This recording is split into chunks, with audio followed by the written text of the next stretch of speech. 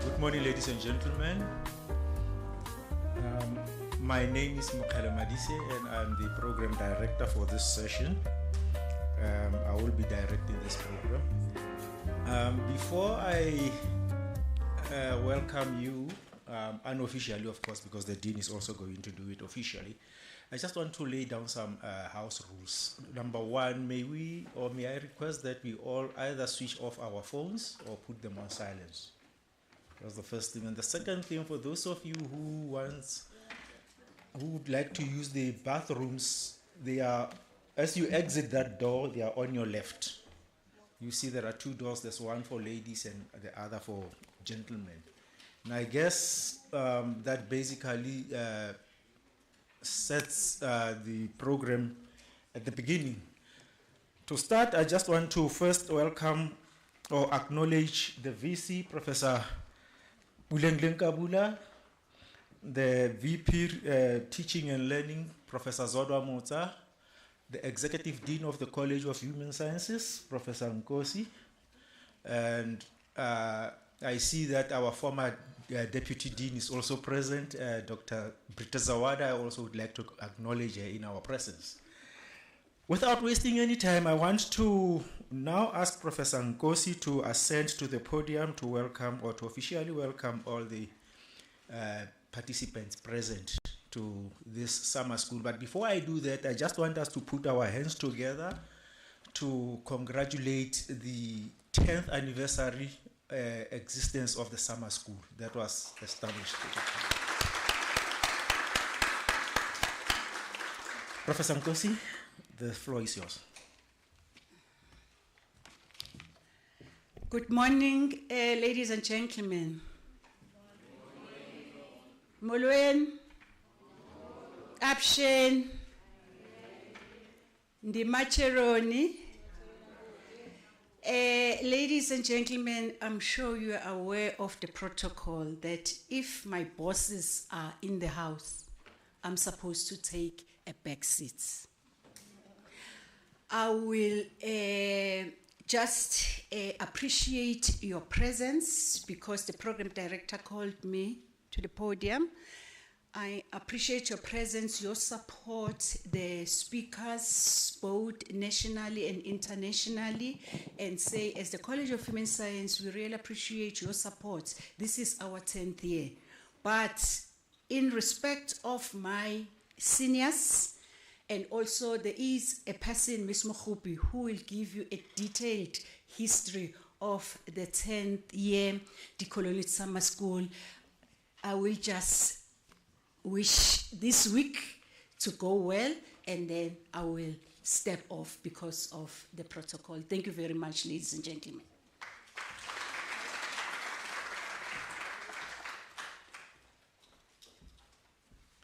Thank you, Professor Nkosi.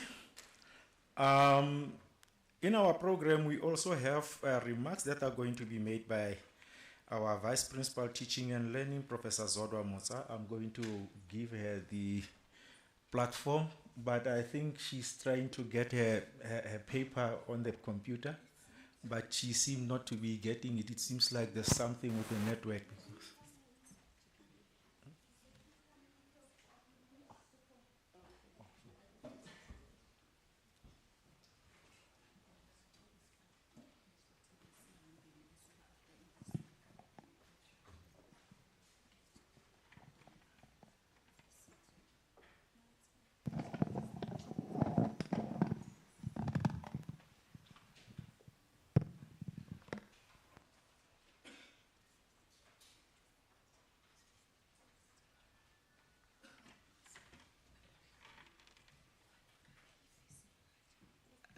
Ladies and gentlemen, Sanbonani,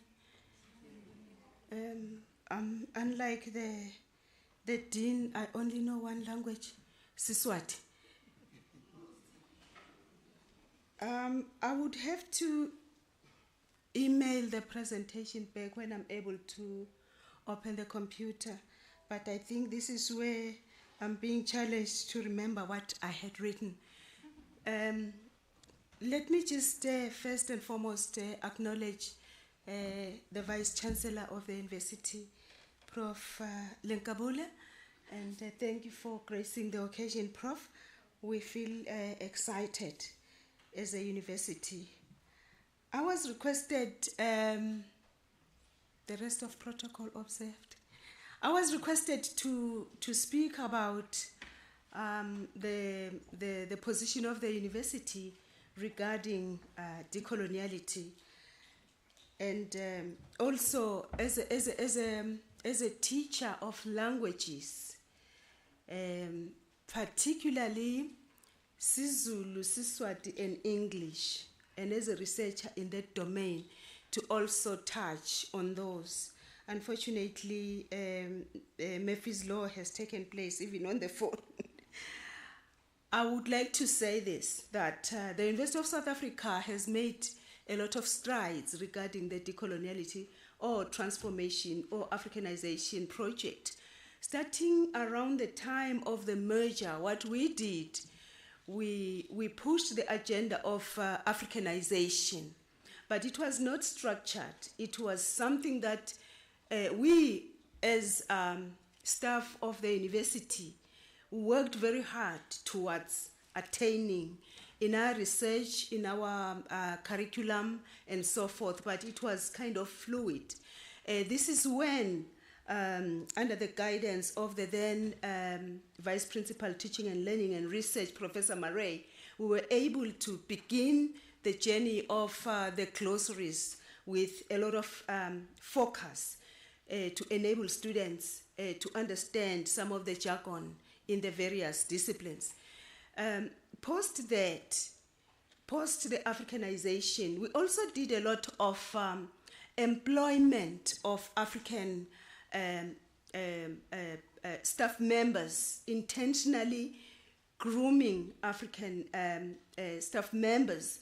But also this is the time when the Black Forum also emerged in the university, specifically to ensure that African scholarship is looked after. But post that came the era of decoloniality. It was very strong and focused on what I want to call the studying of knowledge, which is epistemology. Who owns knowledge? Whose knowledge are we teaching? Whose knowledge do we do research in? Are we really, if we say we are teaching African languages, is it really decolonized? If you check the theories of what we teach in African languages, they're all still based on Western theories. This is when decoloniality came in to actually move us consciously with a scholarship intent. And this was in the College of Human Sciences. Post that, the university had a mandate from the Ministry of Education that all universities by 2017 must have transformed. This is when a committee was formed, a project that had to prepare a concept paper to enable the university to move forward with a structured approach. And the chair of that committee, there were 8 eminent professors in that committee. One of those eminent professors is my vice chancellor today. They prepared a very, very strong concept paper, which gave rise, the chair was Professor Nkondo. It gave rise to certain structures in the university. For example, the Department of Leadership and Transformation comes from that thinking, wherein in the Office of the Vice Chancellor is instituted a structure, an approved structure that will guide the university in matters of implementing the concepts of Africanization, indigenization, and decoloniality without erasure. So far we've had that structure. The mandate of the structure was that all vice principals should advance decoloniality, and they were given sections in the blueprint that was adopted and approved by Council in 2018. Thus far, the Department of Leadership and Transformation has managed to write the new language policy, presented it to MENCOM, and MENCOM sent it to the Senate bodies that deal with language. As we speak, last year we approved, our council approved the new language policy, which is a multilingual policy that undergirds the prescripts of the Bill of Rights. Every language that is official in the country is covered, including the means of communication that is Braille, but sign language, the so-called African languages in a club without individuation have all been elevated through that particular language policy. As we sit, ladies and gentlemen, we are busy with the implementation of that multilingual language policy. This comes from the strides that have been made in decoloniality. Coming quickly, because Prof. Nkosi gave me 2 minutes for a 40-minute lecture. I will come back another time, but coming quickly to the matter of English, to the matter of languages, I have so much to say about the role of English in decoloniality, and I believe English scholars should lead in decoloniality. I believe that the intelligentsia that looks after matters of language should lead. We should be asking ourselves what it is that informs the British to have a British Council in a country that is no longer under colonial rule. We should follow that, because my study of the English enterprise tells me that there is no way that a dream of Prince Albert, the husband to Queen Victoria, can actually conquer the world in the way that it has. We need to study that, because as one Chinese scholar says, without African civilization, the world is the poorer. We can't compete on the strength of the English that we know so well. But I also do not subscribe to the closing down of the departments of English or the Department of French. I don't subscribe to that. I subscribe to the notion of us knowing exactly what it is that lies in the indigenous knowledge systems. So long as we talk about it and we don't study it, it shall be forever unknown, and it makes it easier for the naysayers to say, there's nothing there, it's just gibberish. I believe that Unisa has been speaking for a long time. Since 2000, we've been talking about this. Today, it is 2024. It is time that we intentionally institute, even if it's just 4 people, institute an entity that will say, all this research about decoloniality comes here. If you want to know more about the astrology of Emaswati, let them bring it. I know they are very reluctant to share the sciences. Let them bring the astrology. Let us study it. Let us see where it can take us.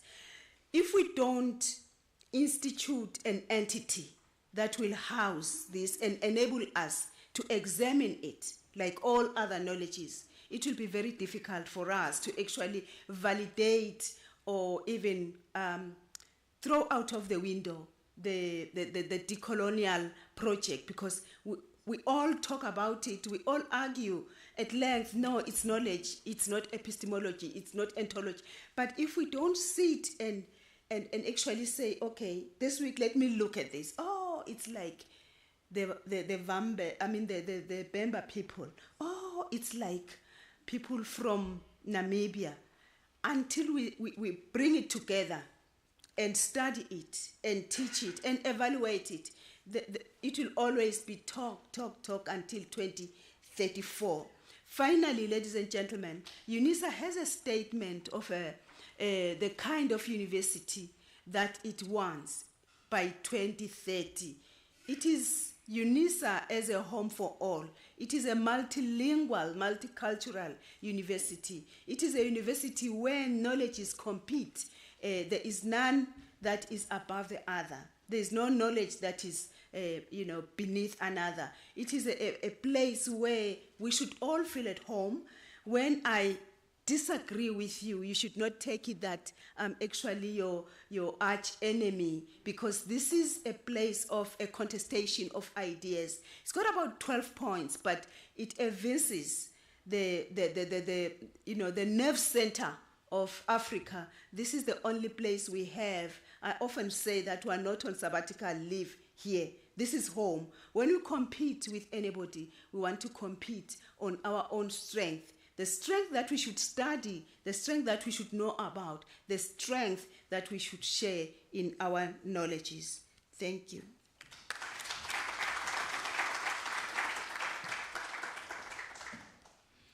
Thank you, Professor Motsa, for the brief remarks on decoloniality and teaching and learning.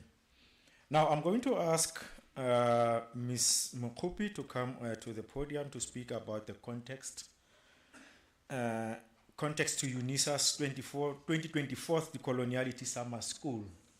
She will actually give us a brief, I think it's a brief history of where the summer school comes from to how it got to where it is right now. Ms. Mukupi.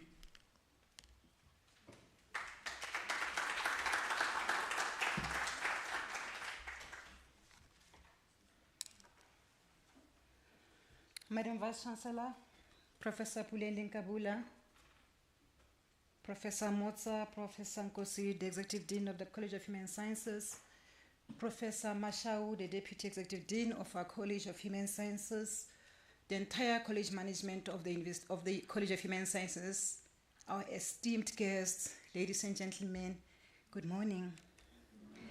But before I start with what I'm going to share with you, I would like to also acknowledge our sign language interpreters, Mr. Sibusi Somondlana and Ms. Mpoteme, and also acknowledge Dr. Prita Zawada, our former Deputy Dean, who knows where this project comes from.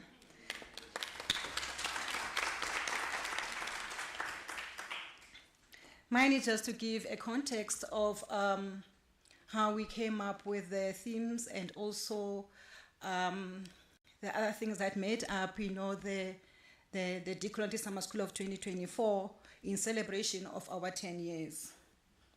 This year we celebrate the 10th anniversary of the Decoloniality Summer School since hosting it, the inaugural one in 2014.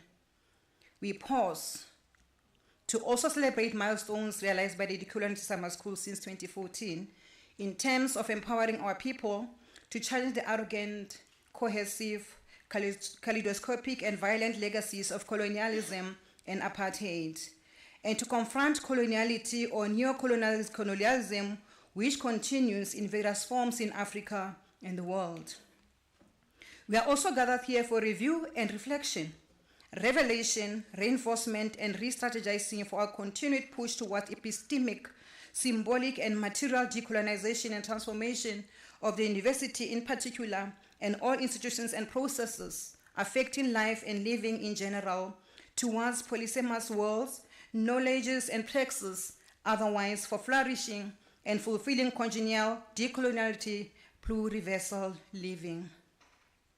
I am cognizant of the violence of COVID-19, which affected all aspects of our lives, reminding us to the perpetual inequalities and coloniality that continues to glare at us. COVID-19 and its restrictions also led to us losing 2 years or so of our annual summer school.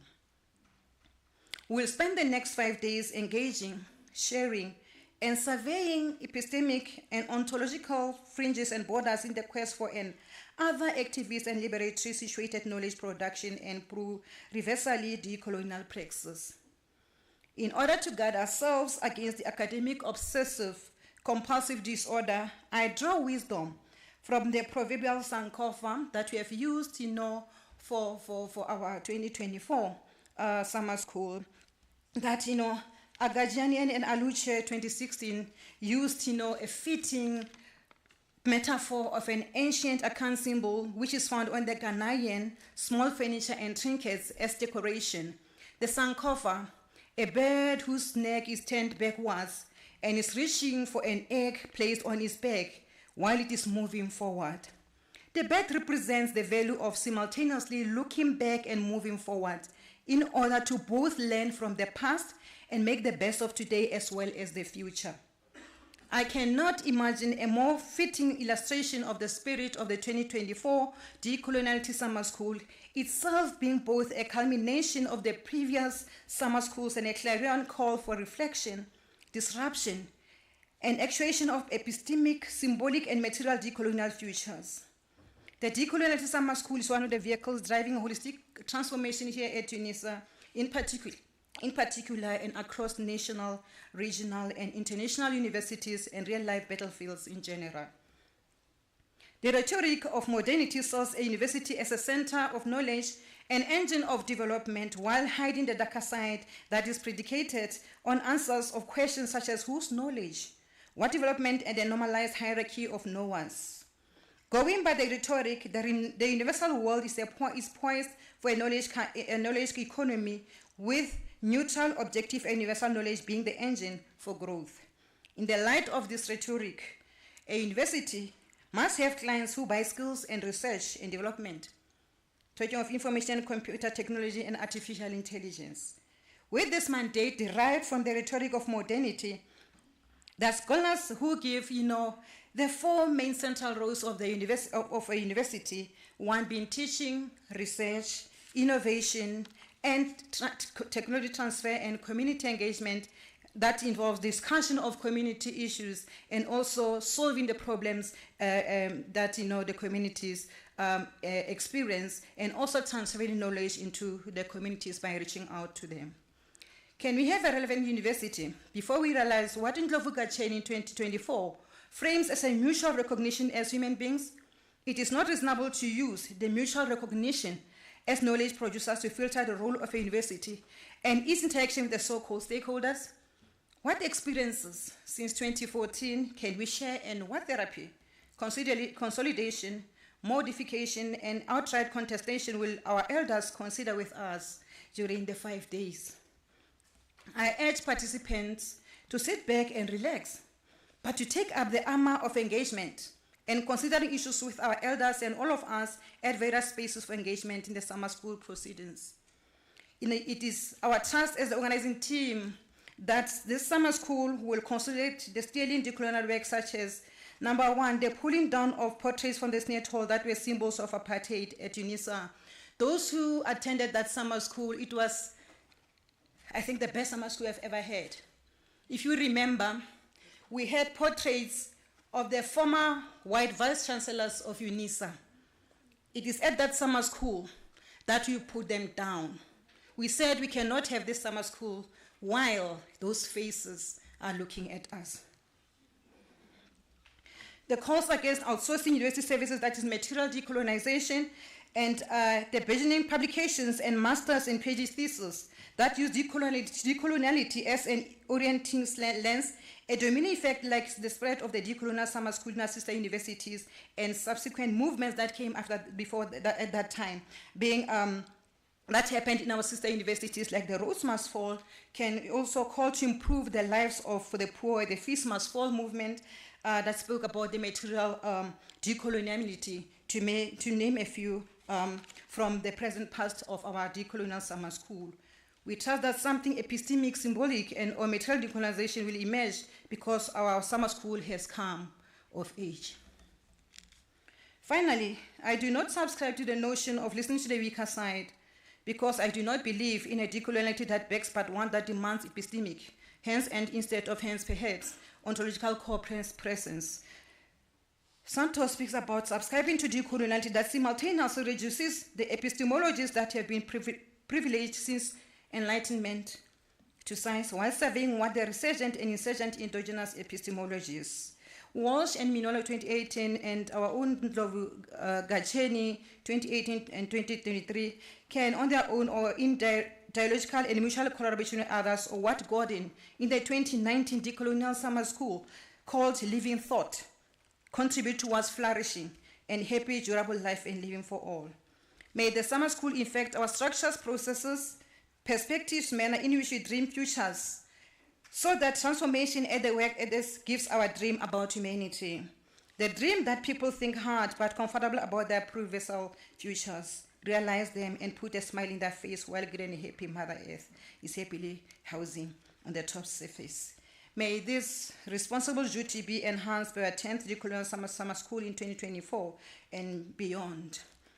In the journey of preparing for this very special week in the calendar of the University of South Africa, I was not alone. There was a team of men and women with different expertise who played a major role in the planning and coordination. Therefore, it is important that I take this moment to thank the organizing team of the summer school. These are colleagues who dedicated all their time and energy on this task with their other responsibilities in their specific academic departments. They did this without complaining. They knew it was for a good cause. It was not an easy task, but we managed right from the concept document, identification of the speakers. You can see that we brought the cream of the crop. In South Africa, we will say, isn't just a game. We made sure that this 10th installment of our summer school is a success.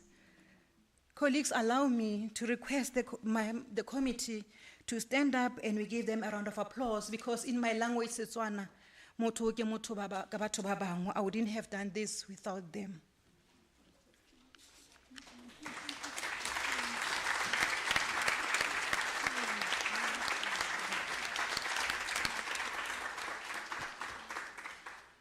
Finally, I would also like to extend my gratitude to the entire College Management Committee under the leadership of Professor ZZ Nkosi for trusting me with such a huge task.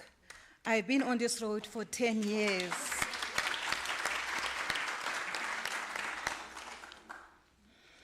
I've been on this road for 10 years, and the 2024 summer school, just like the first one in 2014, remains close to my heart. Ke a leboga.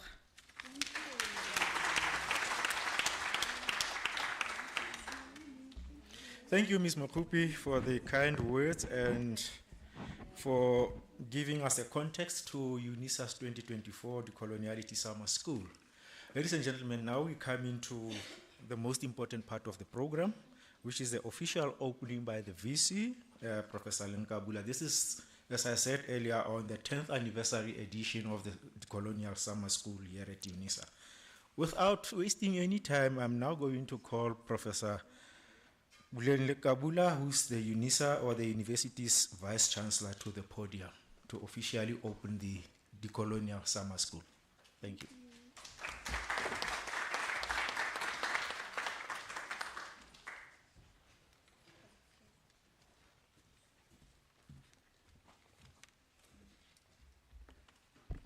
Thank you, Program Director, Professor Madise. We come a long way together. I remember when I joined the university, you had just joined in 1997, colleagues. At the time, we were very few who looked like us in this university. But Professor Mutsa will tell us when she was here. Is it around the same time? 97? When I came? Yes. 93. So you can hear that there's a lot of history and history in the room, and we need to write this beautiful history that you shared earlier on, my sister.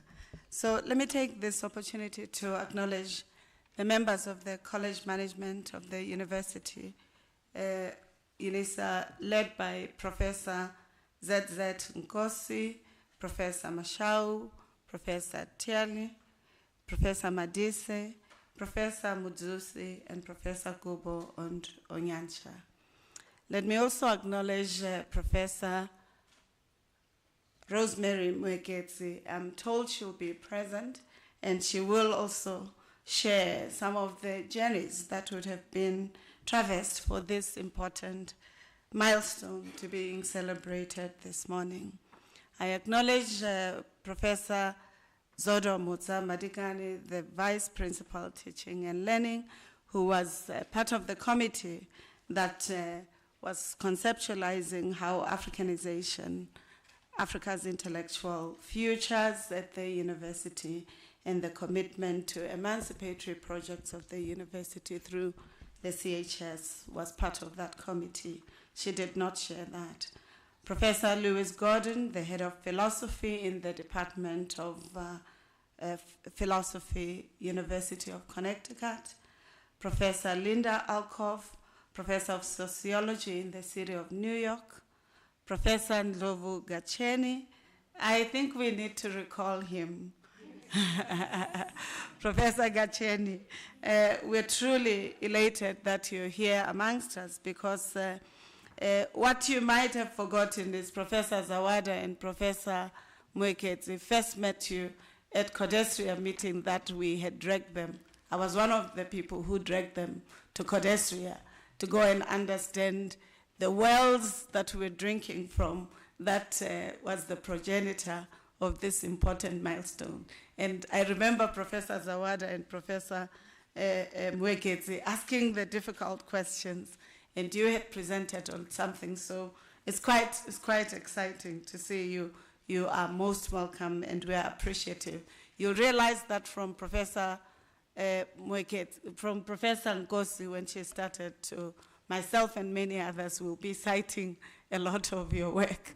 So your ears must not be uncomfortable, but we are truly elated for your scholarship.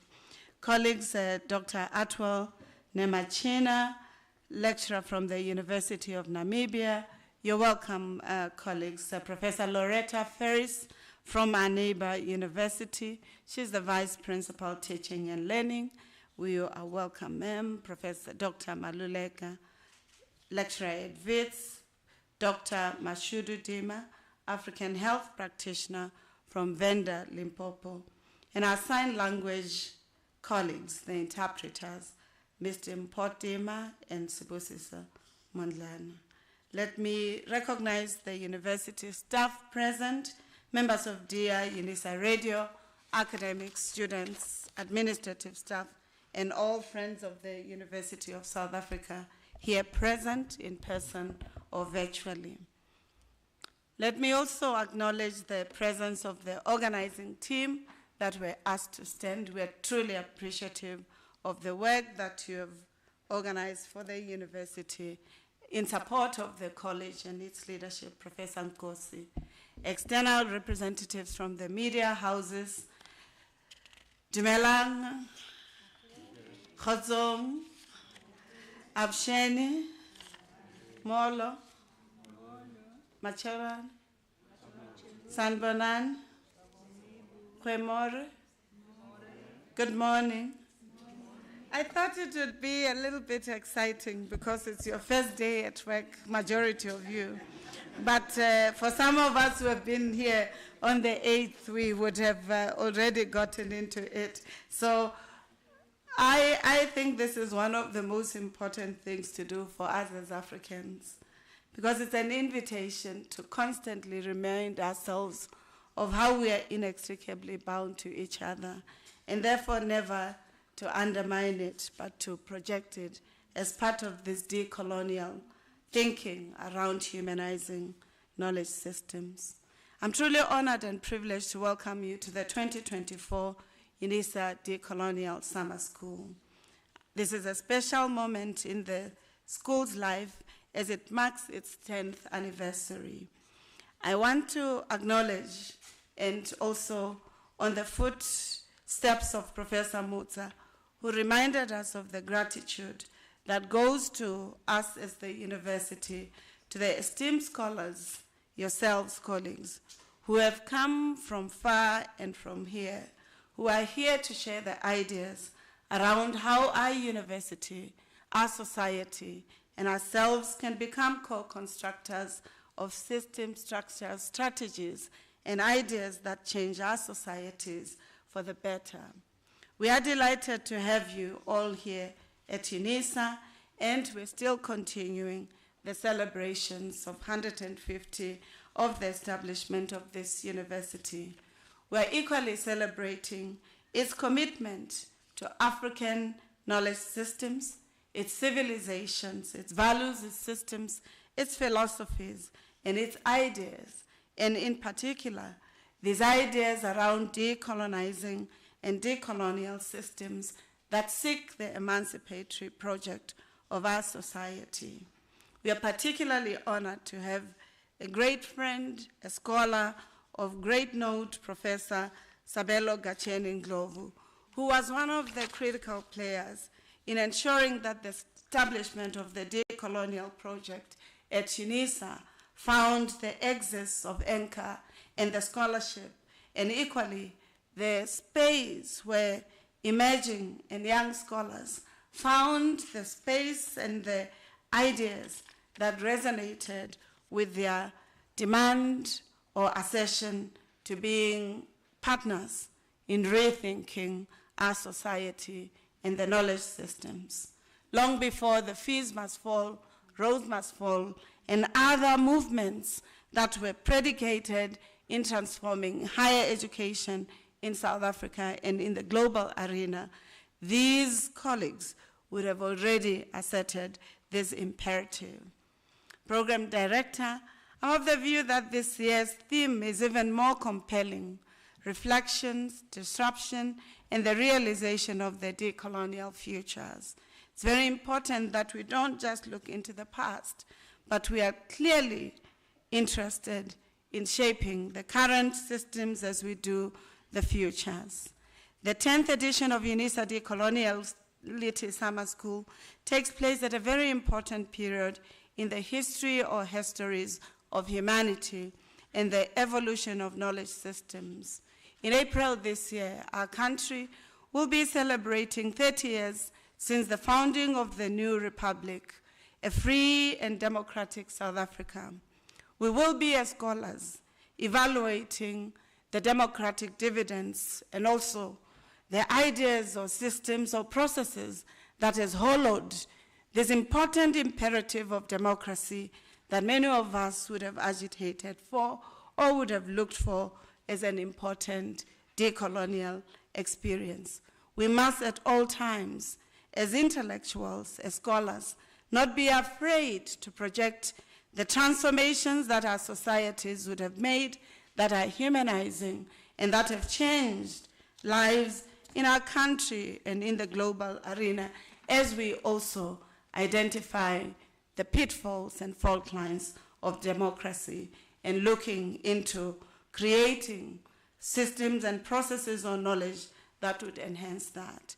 Equally important, we are meeting at a time when wars in Congo, the wars on the mineral resources and biotic resources of our continent are being plundered. And sometimes the silences against that is not entertained. When we speak about climatic changes and ecological degradation, we are told that the EVs, the technologies are important, but the sources and the materials that are used, we oftentimes do not get into those debates. It may be important for us to start asking those questions. Equally important is the decimations of societies, of universities, of knowledge systems in the Palestinian region that the world has become so silent about, when humanity lives in the context of apartheid, when lives are annihilated, when systems and universities are decimated and not allowed to flourish. And these are the questions that we must ask ourselves. If Bishop Tutu felt the solidarity was necessary to the people of Palestine, and also our leaders who agitated for South Africa's democracy, what do we do as universities in South Africa?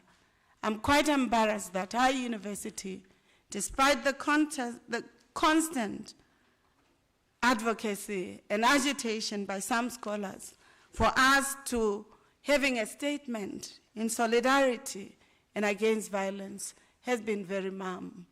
At some point, we would have wanted to do it as ourselves, and yet you need a Senate, statutory committees to ensure that such expressions of solidarities are undertaken. These are the questions that we should ask. Is our scholarship for its own sake, or is it for the transformation and for calling out injustices where there are seen to be expressed? Are we afraid? What are we afraid of asserting these decolonial philosophies in the publics in order that we transform society?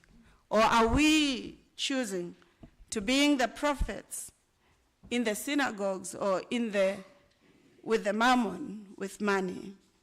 Perhaps these are some of the questions that we may delve deeper into. It's also important that we recognize that we are celebrating the 10th anniversary in the moment when we are celebrating 150 years of Unisa. Unisa has been one of the universities that has been in the forefront of changing and shaping society, of looking into the ideas that other universities have been shy to expressing, whether it's transformation, whether it's the decolonial school that we are now seeing the University of Cape Town instituting, whether it's the Africanization agenda and being very clear in our employment processes to ensuring that we also prioritize African intellectuals. These are the parts of the history and the commitments of this university that we must never forget, but we should at all times project, because those are the elements that enable the decolonial futures to being manifest. Just last year, we celebrated 50 years of Codestria, one of the preeminent Pan-African institutions of knowledge, which became a partner to the University of South Africa as we were asserting and trying to institute and strengthen our Africanization agenda and the decolonial agenda. As part of the galaxy of our African institutions of knowledge and development and intellectual inquiry, as I said before, people like Professor Gacheni, that's where the dean of this college would have met them, as well as the then Deputy Dean, Professor Zawada. And inspired by their imagination, their epistemic, and especially their commitment to contributing to the post and independent Africa, which wants to contribute to the global arena. As some of you may recall, the university has expressed its imperative to strengthen not only our humanities, but also to look into the interfaces of natural sciences and humanities, understanding the fourth industrial revolution, or what others call the convergent technologies, are becoming very important arena of shaping lives that we need not shy away from interacting with. The catalytic niche areas of Unisa are examples of the efforts to looking into how these processes are not allowed to manifest and to shape lives without being interrogated. And I'm hoping, as we reclaim Africa's intellectual futures, we do not look away from these systems which during COVID-19 that has already been referred to by my sister Winnie, where the hypocrisy of a global arena in the health system showed itself, where medications were only available for the privileged, where the PPEs were available for the privileged, the same hypocrisy we witness today as we silence and keep quiet with the lives that are being stolen in Israel, Gaza especially. It is almost 7 decades since the decolonization of Africa and Asia, and almost 5 decades since the independence of Suriname, a period that has been characterized by the ebbs and flows, struggles and triumphs of decolonization processes, at least officially, of the continents of Africa, Asia, and South America. And in this decolonial school, I've been surprised that we've constantly been using the terminology of Latin America. And in the same way that we have just kept quiet when we are referred to as sub-Saharan Africa, as though we are officially condoning the very geopolitical descriptors or currents that have dismembered or continue to dismember us, even as we try to reclaiming our voices. After all these decades, the milestones and historical events of decoloniality as global epistemic body work have often been put to the margins, and it is our responsibility to ensure that they don't stay in the margins, but they are constantly at the center, if not making the necessary noises to those who are not committed to justice in the world. What does decoloniality and colonialism mean at this point? And what else can we augment in our analysis, in our reflections? Can we live with what we have done? Are there questions that we would like to ask in the decolonial systems? Where are the women scholars that we would like to project in the decolonial system? Are there feminist, womanist, or Bosadi theorization within the decolonial systems and praxis? And if yes, how do we project these voices so that they augment and extend, expand the theories and ideas or praxis that the intellectualism of decoloniality require? How do we ensure that social sciences, natural sciences, and the new technologies are truly emancipated from the center and they become resonant to the decolonial systems? Can the academy also remain ethical and yet ambivalent to the genocide in Sudan, Palestine, and still claim to be producing the relevant knowledge and critique of social realities? What are the representations of intellectuals today? Can we truly decolonize if we keep on, for example, marginalizing African languages that my colleague, Professor Motsa, has already referred to? How do we invest in African languages and ensure that they are not just conversational languages, but are languages of teaching, of research, and science? Here at Unisa, we have invested and we are continuing to express the investment in these areas, not just for translanguaging purposes, but really for ensuring that the scientific agenda is strengthened. Finally, colleagues, I'm posing these questions so that the questions of reflections, disruptions, and the realization of the decolonial futures are addressed.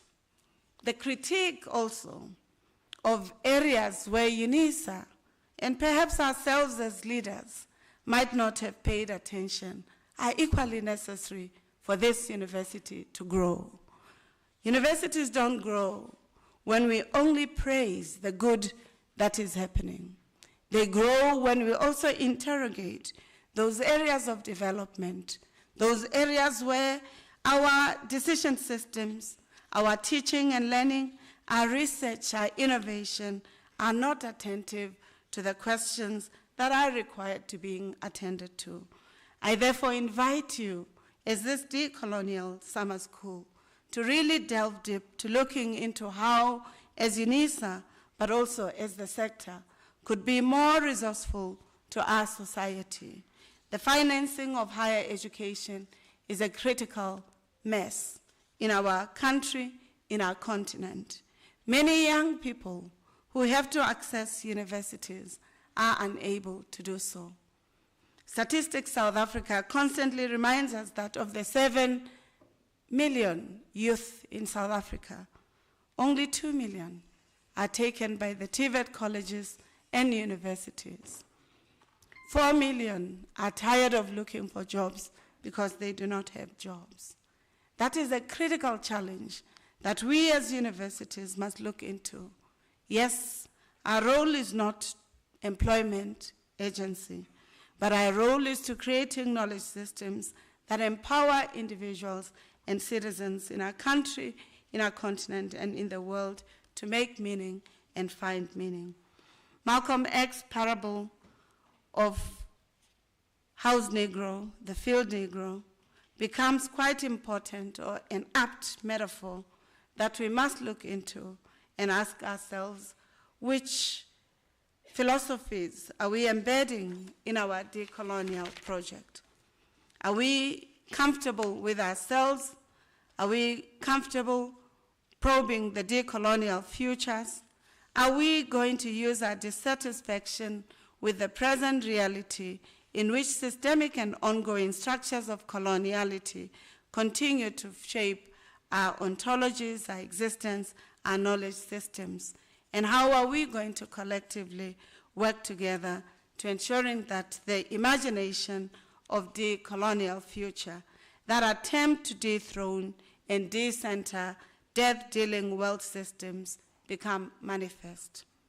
How do we work together to opt for decolonial future, which Gacheni reminds us is a necessary praxis, if not an urgent and fundamental call to all intellectuals or academics in our societies? He says, and he's here, he'll then tell us himself, the modern world system is proving to be resistant to decolonization. Whenever it is confronted by anti-systemic forces, the world system responds in 2 ways. It either disciplines the anti-systemic forces violently, or it accommodates them to its shifting global orders. The shifting global orders are resistance to de-imperialism. I don't want to summarize you, Professor Gacheni, but I hear you telling us that we must continue to resist the forces that are death-dealing as we continue to pronounce, appeal, and assert those that are life-affirming as knowledge systems, as ontologies, but also we must look for those praxes. For me, what that implies, especially at this point when the Gaza issue is happening, is that we must be courageous. We must stand with those on the underside. We must, however, not also be perpetrators or embody what Mamdani has reminded us, not to create these divisive bifurcations, but also, in the spirit of Bishop Tutu, to look at how the perpetrators of violence can themselves be emancipated from their own violence and be shifted into philosophies theologies, and matrices of knowledge systems that look for emancipation. I want to conclude by saying our primary concerns as academics in our respective fields should be to map out, as a matter of urgency, the best strategies to deal with the empire and to undo it, to rethink and think and relearn, and to ensure that in doing so, we grapple with manifold questions. We should be addressing questions of decolonization, disruption of coloniality, the colonial matrices of power with the decolonial 10 that our colleagues, Minolo, Gacheni, and others remind us of. We must also not be shy, Professor Gacheni, to ask you and other leading male scholars, who are the 10 women that you want to mentor, so that we create the best women scholars and not create marginality and violence that some of us constantly experience, even as we are in leadership systems. So for me, the next question is really to then investing, and I'm committed, and Professor Mutsa has the budget, to ensure that those 10, Professor Gacheni, Professor Nkosi, I'm here, you have witnesses about that project that Professor Mutsa has the budget for. I'm merely stating that Professor Gacheni and all of you esteemed scholars, if we are not committed to speaking out, the obfuscation of the great work that you have invested in, which sometimes you have been violently humiliated for, Professor Gacheni, and which many universities, such as Unisa, that have been courageous to taking on as important agenda items for the knowledge system, but also for the transformation of the sector. Then these great insights will fall through the cracks and will be museumized. They will not be used to change our society. And if this is true, as you see the young people, for instance, constantly decimating the liberation movements that actually fought for them because they never wrote the history of how they humanized the violent systems. And I think sometimes the weaknesses of those of us who are in the social justice agenda or the decolonial systems are that we never project the structural systems that we have contributed positively to. Sometimes we complain more than we project the good that has been accomplished through the efforts that we have invested in. And I'm making an appeal that you decolonial scholars, it's about time that your voices are more pronounced on the injustices our societies are experiencing. For instance, this important institution that's responsible for 37% of higher education system is constantly violated. The intellectuals of this university are constantly humiliated and dehumanized. Sometimes they are complicit. We are complicit, colleagues. We keep quiet and continue doing our work as we have been doing in the past. It is my understanding that your theme is saying, as we carve the future, as we shape it, we must not look away into the violence that is emitted on society, on ecology, but also on institutions that are committed to the emancipatory project. I think we must also not lose the idea of utopia, because that's the hope that continues to give us the edge and the commitment to championing the decolonial agenda in the higher education space, but also in providing policy systems and policy advisory so that the decolonial imaginaries are implemented, are manifest. In conclusion, I urge you, colleagues, through this decolonial summer school, to enable us to become partners and to ensure that our university and the sector are constantly committed to knowledge systems, to intellectual agendas that are committed to justice, to life-affirming systems, and not death-dealing empire. Thank you. You're welcome.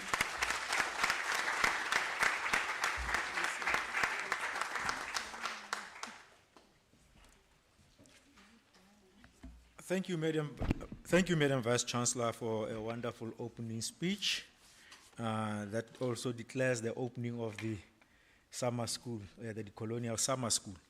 Now we're moving on to the next activity before we go on to the next item of our program.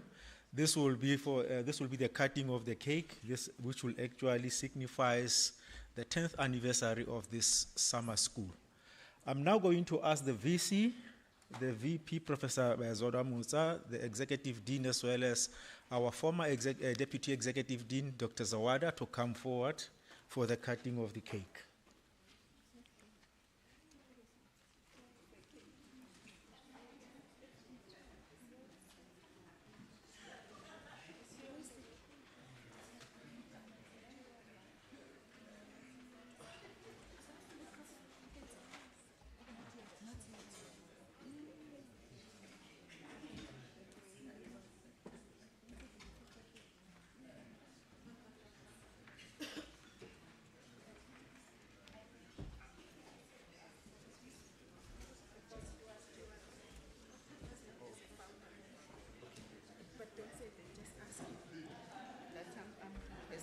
Oh, Professor Ndlovu, Professor Gacheni Ndlovu, Prof. Zolwa Musa also requests that you join the team.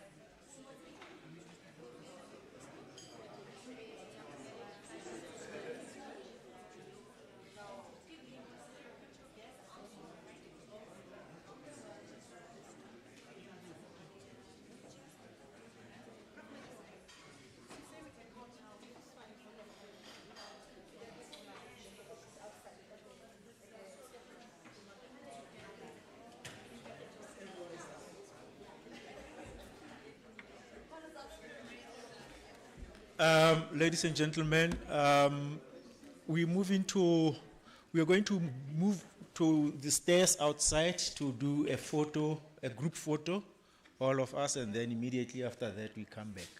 Can we do that, please?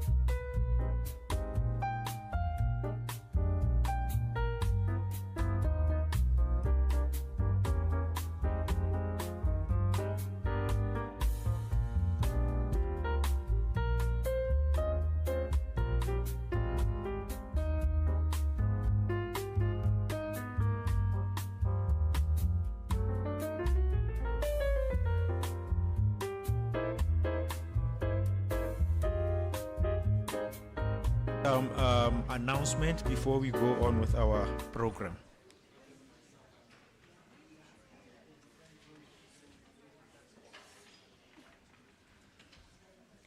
It's me again, colleagues. Just a few announcements regarding the change to our program. We are doing this because we want to be transparent to you, to show that you're not hiding anything. Just to start, when you got the first call, it had Professor Arosebe to deliver the keynote, and he withdrew from the summer school. And then we searched again, the search that took more than a month to get a replacement, and Professor Paul Tiambe Zeleza agreed. Unfortunately, he has also withdrawn from the summer school. But because we want the program to flow, we had two respondents to Prof. Zeleza's talk, if you remember, Dr. Paul Maluleka and Professor Loretta Ferris from UP. And then we really engaged with them on how they can assist us, in this, because the paper was not there in any case, so they had to, we asked them to come and share with us their views on a decolonial university in the 21st century. And then Dr. Paul Maluleka from Wits agreed to do that for us. So we are going to give him, the slot to share with us. He also writes on decoloniality to share with us his views on his understanding of decoloniality and how the decolonial university should look like. Thank you, Dr. Paul Maluleka, for agreeing to that. And the other announcement is that Professor Rosemary Moeketsi, the one who started this summer school, took ill. But I've been receiving messages that she's on her way. She's on her way. If by the time Dr. Maluleka has finished, and then she's here, if she's feeling well enough to stand in front of you, we will allow her to do so. But if she cannot do that, we have asked Dr. Romaine Francis to read what Professor Moeketsi prepared for us. We all know that this summer school can never be a summer school without Professor Moeketsi's words.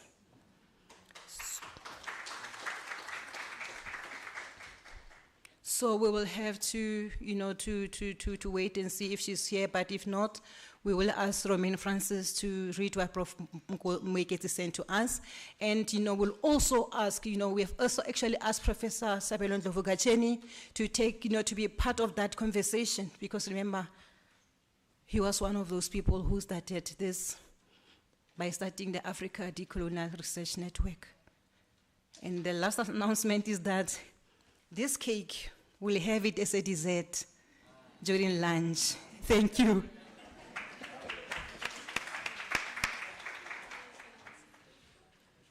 Thank you, Ms. Mukupi. So this means that after your announcement, I'm going to have to call Dr. Maluleke to the podium to come and talk about, let me check that, to take the position of a keynote speaker. So Dr. Maluleke, please come to the podium. I'm not sure, Ms. Mukupi, if you had a short or a brief CV on Dr. Maluleke, or should we just simply go on without, is it okay? Okay, fine, thank you.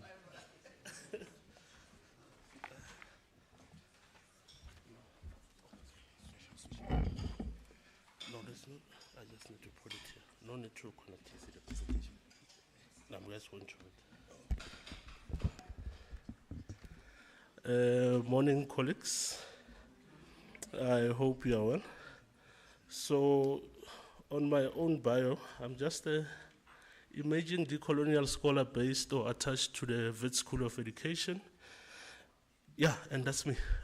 My name is Paul Maluleka. So I've been asked to share my thoughts around today's theme, which is reflection, disruption, and realization of decolonial futures, Unisa's Decoloniality Summer School at 10 years. So I want to start this presentation by thanking all the stakeholders involved in organizing this gathering, and for also inviting me to share my thoughts with you.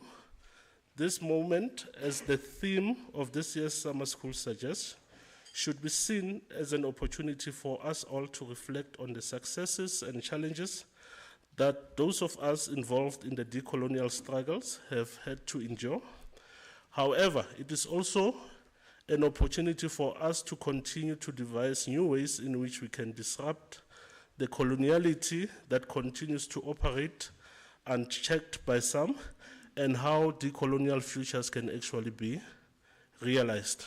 However, in so doing, I believe that part of our reflections should also involve a critique of this very decolonial summer school itself.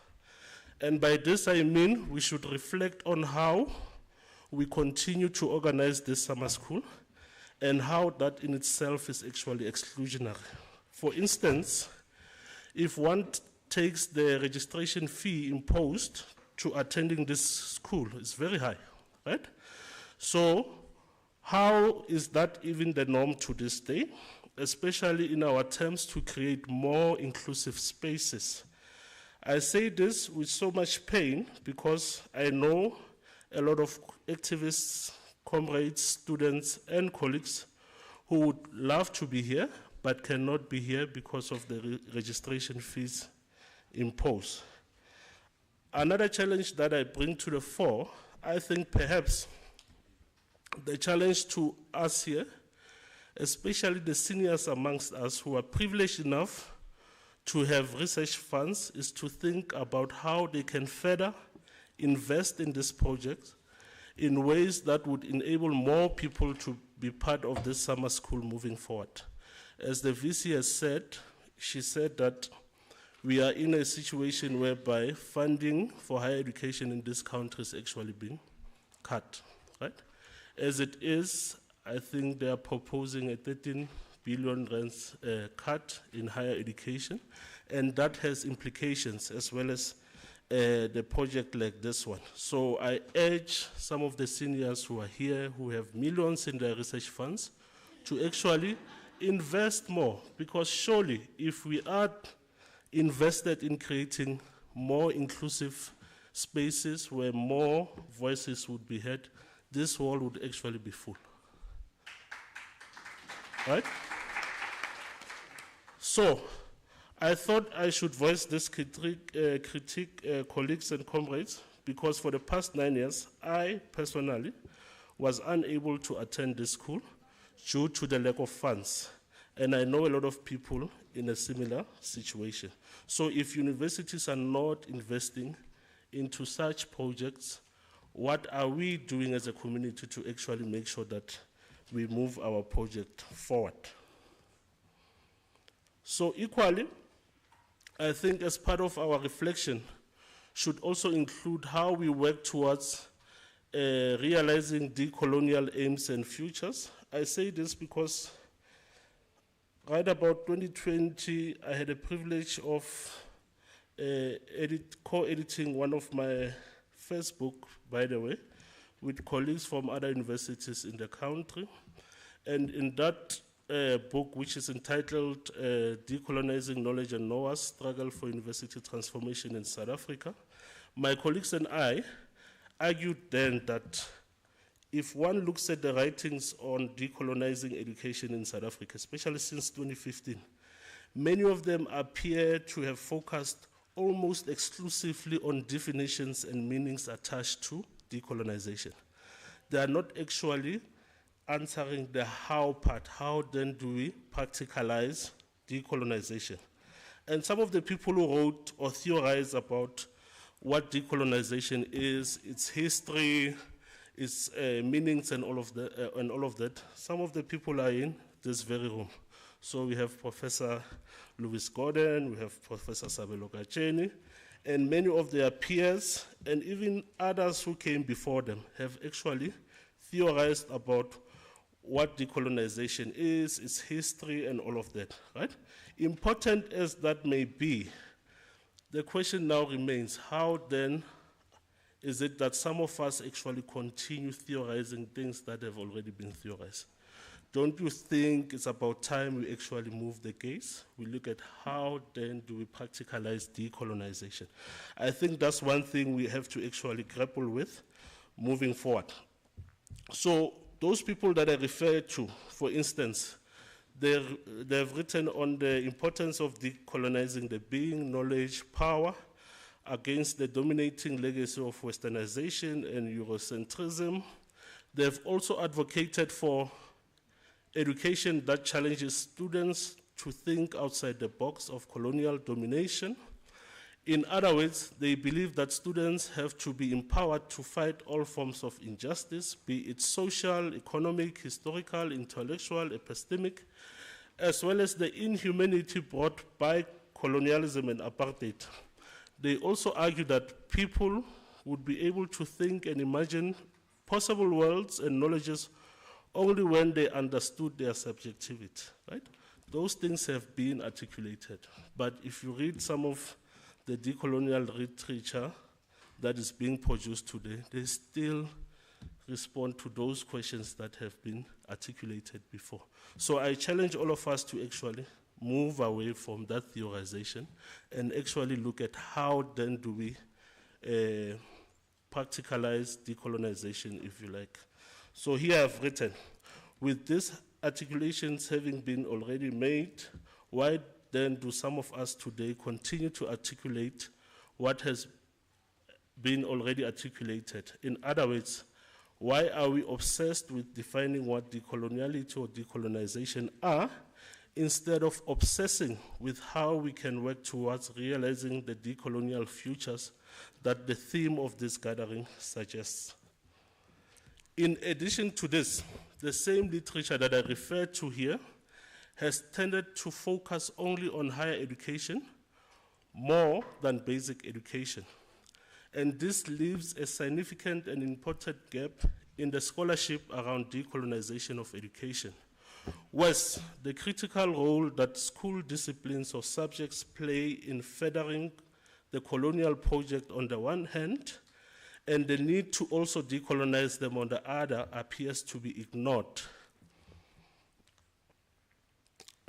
School disciplines and subjects and their roles in the decolonial project tend to be ignored in this process. Because of this, I believe it is short-sighted to only embark on decolonial scholarship at the university level and neglect the basic education level, which also harbors much of the coloniality that we seek to get rid of. Hence, in the spirit of ongoing debate and dialogue, I propose that we seriously need to think about how we can go about decolonizing the school itself and the disciplines and subjects of those schools in the same way we sought to decolonize the university and its curriculum. So I propose one approach which has been communicated by many of the decolonial scholars, which I'm going to articulate here.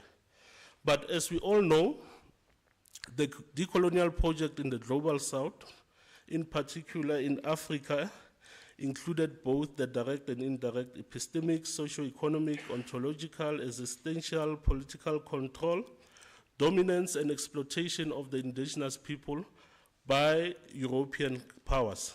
However, one of the drivers of the decolonial and imperial occupation was that the colonists believed and presented themselves to be superior beings who were on a mission to save and civilize the uncivilized people of the Global South and Africa in particular, or other colonies around the world. These people needed to be saved and civilized because they were thought of to be weak and childlike people.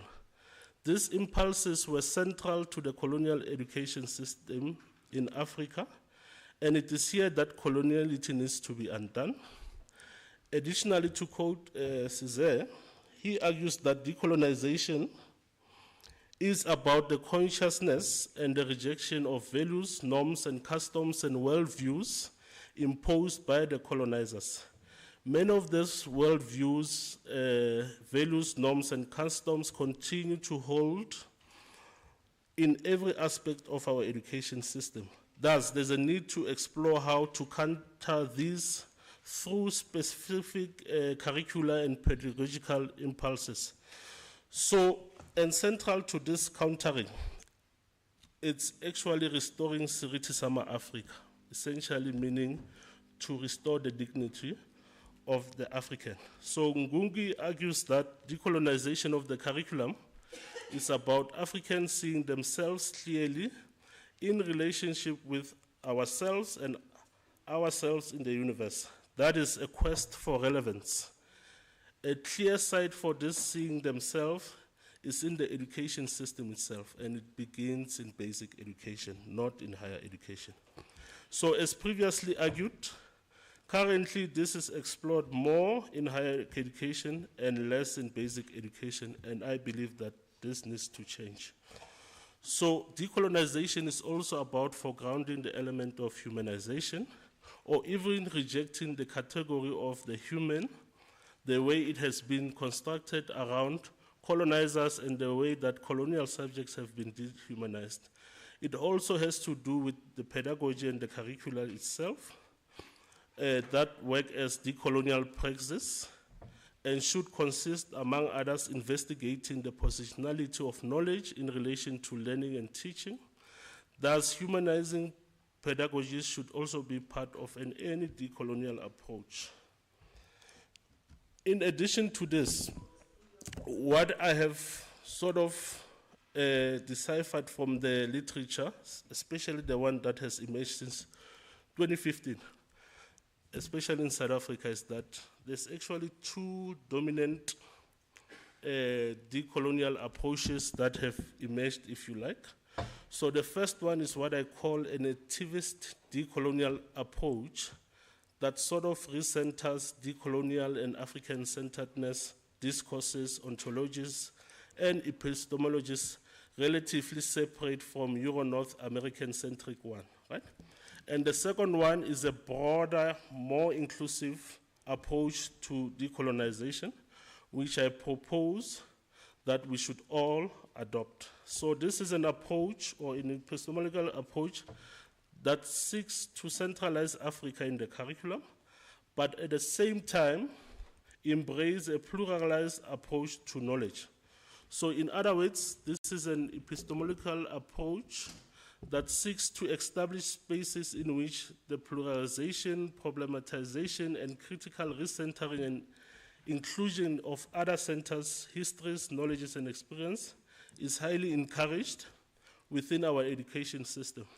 So this is similar to what Cornell, who wrote in 2018, his concept of mosaic epistemology, that is, separate knowledge systems sit beside each other like tiles in a mosaic, each based on a specific culture and historical experience. Therefore, this epistemological approach offers a clear alternative to the Northern hegemony and global inequality, replacing the priority of one knowledge system with respectful relations among many. This is done with a view of challenging, dismantling, as well as transcending the cognitive, epistemic, existential, and ontological, as well as social ills reproduced by abyssal epistemology and a pervasive coloniality. So in the end, what we'll end up with is what Professor Aslam Fatah of Stellenbosch University actually articulated in 2019 in one of his keynote speeches. To quote him, he says, if we actually adopt this approach, this would involve a careful selection of texts, contexts, and careful scaffolding, sequencing, and pacing, and weaving between open and closed classification and framing to secure an optimal student recognition and knowledge engagement. However, I believe that this could also translate in the establishment of what I call a decolonial knower. That is someone, or that is a person who is a complex knower and who is able to work with plural knowledge in careful and disciplined ways. So finally, to summarize my main argument.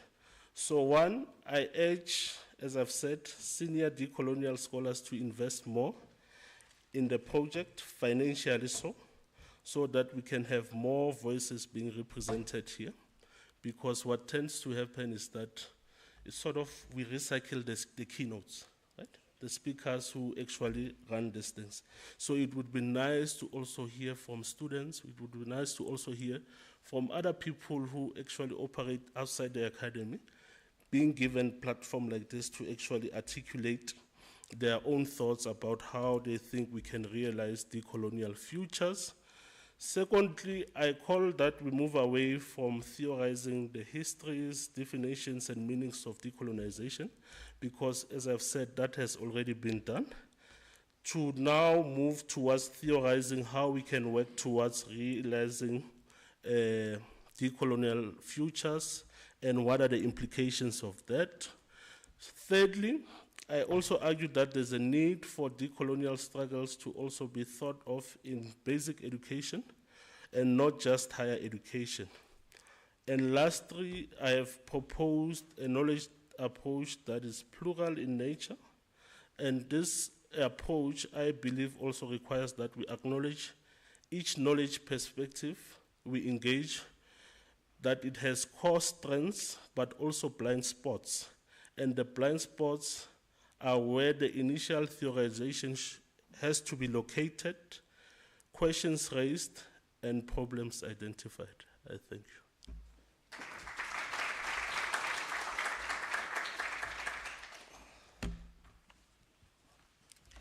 Thank you, Dr. Maluleke, for such a wonderful presentation.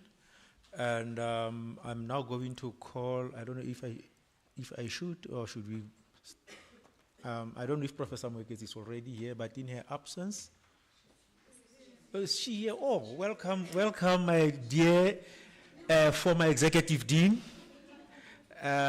Professor Mwekezi. Because we've already cut the cake in her absence, let me just ask one small favor from the rest of us. Let us give her a round of applause for having started this wonderful project.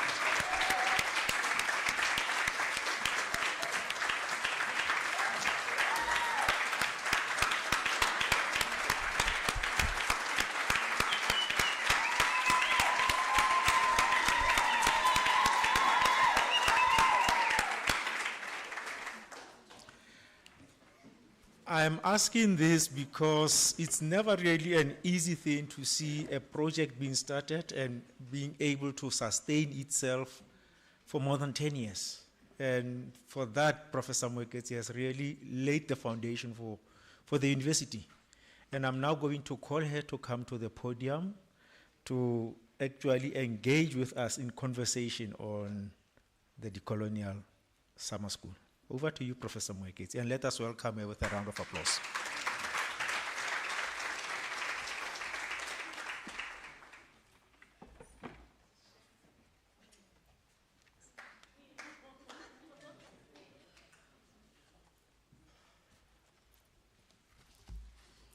I'm officially not here. I'm on my sick bed because I traveled from Asia last Wednesday, and I've been down trying to fight off this Asian thing that I brought with me, in spite of being in bed for 3-4 days and with the doctors' examinations and medications and so on. I'm officially not here. So I'm aware this was supposed to be a conversation led by Romain. So on Saturday, when I felt I won't make it, I decided to, when I was told that Sabelo is available to fill the gap, I thought it would be unfair.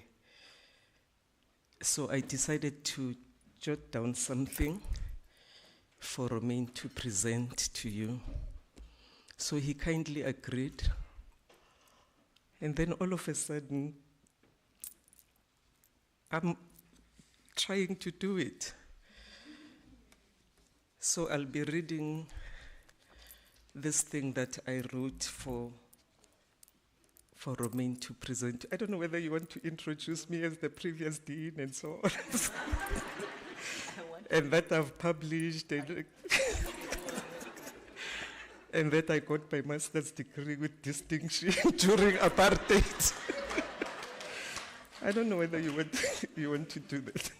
I would like to say a few words. Okay.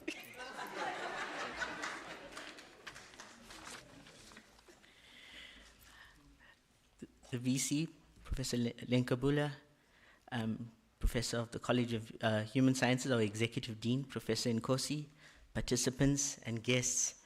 As Prof. Muckleneuk relayed last week, towards the end of last week, she said, Romain, I don't know if I can do this. I'm on my sick bed.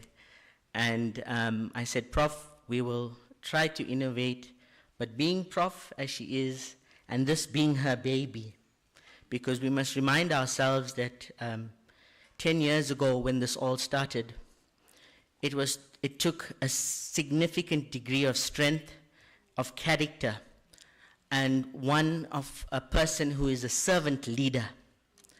And Professor Muckleneuk demonstrated that to the university, stood against a lot of negativity towards this school of thought, and did so with aplomb and took us along with her.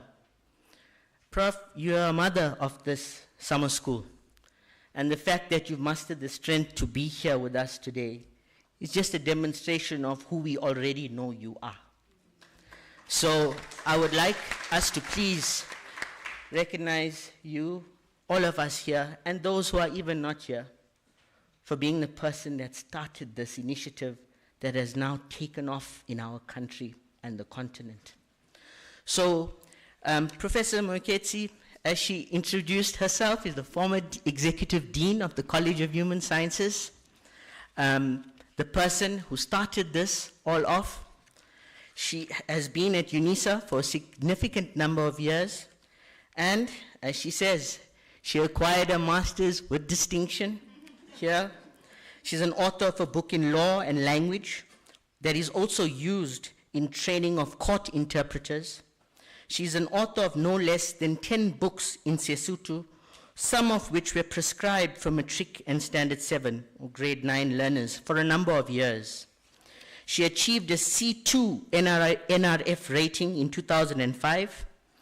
It lapsed 5 years later when, as she says, her focus changed to the development of others' careers. She served the university at different levels, notably at council, senate, institutional fora, where she served as chair, and the Women's Forum, where she was also chair.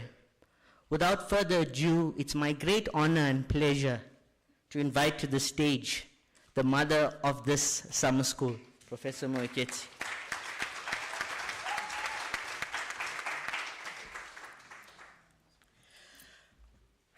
I know of no other university. I studied all my degrees, for all my degrees here at Unisa. So Unisa is my alma mater, through and through. It was, still is, affordable and flexible. So I could study at my pace, and as and when I had the money to register for whatever course. So it would take forever to go through a BA degree.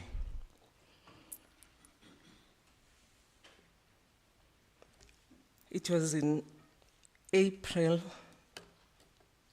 You see, I'm getting old, even my eyes. It was in April 1985 I began to read what I had written for Romain to present to you when I joined the university as a junior lecturer. Let me acknowledge the principal with due respect, madam, and the dean. And I think I saw Professor Louis Gordon, if I'm not mistaken. I see former colleagues, Britta, and everybody else. I'm happy to be here. So it was in that year of 1985 when I joined the university on a 2-year fixed contract. I had an office, a telephone, and everything else that a lecturer needed at the time. This was during apartheid, when the separation of blacks from whites was distinct and non-negotiable. Discrimination was the order of the day. At the time, the black academics at Unisa were all male and employed in the Department of African Languages and in the theology cluster, and they constituted a miserably small percentage of the staff complement. The other blacks employed by Unisa were 2 research assistants that I remember. Otherwise, there were the gardeners, the cleaners, and the cafeteria staff. Their supervisors and everybody else were white. Being the only black female academic at the time made me stand out. My appearance, dress, movements, capabilities, and competencies were scrutinized beyond measure. And this instead became my motivation to prove the skeptics wrong. In 1992, after having done the BA honors degree, I received a distinction pass for my master's degree. This was a talking point at the time because this was apartheid. I don't know of anyone at the time who got a distinction pass for their master's degree. And this was after I had resisted being channeled into a program I was not keen on. After having received this result, before it was announced to everybody else, my 2 white male supervisors suggested to me to apply to the university to have this master's dissertation re-examined as a doctoral thesis. I wanted to register and study for a doctorate, I told them, because I already knew that I wanted to investigate language issues in the South African criminal courts, where all the officials, including judges, magistrates, I hope I'm audible enough, including judges, magistrates, prosecutors, and other lawyers were white, while the miscreant, that is the accused and witnesses, were invariably black and spoke just a smattering of English and Afrikaans, which were the languages of the court at the time. These blacks, however, spoke any or all of the multiple African languages which were unknown to the whites. I was curious to know how justice got dispensed, where linguistic and cultural gaps were that blatant. Incidentally, in his Odyssey to Freedom, published in 2007 on page 201, George Bezos, the world-acclaimed advocate who presented Nelson Mandela and others at the treason trial of the 1950s and the subsequent Rivonia trial of 1963, which sent them to Robben Island for life. The same Bezos who is also associated with the trial of Bram Fischer and that of the Namibian Toivo ya Toivo, and recently of the Zimbabwean opposition leader Morgan Tsvangirai. This George Bezos quotes Nelson Mandela, who at the Rivonia trial, dressed in African regalia, addressed the court thus. I wish I could imitate his voice. Why is it that in this courtroom, I'm facing a white magistrate, confronted by a white prosecutor, escorted by white orderlies? Does anybody honestly and seriously suggest that in this type of atmosphere, the scales of justice are evenly balanced? Why is it that no African in the history of this country has ever had the honor to be tried by his own kith and kin, by his own flesh and blood? The doctorate that broke the ground in forensic linguistics in African languages was conferred 5 years later, in April 1998. Later in life, I took up managerial positions at Unisa, armed with the knowledge and conviction that context was key. Context was crucial in the full understanding of situations and also in the unraveling and solving of serious problems. Know yourself, your authentic self, became my mantra. Walk it how you talk it was my guiding principle. Those of you who have been attentive have heard this several times. My first leadership position was in 2001 as School Director of Arts and Languages, then as Deputy Dean of the Faculty of Humanities, and I later became the Executive Dean of the College of Human Sciences in 2008. At the time, the college was the biggest of 5 in the number of academic staff, academic offerings, and throughput, as well as in research output. The College of Economic and Management Sciences had the most students. Now, from the vantage position of the Office of the Executive Dean, I could see the university's underbelly. I could see her weaknesses and vulnerabilities, her wanting academic offerings and low output and throughput rates, her skewed HR profile in race, gender, and age, and her limited social and academic development initiatives, among other shortcomings. These were weaknesses that did not seem impossible to address with sufficient will and support, at least from the human sciences perspective, I thought. As soon as the College of Human Sciences heard my clarion call for improvement, for transformation, for inclusivity, for development, for growth, and for sustainability, everybody rallied around me and the college came alive. Newcomers were brought in droves, almost.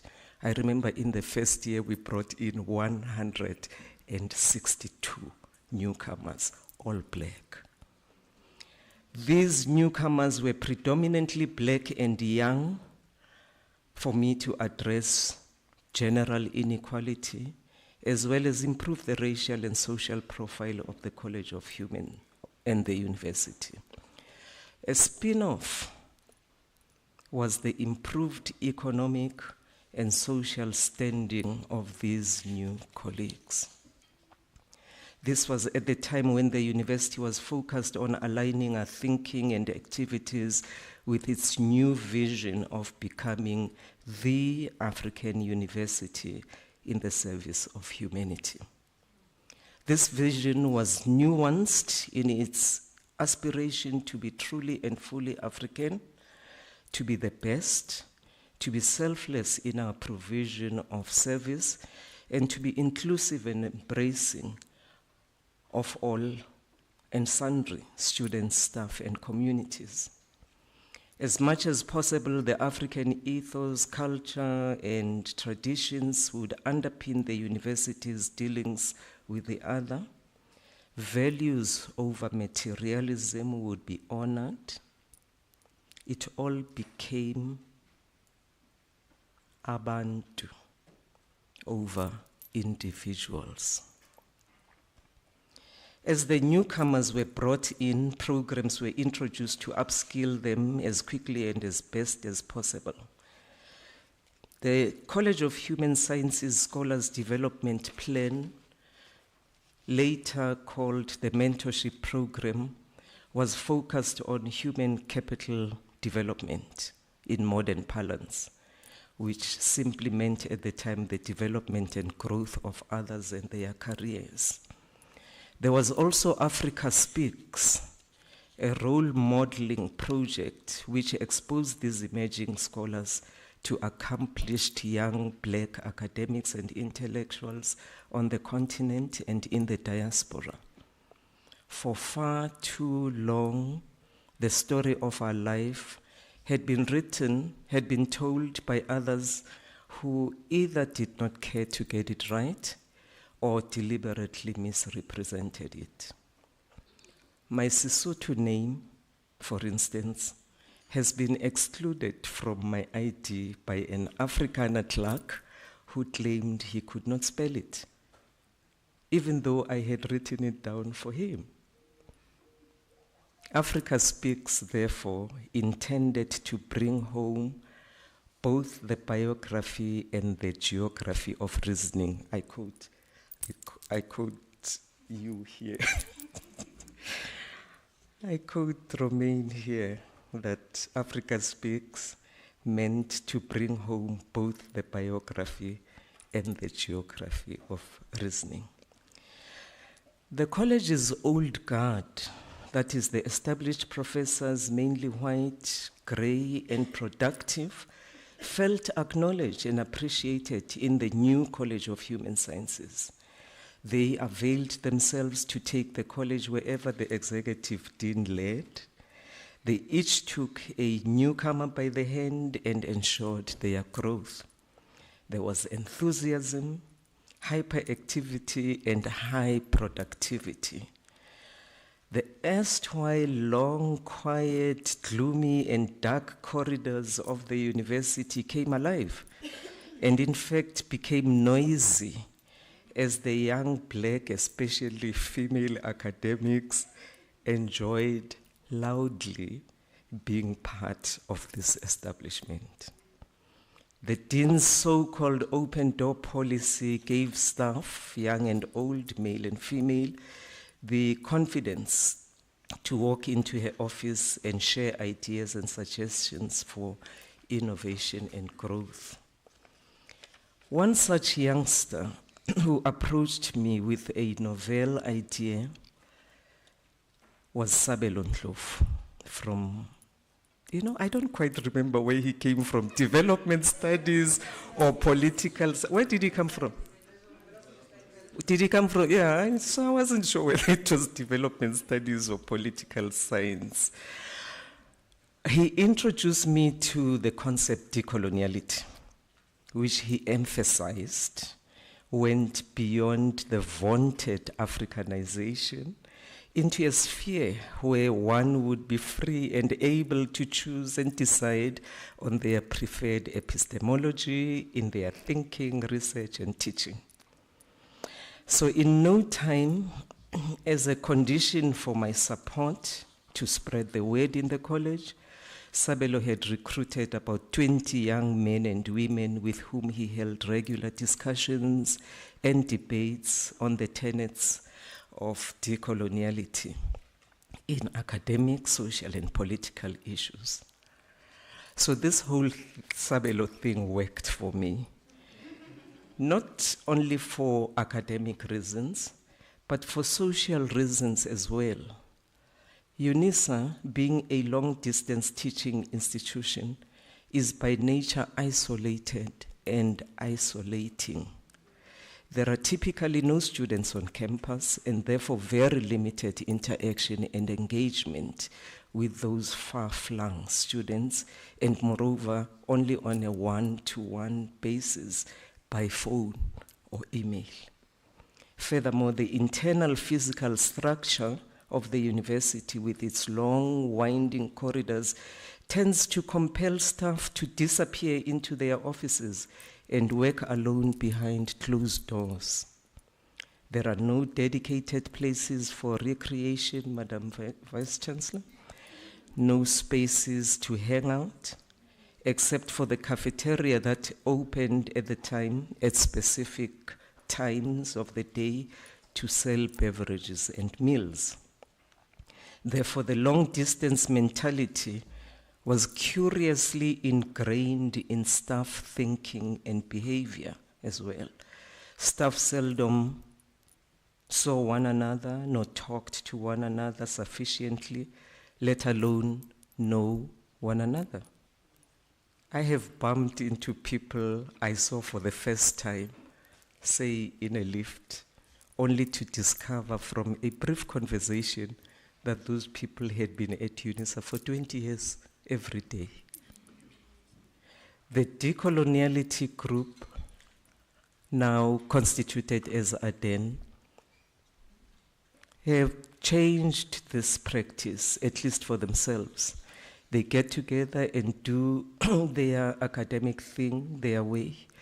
This group was later joined by peers from other colleges of Unisa, and the circle has indeed grown wider. Am I taking too long? Sounds like a story from your grandmother, ne?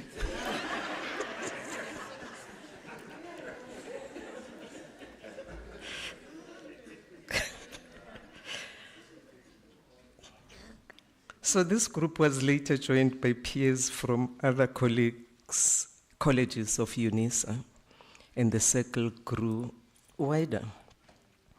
Colleagues from minority groups such as the LGBTQ, and I've seen some of them here gladly, colleagues from Africans even, and from religion, found decoloniality a safe space for them to nurture and grow their disciplines.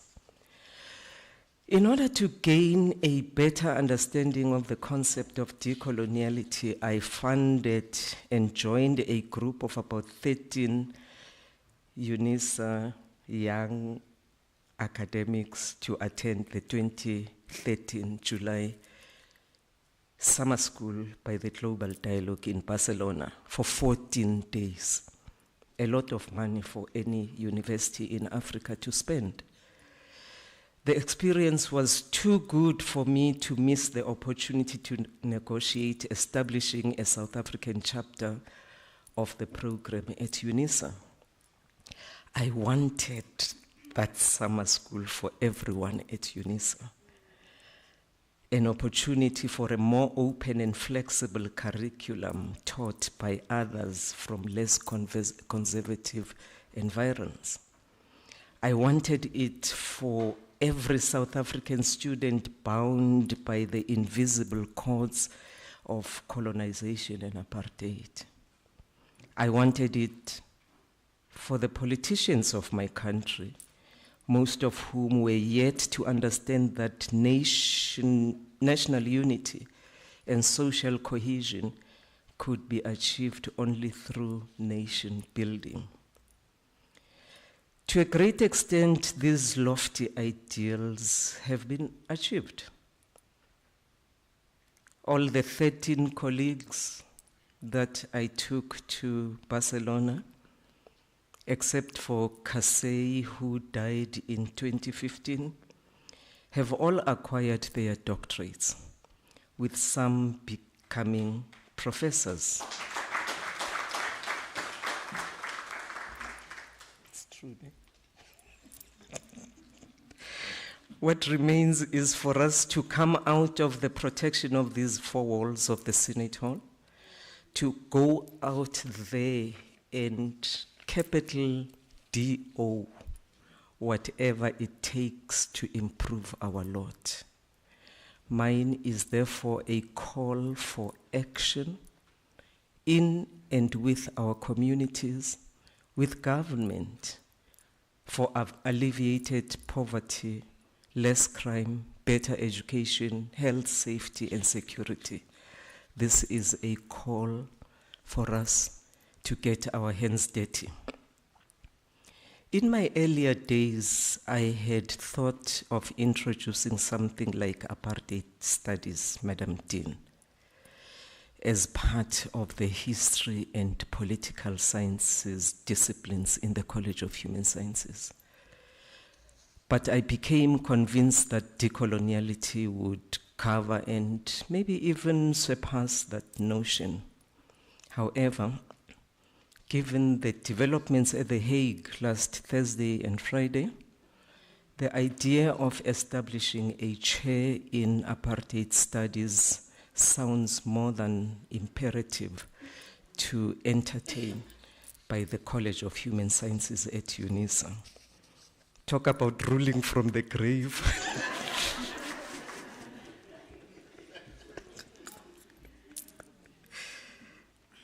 So at a private lunch, I'm still in Barcelona, by the way. So at a private lunch with Ramon and Nelson in Barcelona, one thing led to the other. And the South African chapter of the summer school in Decoloniality took place 6 months later at Unisa in January 2014. Thanks to the generosity of Professors Ramon Gosfugel and Nelson Maldonado Torres, my comrades in arms, with whom we have worked hard for the same cause and purpose for this country and its higher education, and who I sorely miss from the program celebrating the 10th anniversary of their efforts. They were in Cape Town for the whole of last week, running a summer school there. I think there was a memorandum of understanding signed between our universities, but the arrangement for this summer school was more of a gentleman's agreement between professors bent more on educating the other than on self-aggrandizement. The college bore the cost to bring and take care of these experts for the 2-week duration of the summer school. In return, they delivered on their responsibilities. The attendance was astounding, with students coming from literally the 4 corners of the world. Instead of the 100 doctoral students acceptable for such classes, there were a little over 200 in this very Senate Hall, which is a 250-seater. Some of the attendees were even at undergrad, and the other from the EFF political party, conspicuous in their red garb. That was when Mgitama was still a member of the EFF. I remember he was here they tried to force their way in, but we charged them with winning half price and requested them to remove their red regalia, because this was not a political whatever, but they were welcome to participate as with other students. Former President Thabo Mbeki, an intellectual of note, was our guest speaker. And the erstwhile Unisa principal, Professor Makanya, did the ceremonial opening and welcoming. So it was nice to have a former state president and your principal participating in the inauguration of the summer school. And this is how I acknowledge the present principal, Madam VC. Thabo Mbeki, in fact, the concerns that he raised at the time continue to plague the African continent. He lamented the decline of progressive leaders, the misinformed belief that elections would usher in democracy, the vaunted globalization which actually produced world disasters, violence and instability, poverty and underdevelopment, tribalism versus national unity, and social cohesion are some of the issues that he lamented. For the following 3 years during my tenure as Executive Dean of the College of Human Sciences at Unisa, the summer school in Decoloniality continued under the guidance of Ramon and Nelson, who would introduce new faces annually. There was Tiffany, I forgot her name, Kwame Marco, Linda Alcoff, I've seen her on the program, and Rick Darcel, may his soul rest in peace. Fanon's daughter also stood where I'm standing now, Mireli, and of course our own Sabelo Ndlovu, and several others. In that period, the summer school grew from strength to strength as many more doctoral students and staff from other South African universities attended in numbers. Decoloniality developed tentacles in South Africa and became a catalyst for positive change. Students in residential universities used it to address long-standing contentions. The roads must fall and the fees must fall campaigns became the most vociferous offshoots where university students demanded the removal of African structures and symbols from their campuses. They demanded free education as well. There were calls for curriculum transformation along decolonial lines. Pedagogical approaches were interrogated. What do universities teach and how became pertinent questions. The relevance of some research questions and approaches was interrogated. In response, the College of Human Sciences introduced an honors module in decoloniality.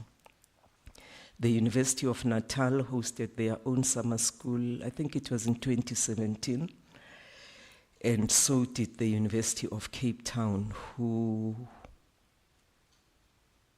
the university which has, they have been doing it since on an annual basis, Cape Town, I mean. At the same time, the college invited Nelson Maldonado Torres to spend his 3-month sabbatical leave as a visiting professor and give a lecture per week and to continue his book project. However, by public demand, he ended up giving many more lectures to the point of physical exhaustion and neglect of his own project. I guess that's what happens when you are a superstar. my kinda superstar. Someone asked what the major influences were that entrenched decoloniality at Unisa, and my quick answer was fivefold. What entrenches decoloniality at Unisa? First and foremost, the content was novel, exciting, and unbelievably relevant at that post-apartheid era. Secondly, the college was a prosperous one thanks to the prolific researchers who generated a lot of money for the college and for the university at large. We therefore could institute and run relevant, exciting programs as we chose.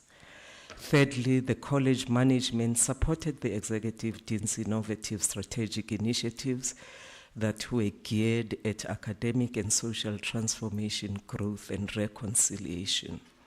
Fourthly, there was academic enthusiasm, especially from the young and black, but also from the Afrikaner who suddenly felt minoritized in the democratic South Africa where all the groups had been given equal status. The LGBTQ also found a platform to freely express themselves. Last but not least, there was Miss Winnie Mokhupi.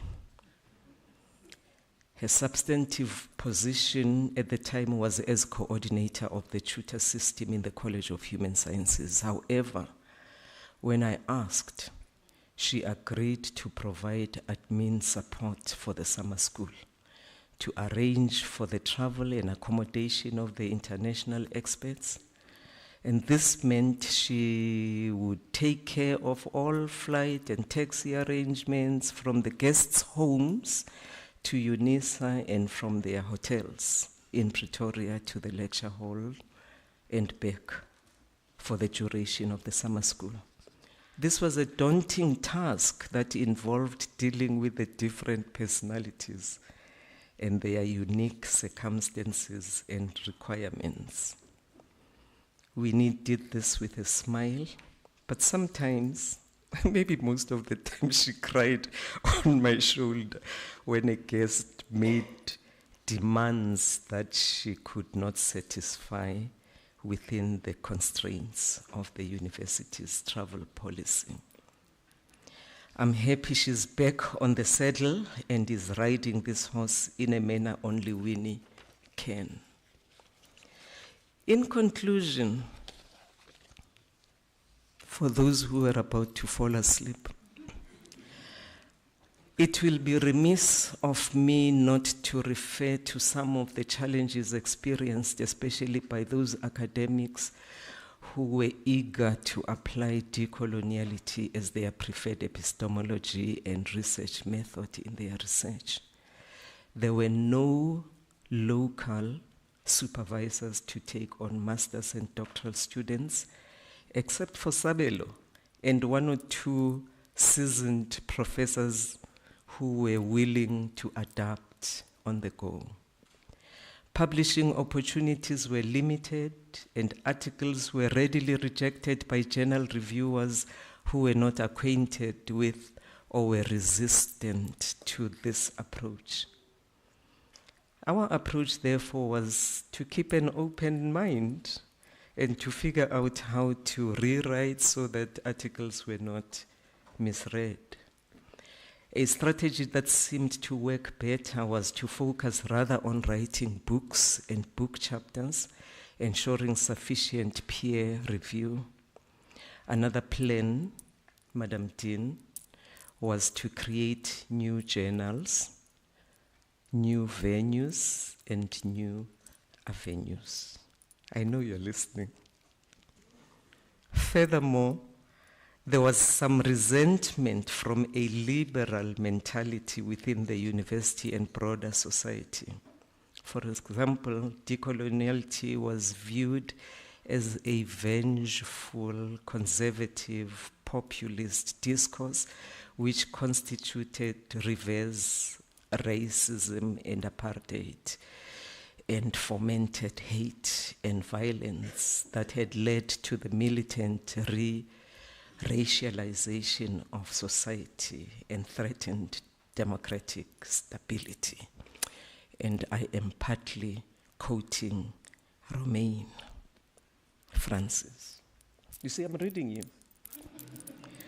More misconceptions around decoloniality were that it advanced an idea of transformation that replaced whites with blacks without demanding excellence in scholarship and promoting visionary, effective, sustainable, and revolutionary change within the university. We have heard that so many times. With time, these fears and misconceptions have hopefully dissipated. We're still here? We're still here.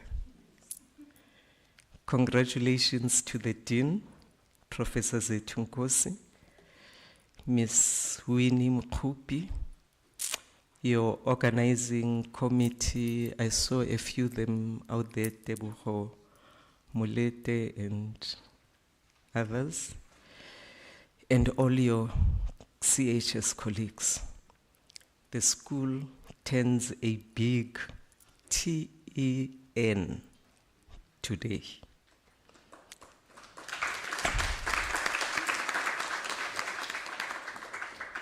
And has the capacity to grow even stronger. For your own sake, continue to nurture it, and let's make sure we leave a viable legacy for the next generation. I'm happy you have retained that Ghanaian Sankofa bed as part of your program. That is a significant symbol for us to retrieve from the past what works for the present. We are reminded by that Sankofa bed to look back in order to find our way forward. We learn from the past. Congratulations and good luck. And thank you very much, Robin.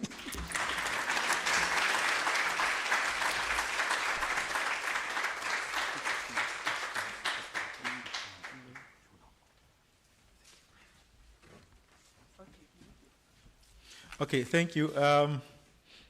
The conversation is still continuing, but I'm now going to ask Dr. Romain to come forth to continue with the program. I see Professor Nkosi is here to present. Yeah.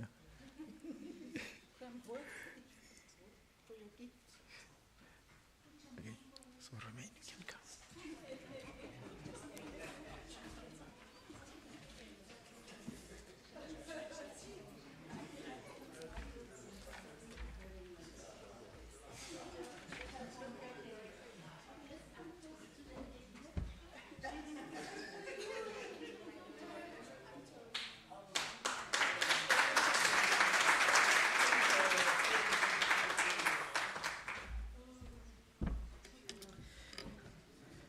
Ladies and gentlemen, thank you, Professor Moketsi, for your words of wisdom and insight and reflection. Now, I would like to call upon someone, and it would be remiss of us not to call him to the stage to share his reflections, which he graciously agreed to. Someone who, as the VC rightfully pointed out, is the main protagonist of decoloniality here at Unisa. And as a young scholar, I recall it was Prof. Ndlovu Gajeni that introduced this term to us in 2011 when he was at Adan, when he established Adan, to say the university needs to shift the biography and geography of reasoning. It was him who shared that with us. And today, we're so honored to have him, the foremost thinker here at Unisa and on the continent for us on decoloniality. Professor Ndlovu Gajeni, please can you join us to share your reflection?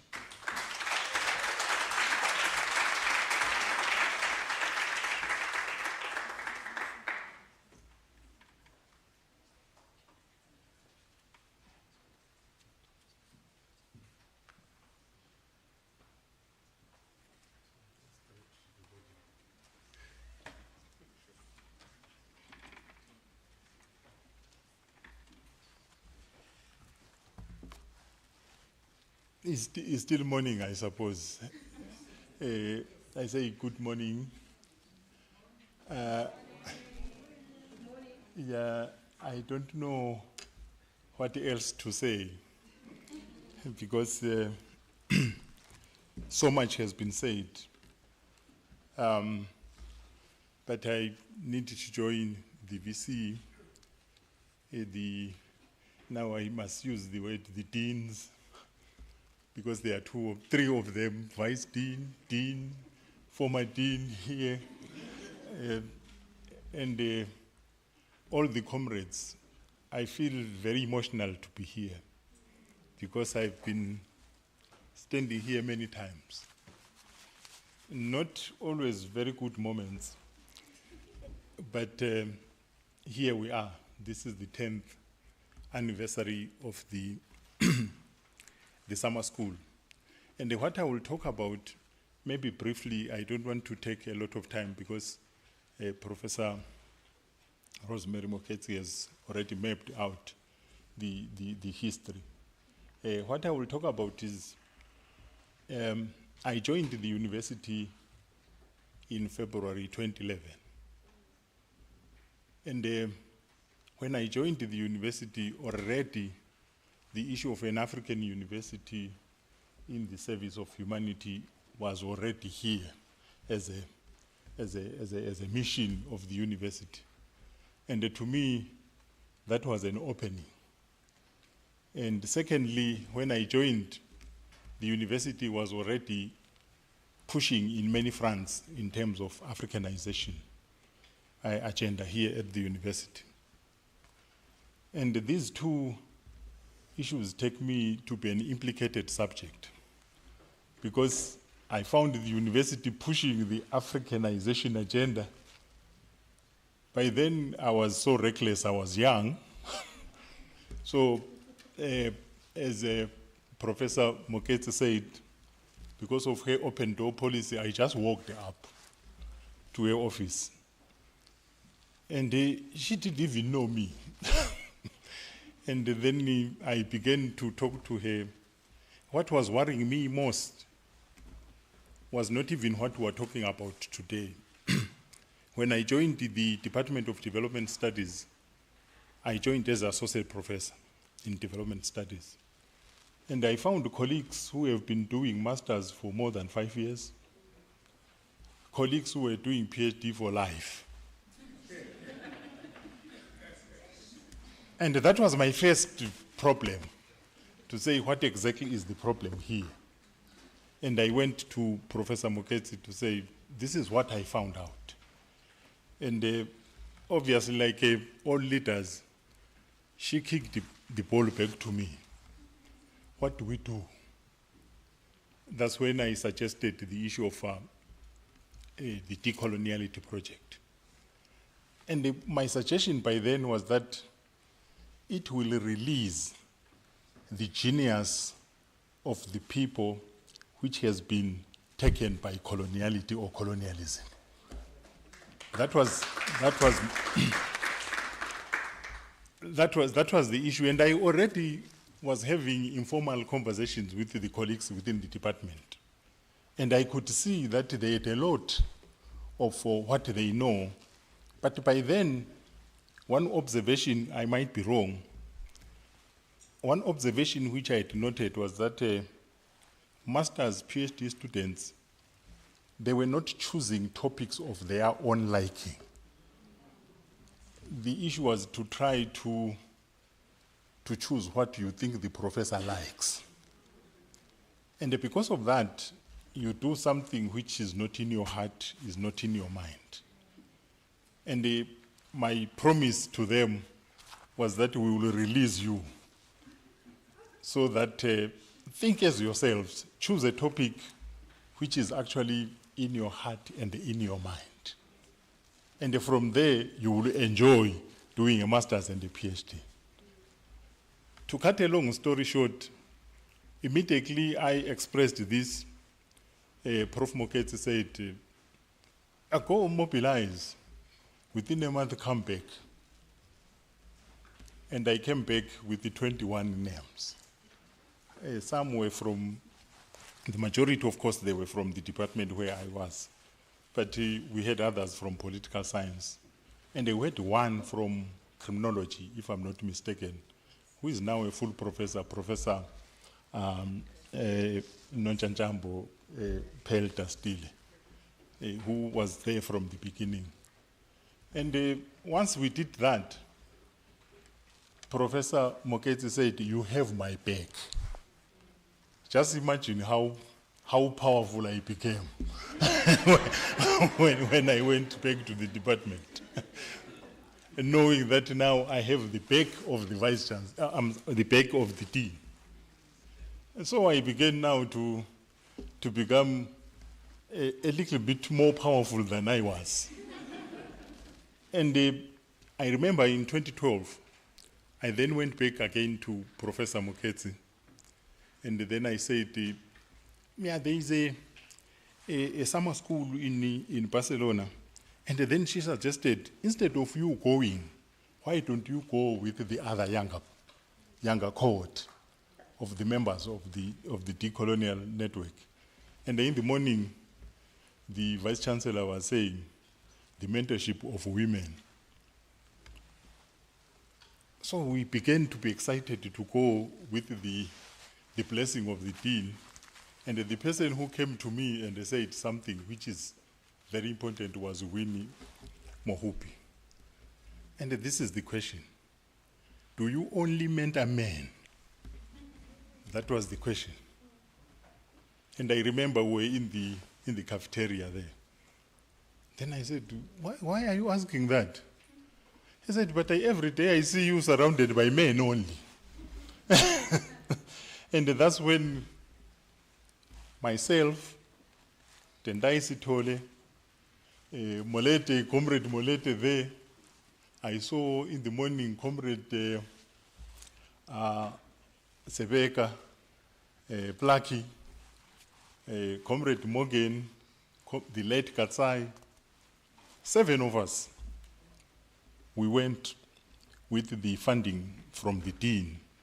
And I remember again when the Dean accepted to fund us, he said, "You will make me fired from the university. This is a lot of money." And my promise was a very simple one, that if we go to Barcelona, and when we come back, we will organize a workshop for all the people who went to Barcelona.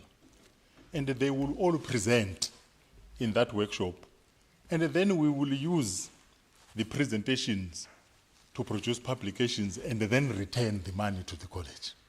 That was our agreed way of operation. That every time we go there, we will then have a seminar here, and then we try to publish those papers, then we return the money so that our dean is not fired from her job. And indeed, we were doing that. But when I came back, again, I met with the dean. How was it? That is the dean asking.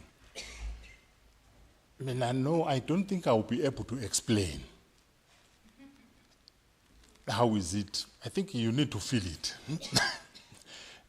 And my thought is that maybe the following year you go. That's when she went in 2013. And when she came back, she came with the best news, that I'm actually blown by what I saw there. And that's when we began now to think about the negotiations of having the summer school here. And she actually negotiated with Ramon and Nelson to bring them here. But the other thing which I remember very well is that after we've mobilized over 21 members or more, the dean again took initiative to take us to the vice chancellor, by then the vice chancellor. So I think 11 of us we went, because the space could not accommodate more than that. And I remember that day when we met Professor Makanya, Professor Moketsi said, "I brought you these people who are doing something in your university without your knowledge." And then she looked around and said, the Malema is this one. And he must explain what he's doing within the university. That's when we explained it to Professor Makanya. That's when we explained what we're trying to do. And again, because the university was working with the Africanization, so we thought maybe there would be some debates, but Makanya said, no, that's an important initiative and I will support it. So the other part, and I will keep quiet after this. The other part was that I started by saying we wanted to make sure that those who are doing masters, they finish in time. Those doing PhDs, they finish in time. So we were adopting what we will call a cohort form of supervision. So it doesn't matter whether you are in criminology or you are in development studies or you are in politics, as long as you are working within the context of decolonial thinking, I was going to actually take the burden of mentorship and supervision. That was one. The second issue is what, again, the former dean has spoken about.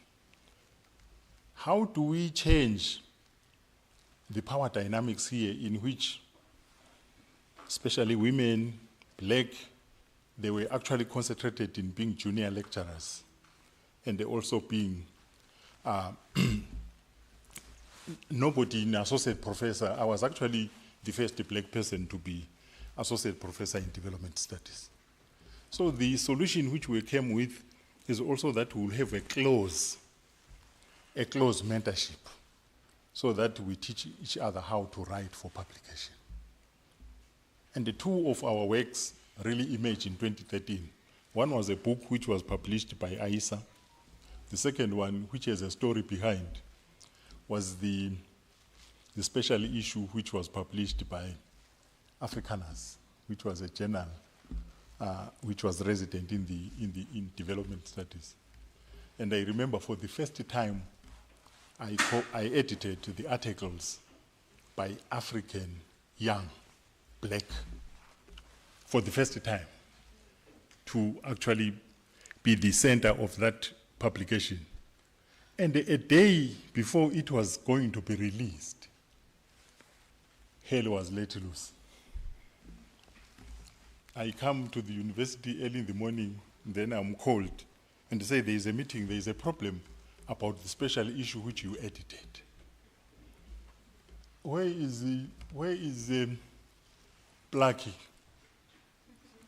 Blackie was there, I was there, Morgan was there. So what is the problem? The first story I was told is that there are quality issues.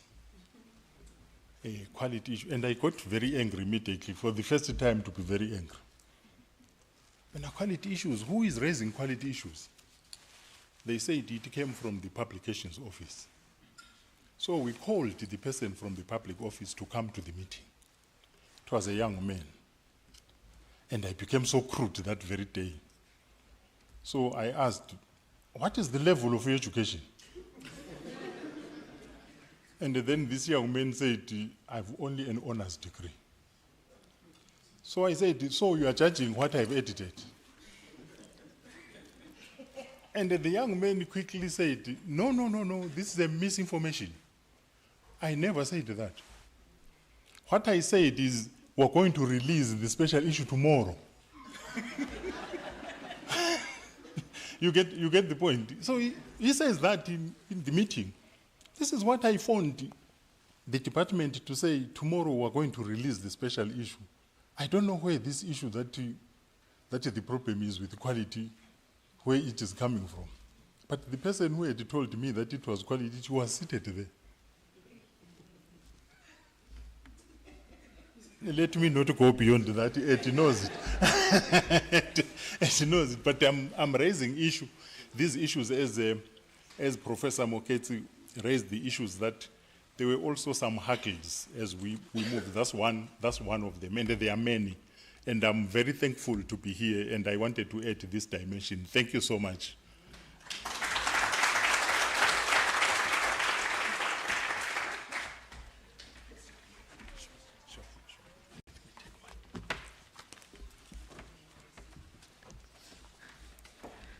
Thank you, Prof. Ndlovu-Gajeni, for that reflection and critical insight.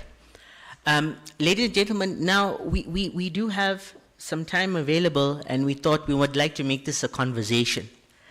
And you've heard what Prof. Moeketsi had to say on her reflection, and Prof. Ndlovu-Gajeni. So I think it's important for us to get involved, to set the spirit of the summer school, get us in motion. So I would like to open the floor if you have any questions that you would like to broach. Prof. Moeketsi, would you be able to field some questions from where you are? And Prof. Ndlovu-Gajeni graciously agreed to. So can we have any questions? And is there a microphone that we can take around, please? Oh, we do have it there. Okay, so any questions? Yes, Ms. Mobi, go ahead. Thank you, Romain. Mine is not a question. It's just to speak to the journeys of that, Professor Moeketsi, you invested your time and everything into this project that, you even attended the summer schools in Barcelona in order for you to learn what decoloniality is all about. And I think really that was a good thing that you did, so that you don't start something that you don't know. And for that, I would like to say thank you for being there with us in Barcelona, always seeing you sitting in class like all of us, a student learning, from others. Thank you. Thank you, Winnie, for that reflection. Anyone else? Okay, I'll start at the bottom. Please, when you speak to the microphone, introduce yourself, and then go ahead, and then I'll take a question from the back. I think is it Richard? Okay. Go ahead. To me. Yeah, near me. What a special moment this is, I must say. And my name is Muckleneuk. I'm from the Department of Philosophy, Practical and Systematic Theology.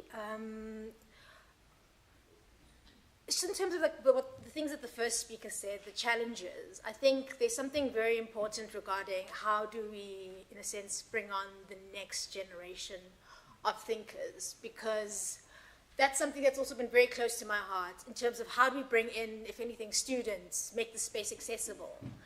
And accessible in terms of the space, but also in terms of the ideas that are being pushed. Because it's not just enough to push these ideas. We listen, we receive the ideas, but then how can we, in a sense, how do we cultivate thinkers? And for me, I would like to, if anything, pose to the space, what are the next 10 years going to look like? And how do those next 10 years involve the young thinkers, and what are we doing to encourage them, especially in terms of creating spaces where they themselves can be the thinkers, can be the creators of the theory. And most importantly, how do we foster creativity? Because it's one thing coming, sitting, receiving, but also in a sense, where are the spaces for, like when we are done here, what happens afterwards? I know everyone is rushing to go home, but for me, the real discussion happens outside of these four walls, when we can be ourselves, come as ourselves. The degrees have been put away. Everyone's got a drink in their hand, alcoholic, non-alcoholic, that doesn't. But we can really think about what has been discussed here. Thank you. Thank you, Muckleneuk. I think, if you don't mind, we'd like to respond to each question so we don't miss anything while it's fresh. Prof. Ndlovu, would you like to respond? And then Prof. Moeketsi, you can as well, if you would like to reflect. But, Prof. Oh, you would like to take 3. Okay. Richard, we can go ahead. Thank you very much, and greetings to the house. I'm quite an emotional wreck, and with vulnerabilities, as I see Moeketsi, Professor, and I see that Professor Sabelo Ndlovu-Gajeni, my former supervisor, who I feel blessed that he came to Unisa through the Department of Development Studies, where I have been working there as part of the furniture. And this year marks 24 years being in that department.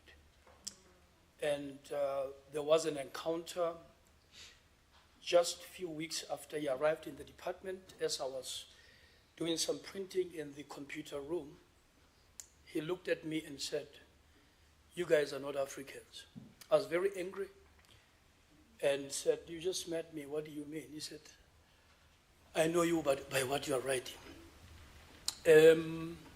I'm a living witness that when the chains that had tied my mind, where I was struggling for 4 years to work on my master's, he suggested some books and I took about 6 months to finish. After the journey into the PhD, working with him, it took me about 8 months to finish the entire thesis, and I want to be grateful to say on the 12th of March, I'm glad that from that PhD work, my very first single-handedly written academic book, forwarded by Professor Sante, will be launched on the 12th of March. I'm truly, truly grateful and humbled. And I'm saying viva decoloniality, viva. But more in particular, the work that is happening here is very deeply spiritual. But the question, Professor Kajeni, that I had raised with you was that, what shall we do with cognitive dissonance? When the leaves of ignorance begin to fall, have we ever thought of decolonial counseling, of what the psychological wreck of being brought to the consciousness that we are lost to some of the deeply held belief system? What shall we do when people awaken to the fact that they are living on a falsified consciousness? Have we ever thought about what that does to people? Thank you. Thank you, Richard. We can take one more before Prof. Ndlovu responds. Can we start? I think in front, 1, 2 at the back, and then Tebogo 3. But we'll start with you first, and then can we allow Prof. Ndlovu to respond, and then I'll take the two of you. Top. One more, please, at the bottom. Introduce yourself, please. Yes.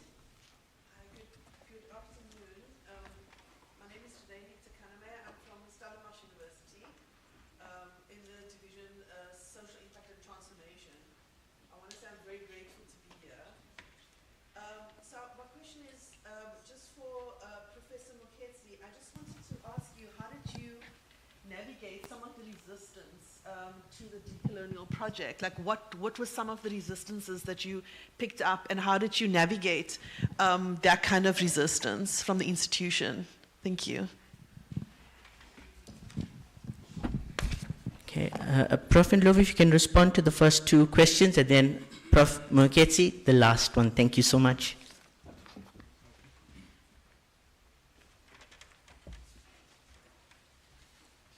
Those who have known me for some time, they know that I don't answer questions. I don't answer questions simply because I don't have answers. So what I do is normally I respond to questions.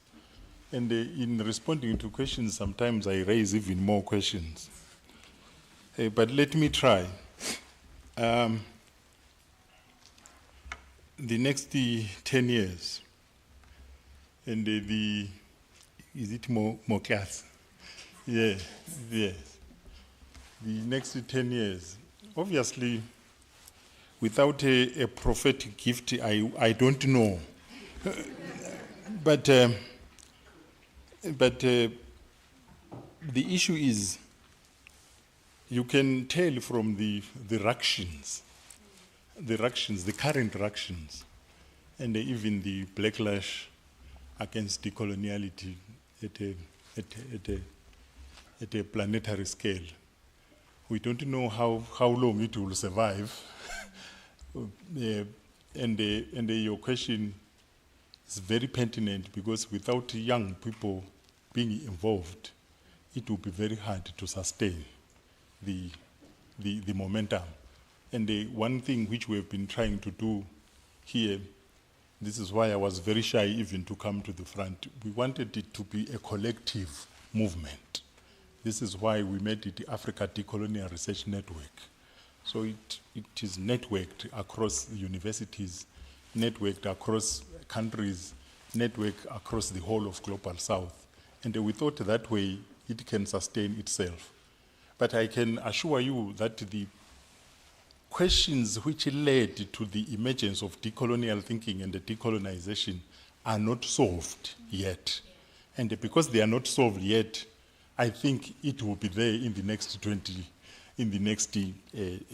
10 or so years, as long as the questions are standing. And it actually links with some of the issues which were raised by, is it Maluleke, the colleague from, yes, the colleague from VETS, because he raised a number of issues which I also think it would be unfair not to address them, particularly the issues of why do we repeat some of the things. I will answer them indirectly. These are not new questions to us that we repeat things. I remember Professor Toyin Falola, one of my mentors, he addressed it in a book on African intellectuals and nationalism. And he said, African scholars are always challenged for two questions. The first one is repetition. The second one is that they are emotional, they are angry.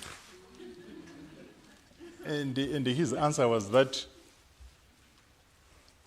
I understand those who are angry. The question perhaps is those who are happy. I don't know why they are happy.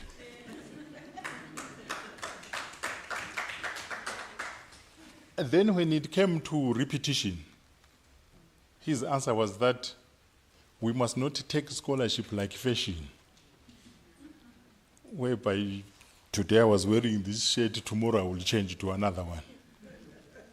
And he said, as long as the questions remain the same, as long as the challenges remain the same, we will continue to talk about them. And he was not the only one to say that. When Walter Mignolo came here, again we discussed this issue of repetition. And Mignolo said, why should we not repeat? Because they ask us the same questions every day. So we want us to keep quiet when they are asking the same questions. So we will repeat because they are asking the same questions. And then he also raised the question about why are we focusing more on higher education and not going to basic education. I think Mahmoud Mamdani also reacted to that question when he said, but the people who are teaching in the basic education, they are taught by us at the higher level. So if we address it from there, then it will change from there. So I remember he said there is no teacher who is trained in primary school. There is no teacher who is trained in secondary school. So they are trained really by us in the higher education. Then they go there and they cause the problems. So if we attack the problem from here, it will also change. That I'm not sure whether that is an enough answer, but that is what he raised. Then Moloi raises the question of cognitive dissonance, decolonial counseling, and the question of consciousness. Professor Luis Aragoten is here, maybe he can assist us on that. But I want to also, because that question raises also an experience which I had when I was here. When we started, really this was more like a limited project, which had an educational aspect. But as we made the space appear like a safe space, there were other challenges which emerged. And one of them was the challenges, like people began to want to address some of the painful personal experiences which they had before. But we were not ourselves prepared to handle those, because we were just thinking about who will finish a PhD, who will finish a master's, who will be promoted. And we didn't prepare ourselves to handle other things beyond. I remember one colleague here who broke down many times, and we failed to help the colleague because ourselves, we were actually on a learning curve as well. So I will always say, participation in this type of work, let's participate also as people who are learning, to unlearn some of the things in order to relearn others. I'm not sure whether this answers anything, but I don't have really the answers. Thank you so much.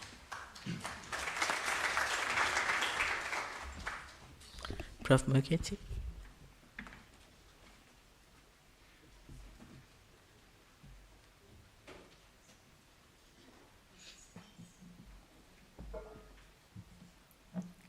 Thank you, Chairperson. I missed the name from Stellenbosch. I'm sorry. Renette.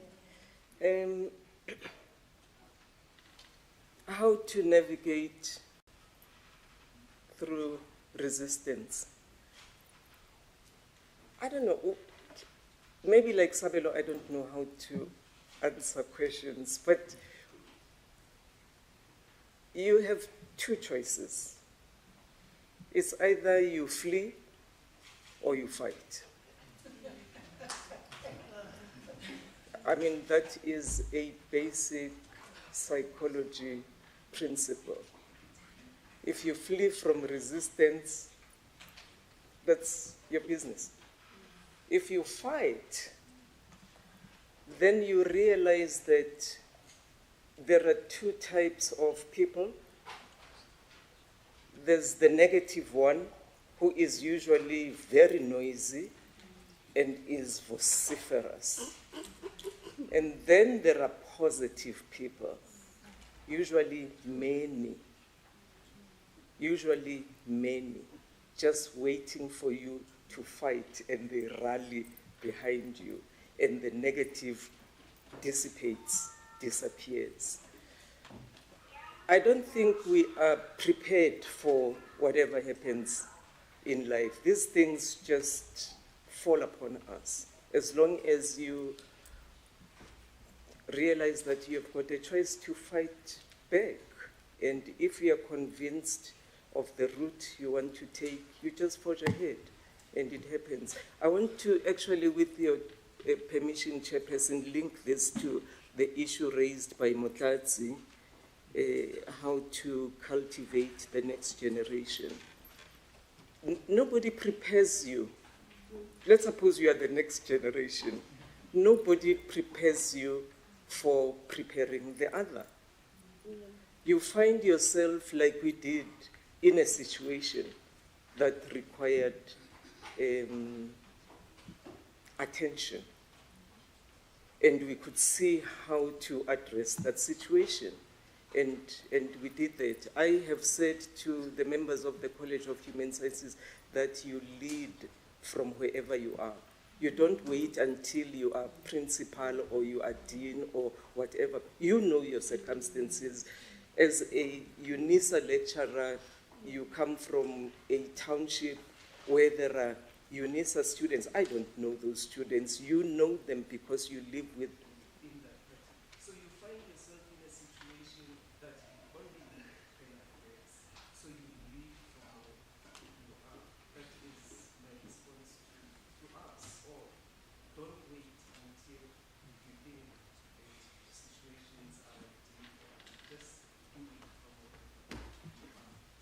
I am also, maybe something that was said by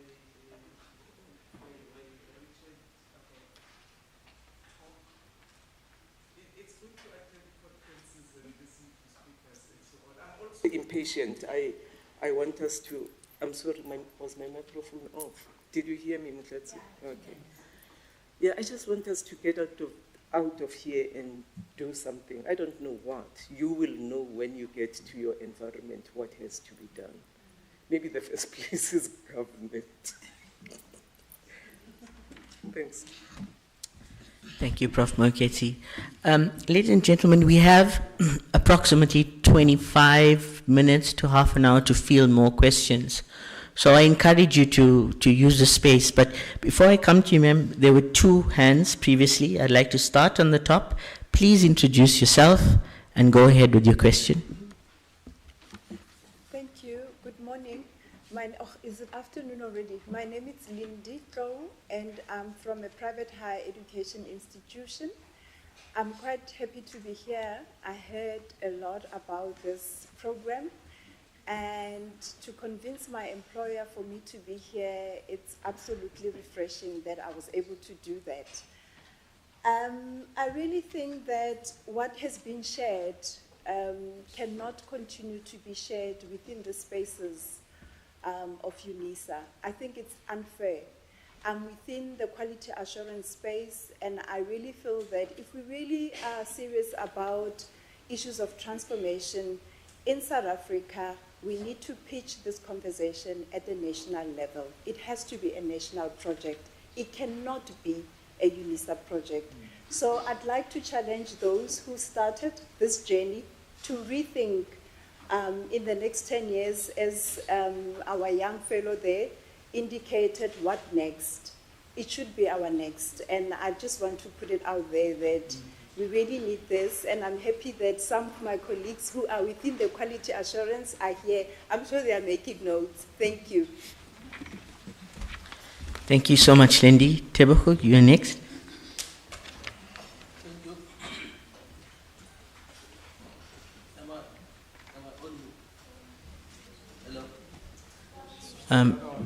The other button.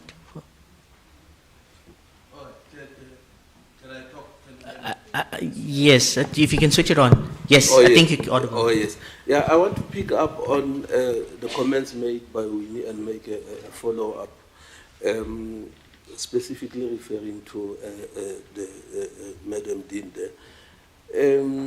But I want to use an analogy.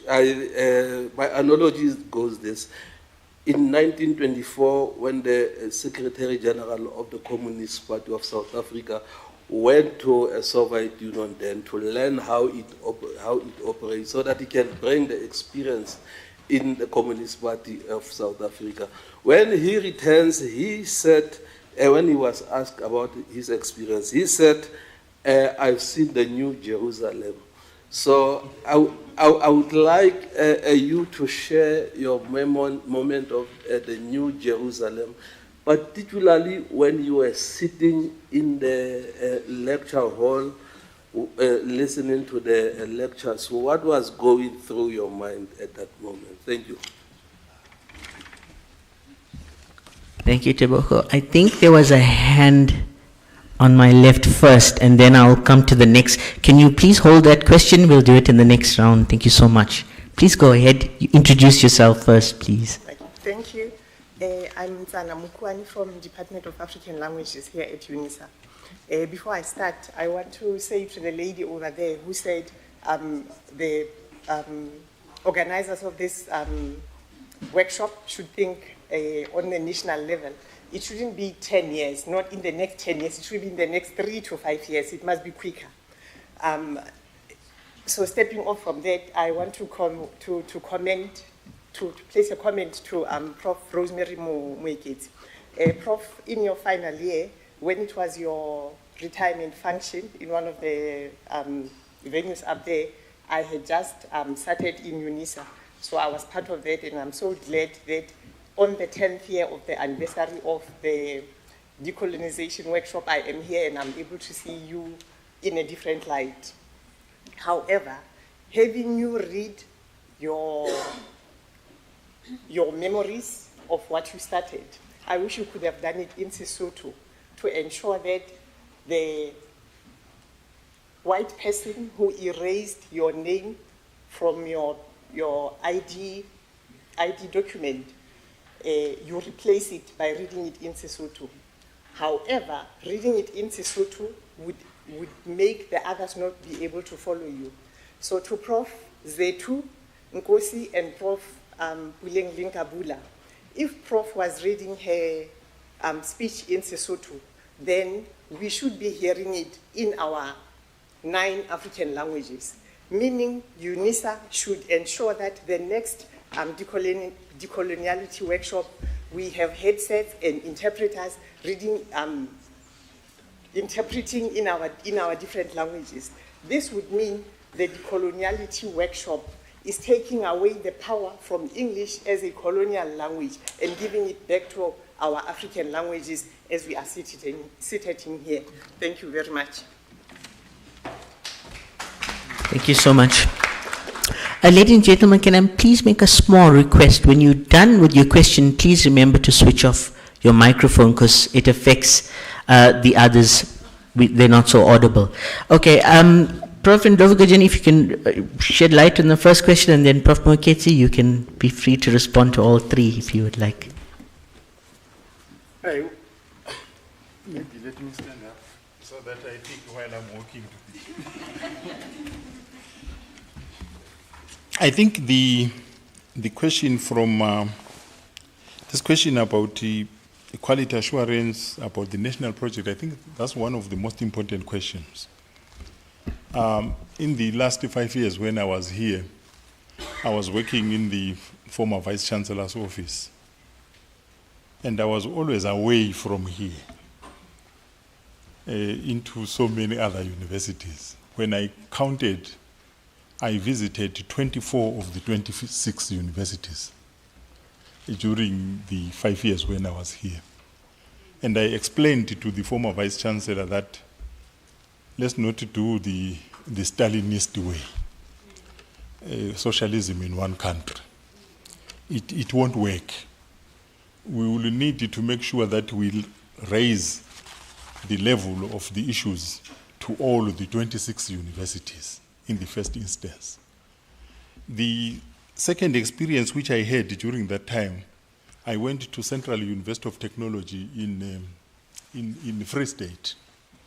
And I was invited there to give a keynote address.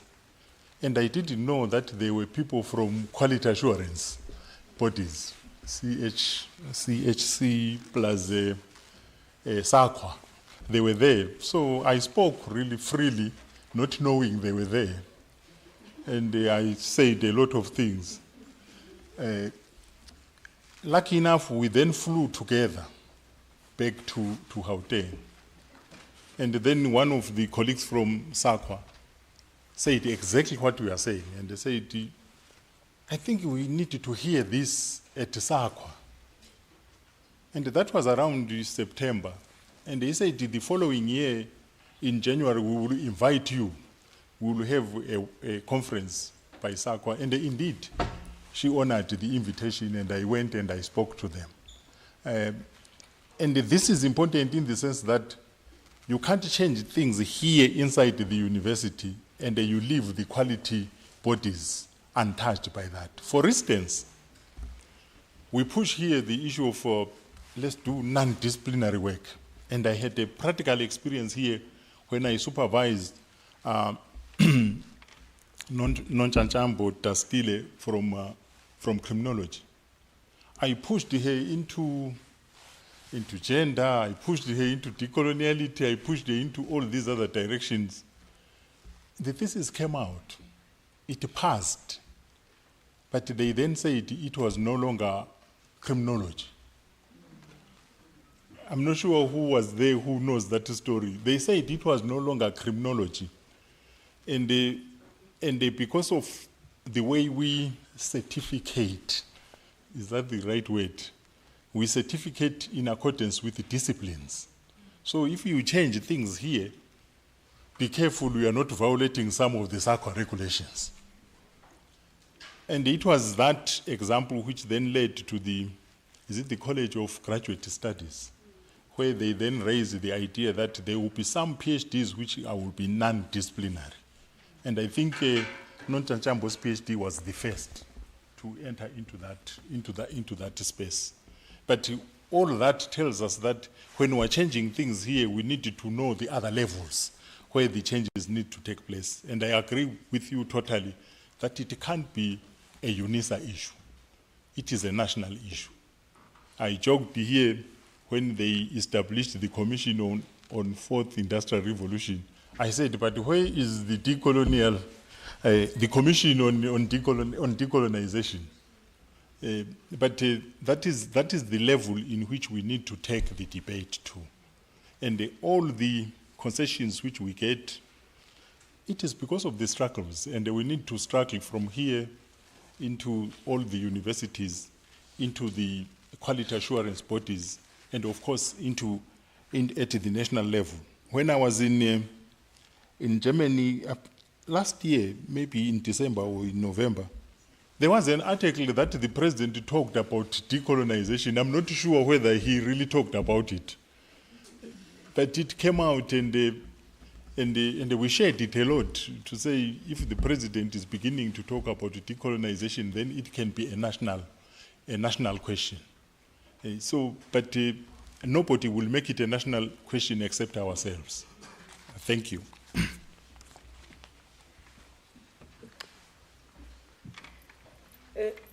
I just want to add to the response to Lindy.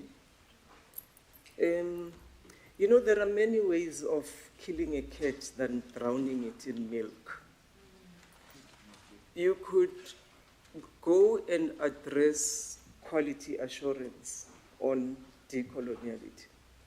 But what we did was to bring this decoloniality from Barcelona to Unisa. And as soon as it was in this hall, South Africa came into this hall. There were, I don't want to talk about the international students. There were 4 from America, 2 from Australia, 1 from Japan, India, and so on and so on. But there were students from UCT and staff from UCT, from Natal University, from Pretoria University, and so on. UCT in particular, I still remember that professor, I won't mention her name, came 2 or 3 times to attend here. And what she did next, which she told me she was going to do, was start it for UCT. I said in my presentation that last week they had their week in decoloniality, run by my superstars, Ramon and Nelson. Natal University staged their own in 2017. I have not followed whether they continued after 2017. Your activists, the students from VETS and UCT who did the Roads Must Fall, if you remember how they did that Roads Must Fall thing, it was a bit messy.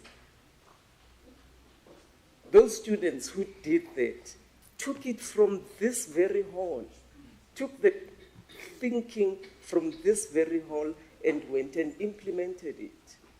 So there's a way of mobilizing the country. And in fact, when I said in my presentation that I wanted this thing for the country, I wanted it for the students of this country because I don't quite know my students as a Unisa person. My students are everywhere in this world. I've never seen most of them. But these students who are resident in our universities in South Africa took this thing from this hall and implemented it. There were pictures here. What do you call them? What do you call? There were portraits in this hall of, I don't even know whether one should talk about that. But there was history here in this hall. Okay, history of vice chancellors of this. I don't know from which year. They're beautiful, you know, 10 or whatever. And then it was during, I'm sorry about the mic, during a session like this when some of the students who attended decoloniality felt that these portraits basically represent apartheid and that they should be removed from. And I was scared. I sat here and I was scared because I had to explain to the principal what happened to the history of the university. I actually pleaded with this class that whatever you do, I don't mind, you can take them off the walls, but don't destroy them, please. So they took them off. I can actually see who did. They jumped, you know, and I could not stop them. And they were singing, you were there, Britta, with me. And she was deputy dean at the time. They were singing freedom songs and doing and removing these apartheid symbols. And I pleaded that they put them somewhere and maybe let them face the other way. That's how we could win this. And I had to go to the principal to explain that I started something that I cannot quite control. It's developing tentacles. So don't be shy. Don't wait for anybody. Just go out there and do just a little bit of something. It will grow into fixing this country. This country needs you.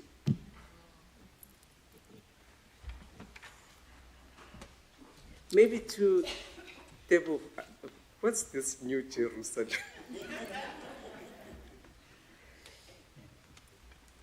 When I went to attend, like Sabelo said, he introduced me to this thing. It took me to Barcelona. When I went there, I did not know what the outcome would be. I sat in that lecture hall from morning to evening, up to 9 p.m. You know, you have been there. You know how long this thing takes. I was there minute by minute because I wanted to take in everything that was available. It was on the third day out of 10 days that I knew I wanted this thing. That was the Jerusalem that I saw for us. Because, I mean, to take 13 people over cost the university close to $1 million or more. The university was not going to support it that way forever. So it was on the third or fourth day that the thought struck me to take this thing from Barcelona to South Africa, because there were many more people in South Africa who I knew required it. And that's why we're sitting in this hall today. I don't know whether that responds to you sufficiently. I don't necessarily want to get into the debate of having decoloniality in the 11, how many official languages do you have? Huh? 12, you include the... How are we going to do it? Is signed up. Yeah, I don't want to get into that conversation. Somewhere it is defeatist. You end up not doing what you can do. Somehow it becomes emotional. Kimusotu. And I appreciate your concern. But somewhere you put the emotions aside and look at practicalities. I mean, if we can take a roll call here, you'll find there are 12 or 13 languages spoken here. So I don't want to get into that conversation. Maybe I'll visit the department one day. Thank you, Prof. And I think, you know, in terms of reflecting on this conversation, I think Professor Lewis Gordon will direct us here on this question of disciplinary decadence, this idea of disciplinary hierarchies that we need to break down. But the objective of the summer school is also to try and operationalize decoloniality. So hopefully through our engagement, through our working groups, we can start that project this summer school. So I think that's the objective. There were two questions here, but the VC had a hand up. VC, do you want to respond, or is it a question? A question, okay, then I will come to you just now. I think there was one question here, one on the top, and then VC, I can give you the third question. Is that okay? Thank you. Please introduce yourself and go ahead. My name is Linda Nakalawa. I come from Uganda. I am from Makerere University. I am trained as a psychologist. I'm not one of those psychologists that is always accepted as a psychologist, because when I defended my PhD, I was talking about things that I had heard from my supervisor and they changed my thinking forever. And I'm so honored to be in this room and to hear from like-minded people. And I keep thinking, this is what I was trying to get across when I defended my PhD. And I was being told, that is not psychology.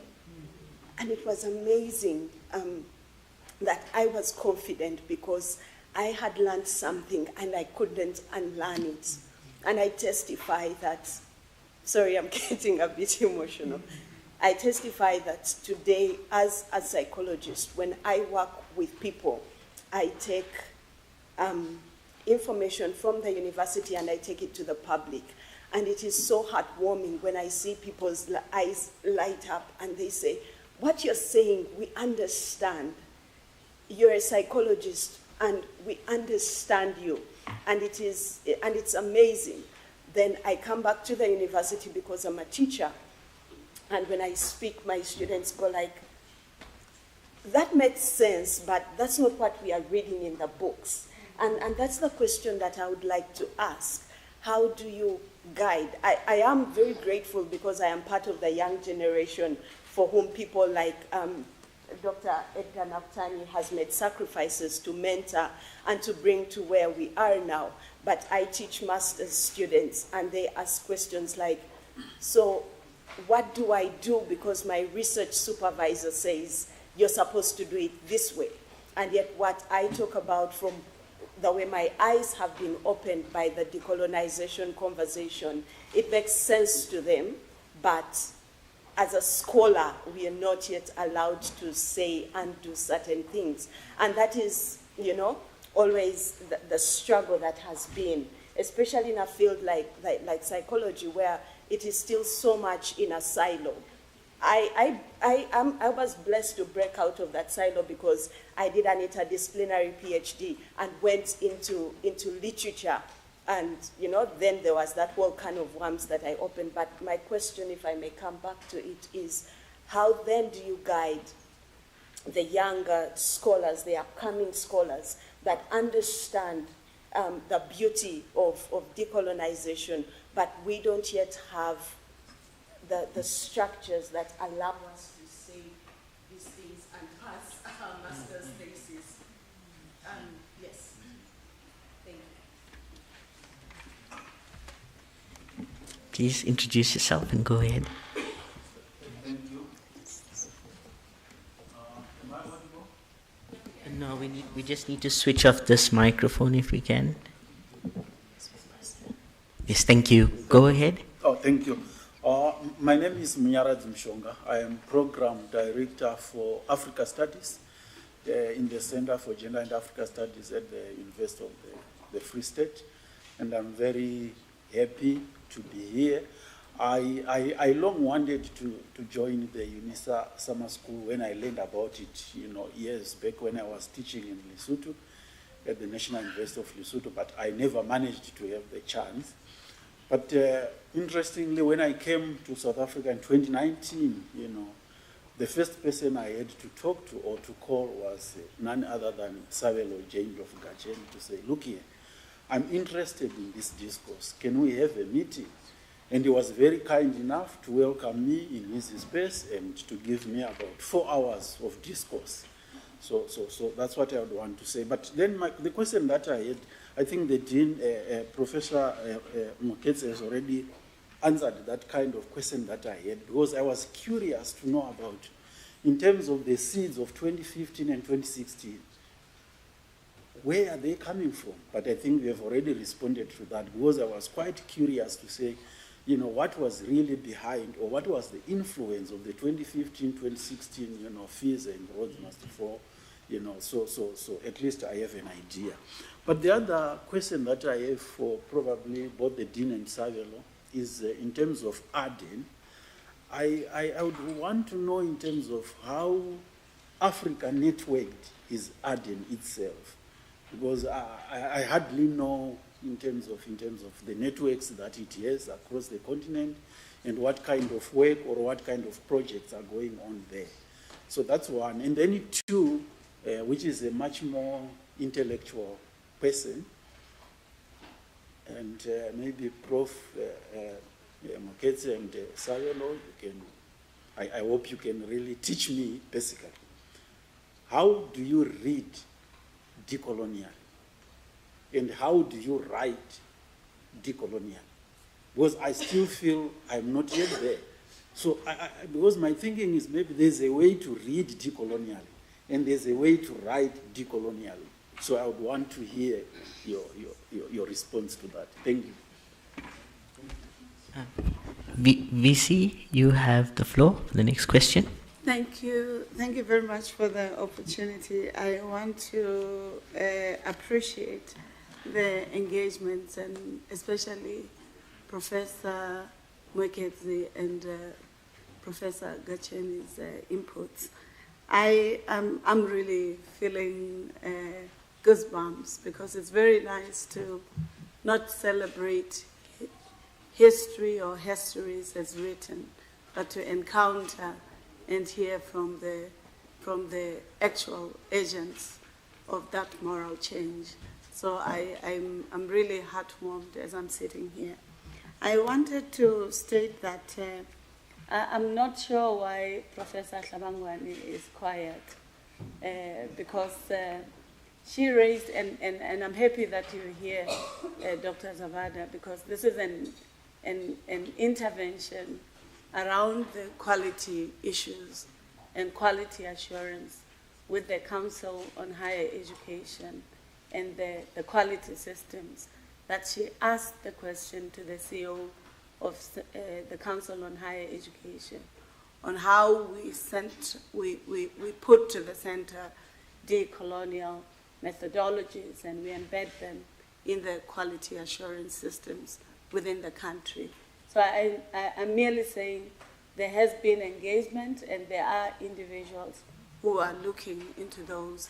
And I'm hoping, Professor Noktula, this is one area that you will consistently follow through on because you raised it and the CEO of CHE was quite taken aback, if you remember. He actually said, we've not thought about this as the CHE, but now that you've posed it as a challenge, it's a debate that we have to follow through on. And that it is coming out in this meeting, I think is a testament for the need to follow up. And thank you, Professor Gacheni, for raising it also as an important question. I needed to ask, because as I'm listening about recalling and reimagining of the historiography or historiography of the establishment of the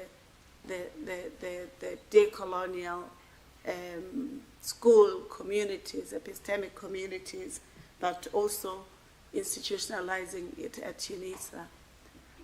I need to probe Professor Gacheni and Professor Mwekezi. What is the role of Codestria?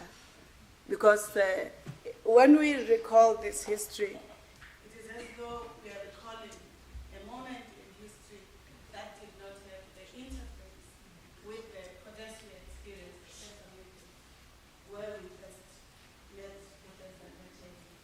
And some of the critical questions that we were contesting with Professor Zavada that we needed to engage. Who are the other? Sorry, the mic disappointed me.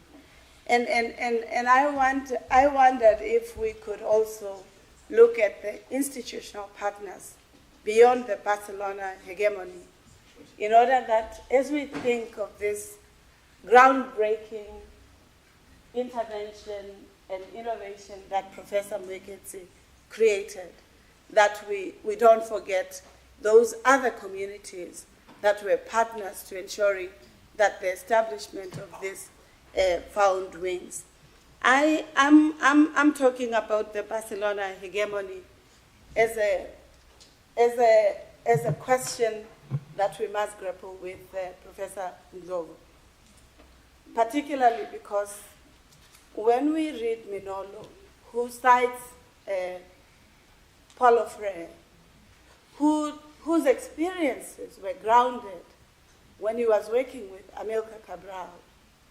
The questions for me is how have we also sought to look at the sources in the thematic and conceptual frameworks that have strengthened decolonial systems without attending to the Latin in South America and the marginalization of the Africa in the contribution of those impulses.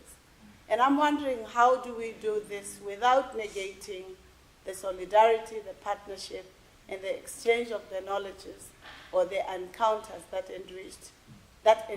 have enriched the decolonial processes and decolonial methodologies? I'm worried that if we forget some of the inputs, ideas, and the rethinking of Africa's input into this scholarship, we may run the risk of repeating the same epistemic problems or mistakes that have sometimes been continued. And I'm wondering, what's your thinking about it? Because the question had been asked to Minolo and others, where are the African Brazilians, not the Latin Brazilians, in the decolonial scholarship? In this instance, why do we remember Paulo Freire, for instance? I'm making this as an analogy, and not the ground from which he learned when he went to work with Cabral on the notion of education, on banking, and others. Thank you. Thank you, Isi. I'd like to first respond to the first two questions. Prof. Moeketsi, would you like to respond to any of the first two questions? And then I'll give the floor over to Prof. Ndlovugajeni, as well as the third question, Prof. Moeketsi, if you so wish. I must admit that I lost concentration somewhere. But let me just say one little thing to the psychology conversation. One, and I appreciate everything that you have said. And it reminded me of a student who said, Freud does not work in the township. And that was the title of a master's dissertation. Freud does not work in the township. And the bottom line was that theories, and maybe this will touch on what Professor Linka is concerned about, some theories cannot be generalized. You can't import from wherever onto the township. This dissertation said in part, there's a couch, there's a patient who is then allowed to talk. And it says in the township that does not work. In the township, there's conversation. As a psychologist, you have to prompt this person, ask them questions, and so on and so on. So the bottom line is that you don't, wall-to-wall transfer from one environment to the other.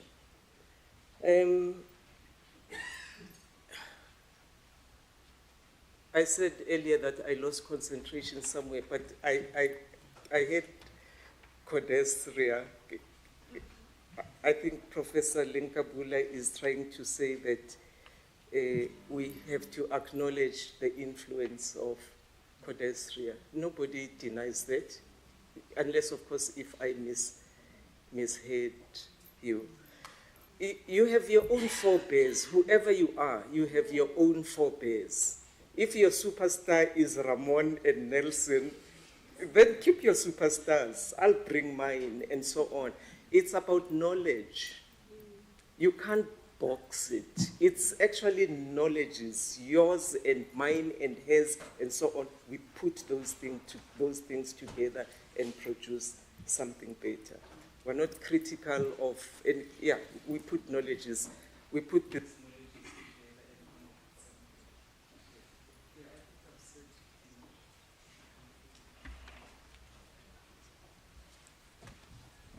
Prof. Ndlovu, I'd like to call you to the stage. And just one of the second questions was, how do you read and write decoloniality?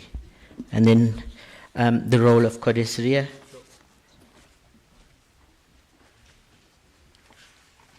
The questions are becoming difficult and more difficult. Let me respond to them maybe again experientially.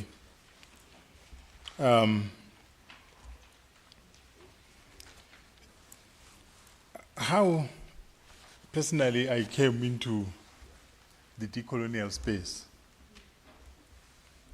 I came via the African Nationalist School.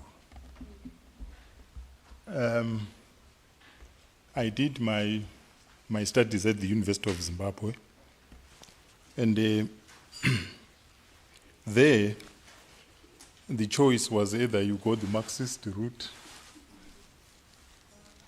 or you go the third world. By then it was third world school. Economic history, they were teaching mostly third world school.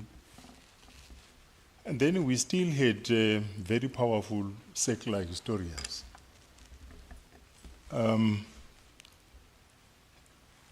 It's a story which is very long because of the struggles which were also involved in trying to think as ourselves within that context. But what really attracted me during that time was really the African Nationalist School under the supervision of Terence Osborne Ranger and Ngwabi Pepe, who were really, until they died, they still stood for the African Nationalist School. And I must say that when I went to defend my PhD, which was on a pre-colonial topic, and I was trained in a very empiricist way of doing things. Spending time in the archives, then you write a thesis. When I went for defense, one of the examiners happened to be a political scientist who was trained at SOAS. And he was a Gramscian. So when I went for defense, he just said, this might be a good thesis, but there is no theory at all. And by then I didn't even know what he was talking about. Because as for me, my achievement was I spent time in the archives. I read the files and I produced the thesis. And then he says, no, there is no way we can pass this without a theoretical anchor. And for the first time in the history department, we've never talked about Gramsci at all. I didn't know him. And then he suggests that what can frame all this which we are trying to do in this thesis is to read Antonio Gramsci. And from there, my other supervisor, Terry Ranger, had gone back to Oxford. And I told him, I defended yesterday, things did not go well. And he quickly said, no, I will send you a letter next week to invite you to come and spend time at St. Anthony's College. This was in 2003. And when you are here, you need then to go to Broadlane Library and to Rhodes House to read Gramsci from page 1 up to the end. And that was the most painful part for an empiricist historian. I didn't even understand what. So I went. I wanted the PhD, so I spent a month there reading Gramsci. Finally, I understood what he meant about this theory of hegemony, particularly the practical ideas of how do you deploy both cohesion and consent. And after I came out of that, I guess the direction I took, I passed the PhD, then I became post-colonial theorist. I went into post-colonial theory. I began to appreciate some names which you know very well, even Homi Bapa. I began to do colonial encounters. I was interested in colonial encounters. And I presented a few papers, and one colleague from Netherlands who heard me speak, he said to me, "You sound very post-colonial." And I said, "What does that mean?" And then she gave me her master's thesis, which was on post-colonial theory. That's when I read about that. No, this is what you call post-colonial. I didn't know. And from there, fast forward, 5 or 6 years after, the same colleague from Netherlands, who is now a professor at London School of Economics, comes back and says, "No, Safelo, I was mistaken when I read you that time. I was mistaken. You are not post-colonial. There are people who actually think like you." And who were those people? That is the Latin American theories. So she sent me a special issue of the general cultural studies, where there was Mignolo, there was Ramon, there was Nelson, and the others. And he said, "Now I reread your work. It seems to be more aligned to this than what I thought that time." Then I read, I said, "Yeah, that's exactly what I've been trying to do." So that is the first encounter, without knowing them, encounter with the work. And it is from there that I began now to read them. But when we were here, when we established the Africa Decolonial Research Network, it was not because of the influence of Latin America. As I said, we had some existential issues here on the ground. And one of the members of the Africa Decolonial Research Network then in 2011 went to Australia to attend the Cultural Studies International Conference. And when he was there, that's when he met Ramon physically. It was not even me.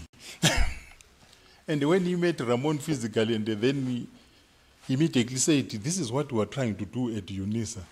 Ramon was so excited that he then sent a message with that colleague back to me to say, "I'm so excited that in Africa you began to do this work. It resonates with our work." So that is the encounter which we have. Then I'm trying to background towards the Cotestria. The Cotestria.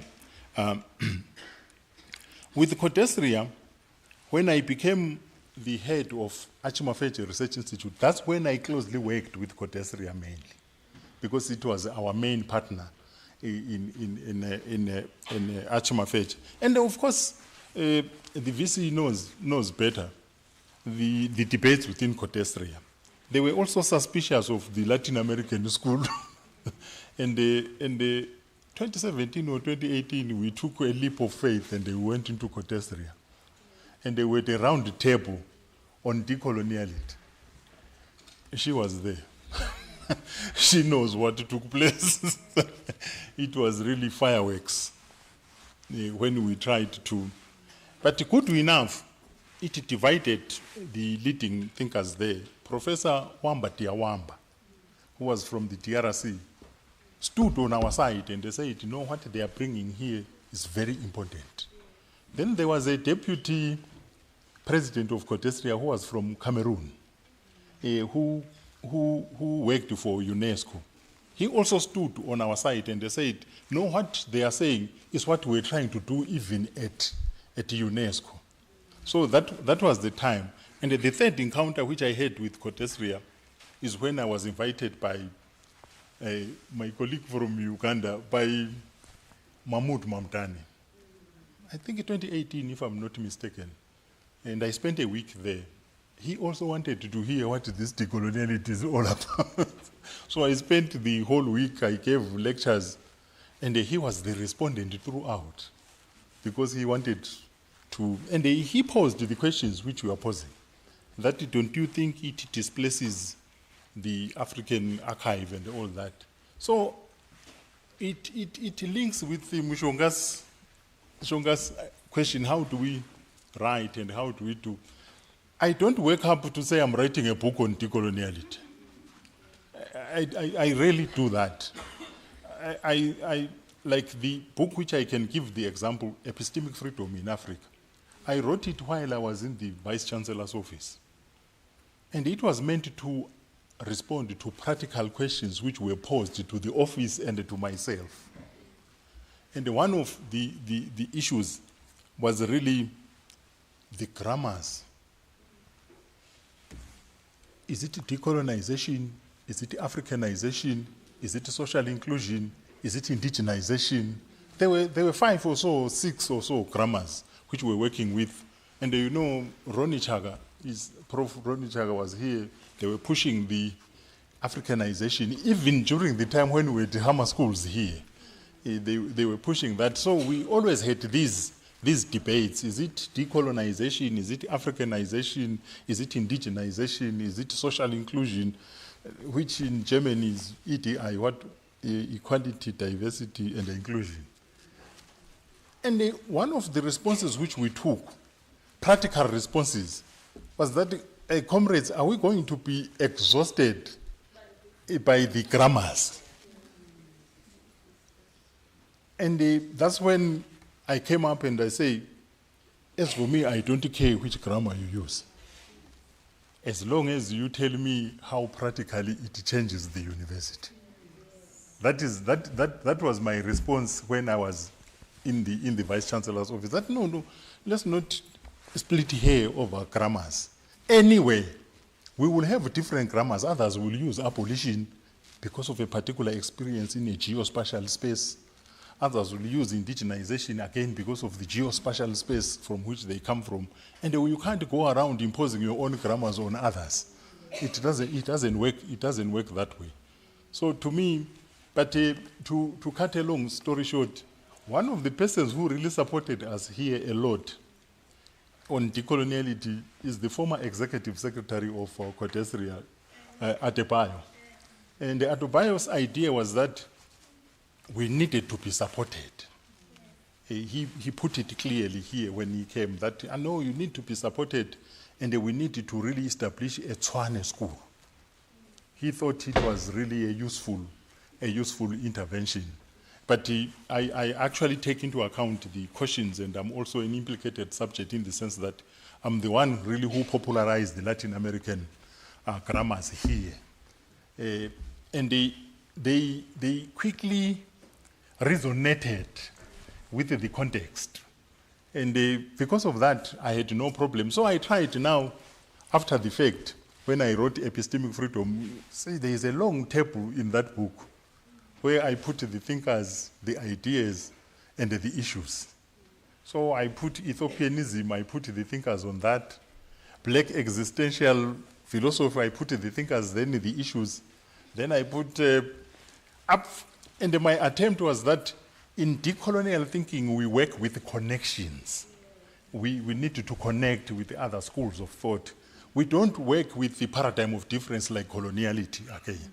So that is how I took it. Sorry to give it from a personal point of view, but I always think it answers better that way. Then your question about you get into this school of thought, you are enthusiastic about it, but you still have to be supervised. You still have to be examined. Again, we have very practical experience here. We don't want to theorize it. When we started here to do the decolonial work, we sent thesis outside for examination. And the one issue for certain where I took an initiative is to go to the Department of Development Studies. And I said, for this thesis, I think I must participate in identifying the examiners. And my boss during that time, he said, no, you know what? Here we have a tin with the examiners inside. So we pull from that tin. And from that day, I said, no ways. We can't operate that way. And he said, no, I understand you, but my fear is that you have a tendency, I don't know what he meant by that, but he said, you guys have a tendency of appointing your own friends. And then my answer was, it means you don't have friends yourself. And he was defeated in that debate, and he said, I will allow you, only you, to give names in terms of examiners. Because my argument was that if it is a project on decoloniality, it will need to be examined by people who know the school. It can create problems. And we had really a clear problem. One of my students wrote decolonial methodology in the thesis. And the examiner said, is this not what we call post-positivist methodology? No, but we mean what we mean. We don't mean what you think. So there are all these practical issues. What the short answer to your question, if you take people into a particular school of thought, you don't abandon them before they graduate. You need to be part and a parcel of the journey to make sure you don't just throw them into others who will. We won some debates here easily because of a very simple, people get emotional when they try to examine theses which are in a school of thought which they don't like. So one of them wrote maybe 5 pages of the comments, but the first statement is what we used to destroy the report. Because he started by saying, I've never heard about this thing called decoloniality. I've never heard about that. Then I went and I said, but this person says he doesn't know. And if you don't know, you don't become an examiner. Ethically, you need to bring back the thesis. So we can't then go forward with such a report. The person is like me, I'm given to examine a thesis which is theoretically founded on Marxism, and I say I've never heard about Marxism, but I go on to examine. What will I be doing? So that's exactly the practical issues which I think your question raises. Thank you so much.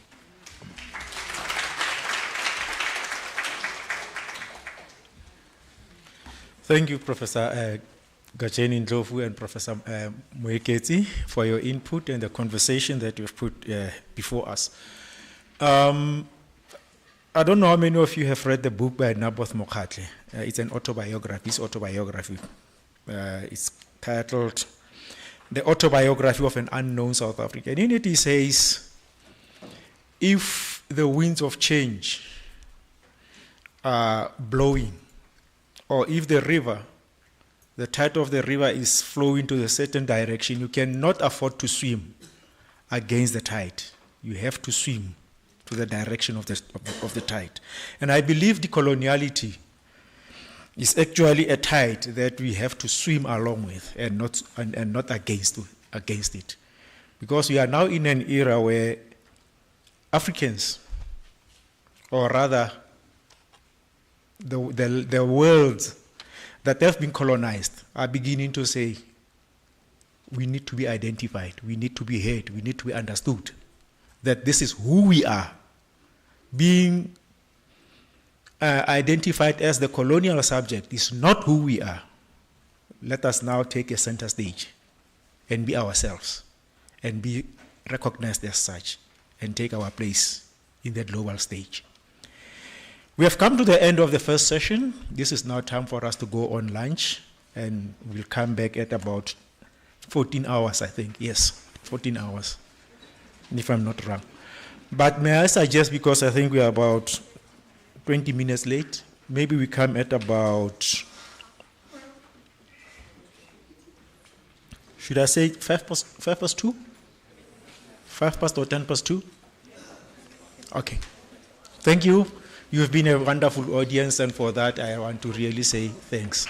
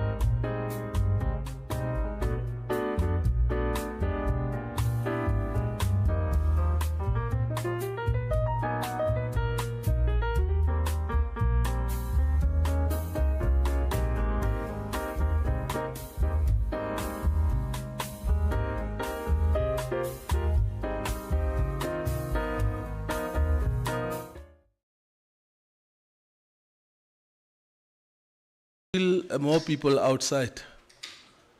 Can you please call them to come in because we are about to start?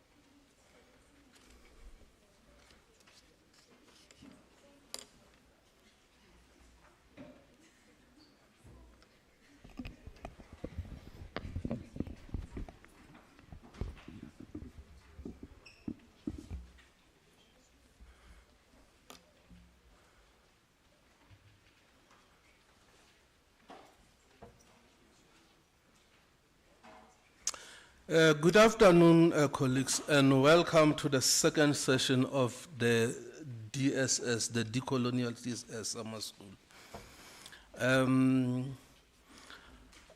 I'm glad to see many faces that I haven't seen for many years.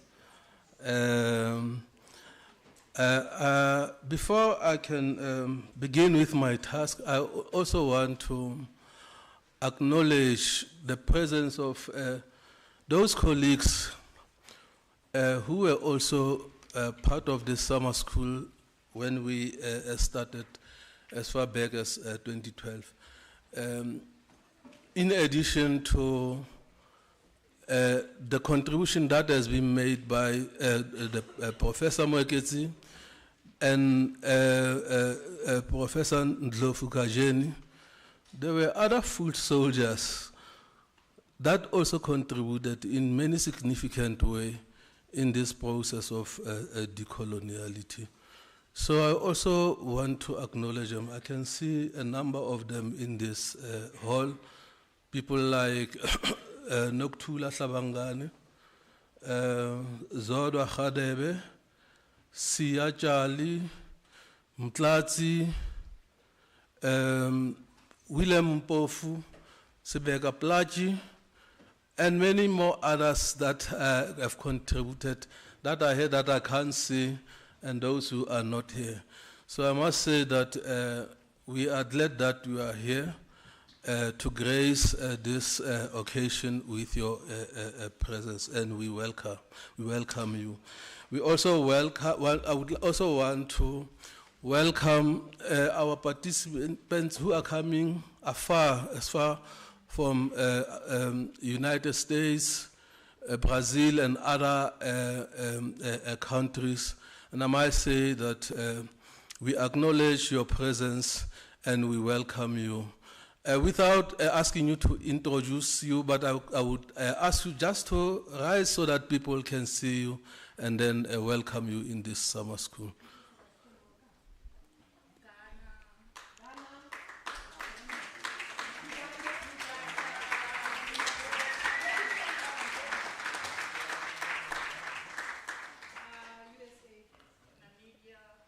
Namibia.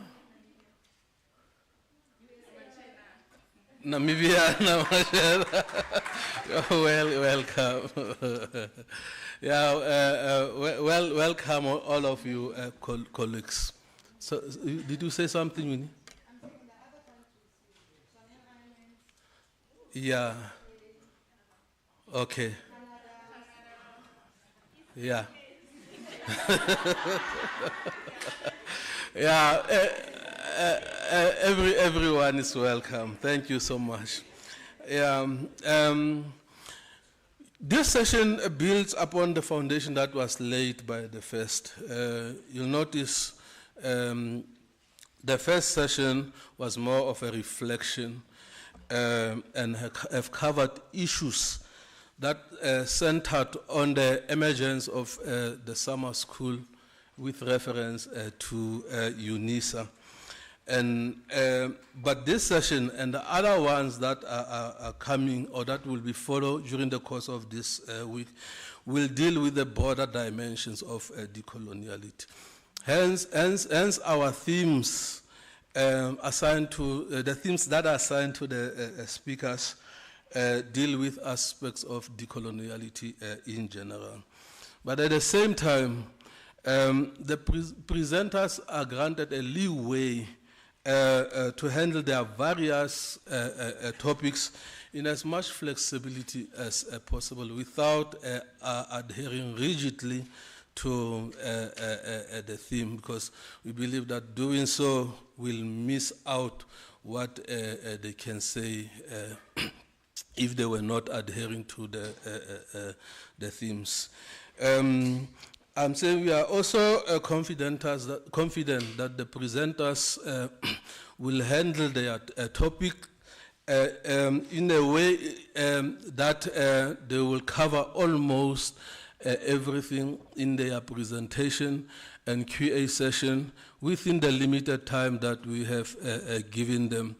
But in an event that they don't have enough time to do so, we have also made possible for them to cover what they did not cover in their presentations and QAs in the group sessions as well as the open sessions. We anticipate, therefore, that the presenters and the participants will bring new insights and raise questions that will help us develop discussions or dialogue throughout this session and other sessions. So my name is Tebo Homolete, so I will be going to be the facilitator of this session throughout. So the presenter for this session is Professor Louis R. Gordon, and then he will take us through his topic, which happens to be the title of his book, entitled Black Existentialism and Decolonizing Knowledge. This book is more of a reader, It consists of a number of insightful articles and raises a number of key ideas that are very, very essential for our summer school here. So I would not go into details about what this, but this book is saying, because it will be the task of Professor Louis R. Gordon to do so. But I would encourage you to buy or to purchase this book. It is available at Amazon, and it is also available at Take a Lot.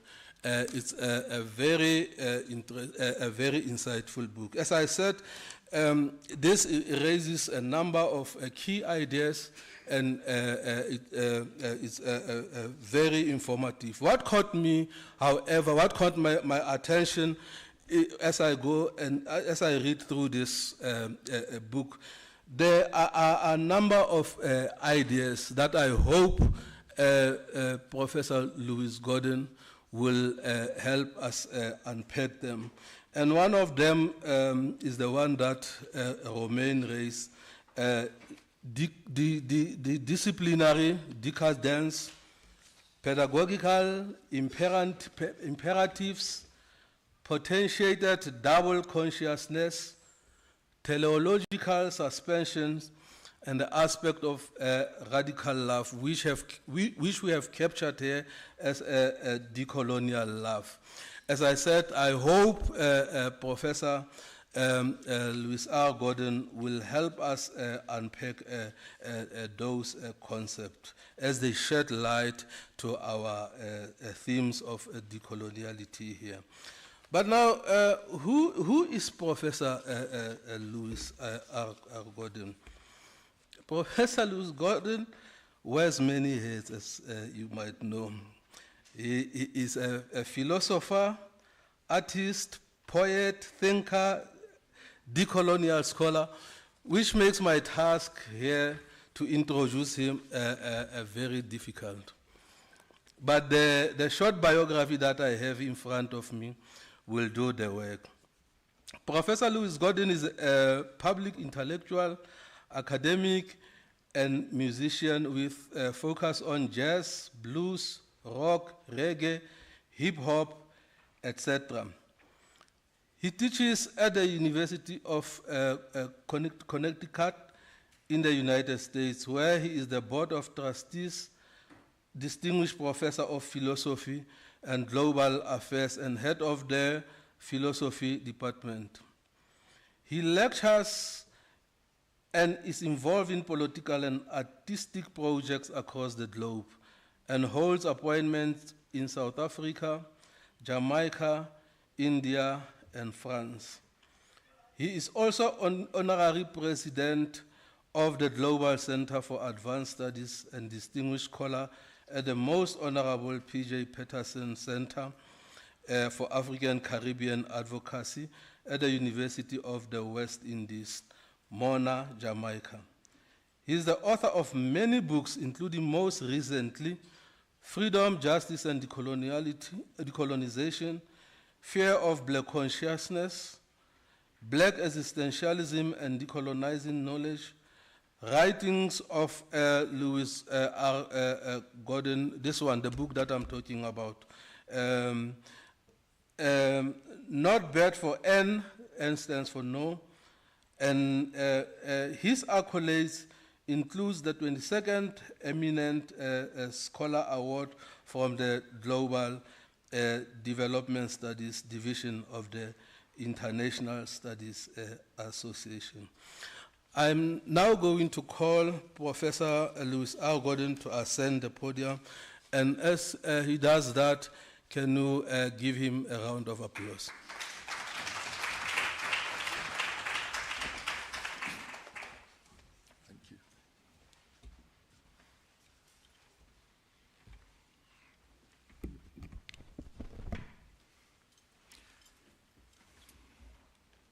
Good, it's off.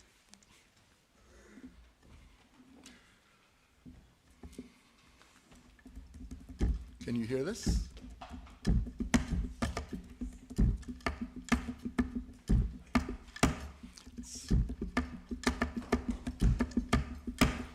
That's fine, join in. Doesn't only have to be me. Yeah.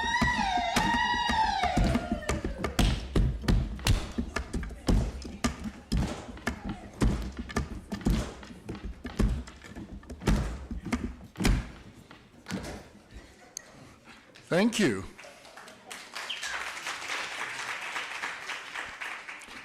There are many ways to call our ancestors.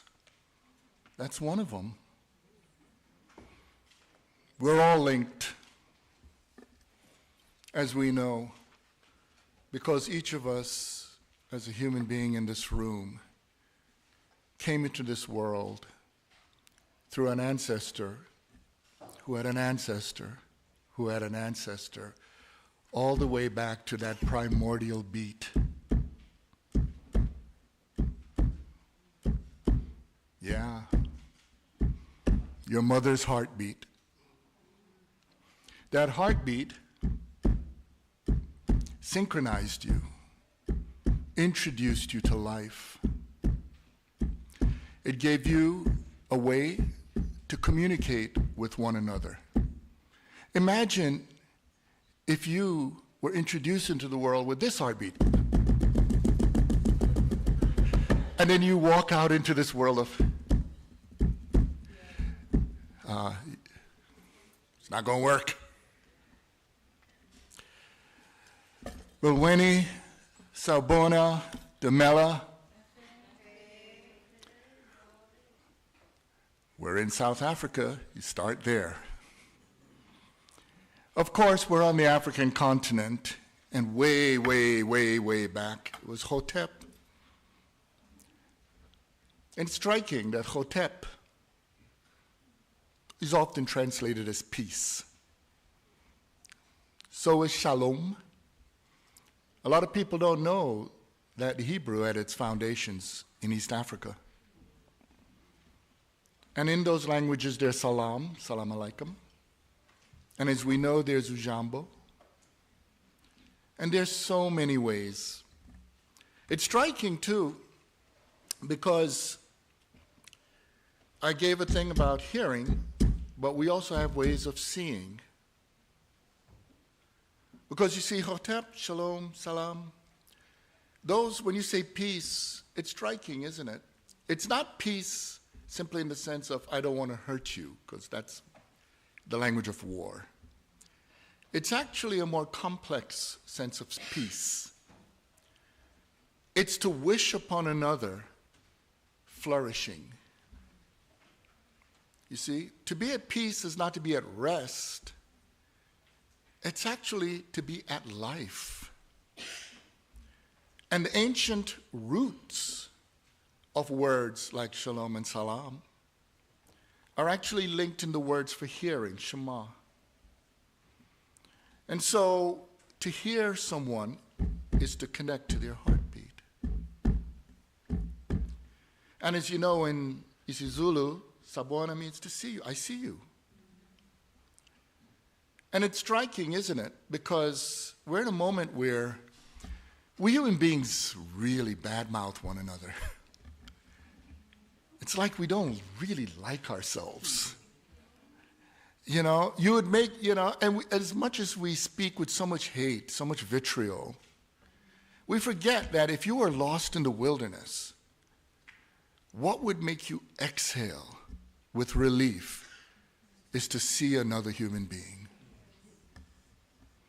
So although there are all these people telling you they're against the human, they're anti-human and so forth, you know they're full of it. As I listened this morning, it was striking. I'm going to talk about black existentialism, but I'm going to preface it by just speaking a little about some thoughts that were going through my head as I listened this morning. Because this morning had a powerfully existential element, even though the word existence only popped up now and then. Because one of the insights from existential thought is that as much as we try to control the world, as much as we try to control reality, deep down we need to remember we're not God. Try as you may, you could set foundations, you could do the best you can, but ultimately, you do not know in advance what is to come. But yet, your actions matter. I talked of ancestors, but as you all know, you can't be an ancestor without descendants. And those descendants needn't be biological. Every teacher in this room functions as an ancestor as students become descendants. But what many students don't realize is that in order for descendants to make sense, you have to take on the responsibilities of becoming an ancestor. Think about the world if there are people who say, forget ancestors, and I don't want to be an ancestor. And there are no descendants.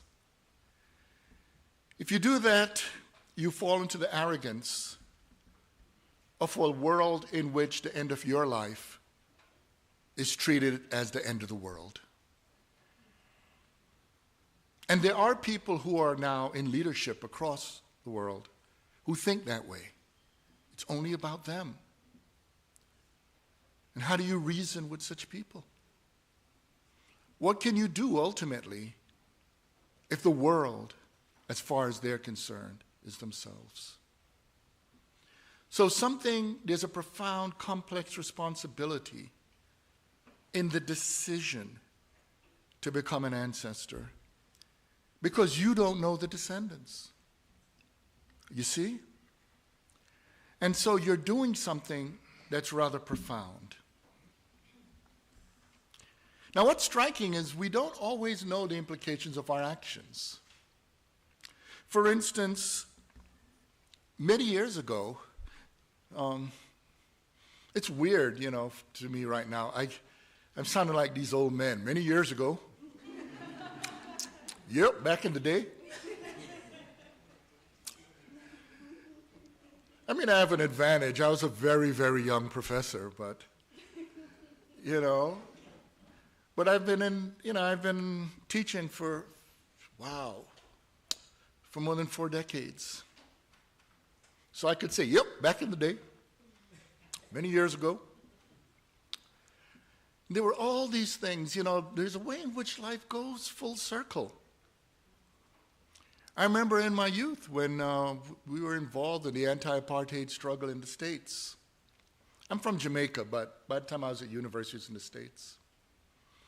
I remember when I was in graduate school and was doing political work in New Haven, Chris Hani came through. And there were so many others in the movement that we knew. And the idea, I had no way of knowing that in my future I would have a very unique relationship with this country. Didn't know. Just knew that things needed to be done. And in the course of that, some of the things took unusual turns. Earlier today, I kept hearing Nelson's name, Nelson Maldonado Torres. It's funny because I have a funny relationship to Nelson because I'm his proverbial old man. I was his doctoral advisor. And so a lot of people don't realize. And I could tell you a story. Because I was very young when I went to teach at Brown University. I was doing all kinds of stuff, and I met Nelson then, and I taught a course called Post-Structuralism in Liberation Thought. And the reason was, I thought most of post-structuralism was full of nonsense.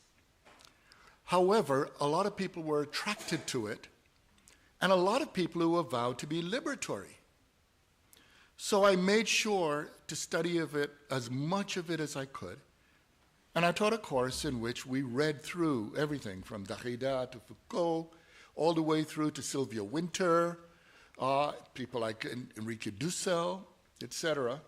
And there was a young man, Nelson Maldonado Torres, and then he asked if he could take a special reading, one-on-one with me. And I said, sure, and we decided to do it on Frantz Fanon. Now, what I learned after that semester was when I arrived, Nelson was actually going to quit graduate school. The racism he was experiencing, the whole challenges, the condescension, was such that he was about to leave, but then he looked and saw that I was hired, and he said, "This place hired that guy?" And part of that was he looked me up. You see, one of the things sometimes is people don't look you up. And the very fact that at all I was involved with things with Crisani would tell you something. Because a lot of my life I was involved with a lot of what people call radical movements. And the stuff I was writing on Fanon at the time was very different from what post-colonialists were writing on Fanon. And so I ended up being Nelson's doctoral advisor, and that was a different world. You can advise people the world has changed so much, and I'm going to talk about it it's going to be connected to some of the things over today and tomorrow. Because you see, the way I mentored Nelson was to work. We went through ideas, other things. But at a crucial moment, once a week, he spent the night at my house. My apartment, actually.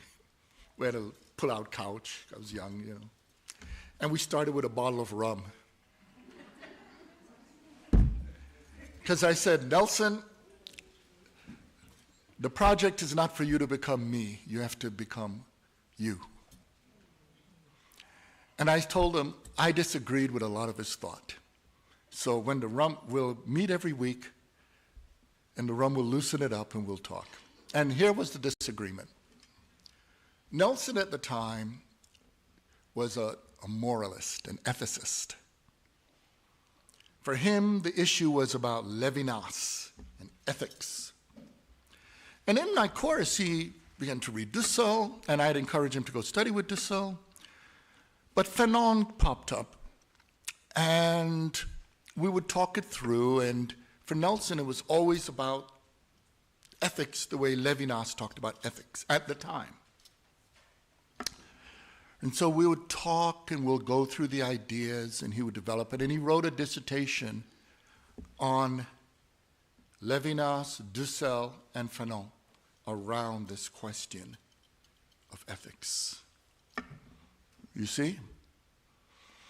Now, the thing is, because in that mentoring he went to Mexico and other places, he got involved around the philosophy of liberation, work with Dussel, and then eventually with Mignolo into the decolonial work. And the thing is, as many of you know, over the course of his career, Fanon became a larger presence. Now, at the time, if you want to know what my side of the debate was, it was, how do you respond to the question of colonialism through ethics when colonialism is a political problem?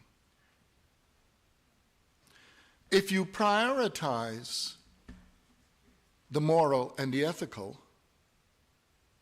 you might come off individually as moral and ethical while the world remains the same.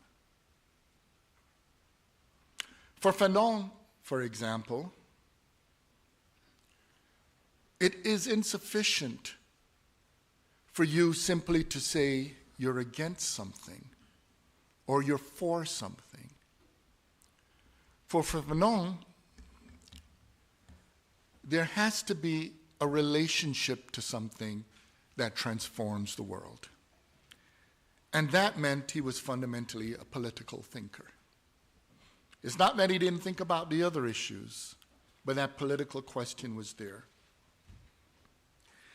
But there's a set of other questions that pop up, and a lot of those other questions are such that there was no way to know at that time where things would go. So for this part one, I'm not going to go through all the details. I'm just going to say that along the way, questions like what you're raising in this meeting in South Africa were raised during those years in the Caribbean. And it was very funny. There was a conference I spoke at around the question of philosophy in the Caribbean, where there was a fellow who was very upset. What's all this stuff about Caribbean philosophy and African philosophy and all this? He said, we should do real philosophy. So what he did, he was very upset. I was asked to keynote a conference in Barbados in Cave Hill. So he thought he would have his hitman. So he invited Kwasi Werudu, Oxbridge-trained philosopher, to follow me. So I went up and spoke and did my thing. And it's connected to what I'm going to talk about when I talk about Black existentialism. But among the things I talked about was the value and the complicated question of being a people who are pushed into the category of experience and told that you leave theory to another set of people. The problem with that is twofold. First of all, it's a clearly colonial relationship to knowledge. It basically says, leave the thinking to us, the other group. And the other group, you notice I did not specify, because it could be gendered. For a long time, there were men who told women, leave thinking to us. It could be racial. It could be class-oriented. There are many versions of it. But some people made the mistake of valorizing, saying, okay, I'm going to stick with experience, experience, experience, experience. But you know the problem with doing that? Every one of you in this room, you have had the experience of trying to figure out your experience. You know what I'm talking about? Well, sometimes something happens and you're like, you know, you do this. What just happened? But you notice when you do that, you can't answer it yourself. You almost always go to your best friend, your partner, your parent, your teacher, whoever, to talk it out. And that's because sometimes when things happen, you don't know the meaning of what happened. You're trying to bring understanding and meaning to it. And if you rely on the meanings that other people have exclusively from their experience, what you don't realize is that you ultimately make your experience inferior to theirs. So to retreat into experience itself was not the answer. There's a liberatory role in theory, in ideas, to bring meaning to experience, releases you of dependency on other people's experiences being the sole standard of value.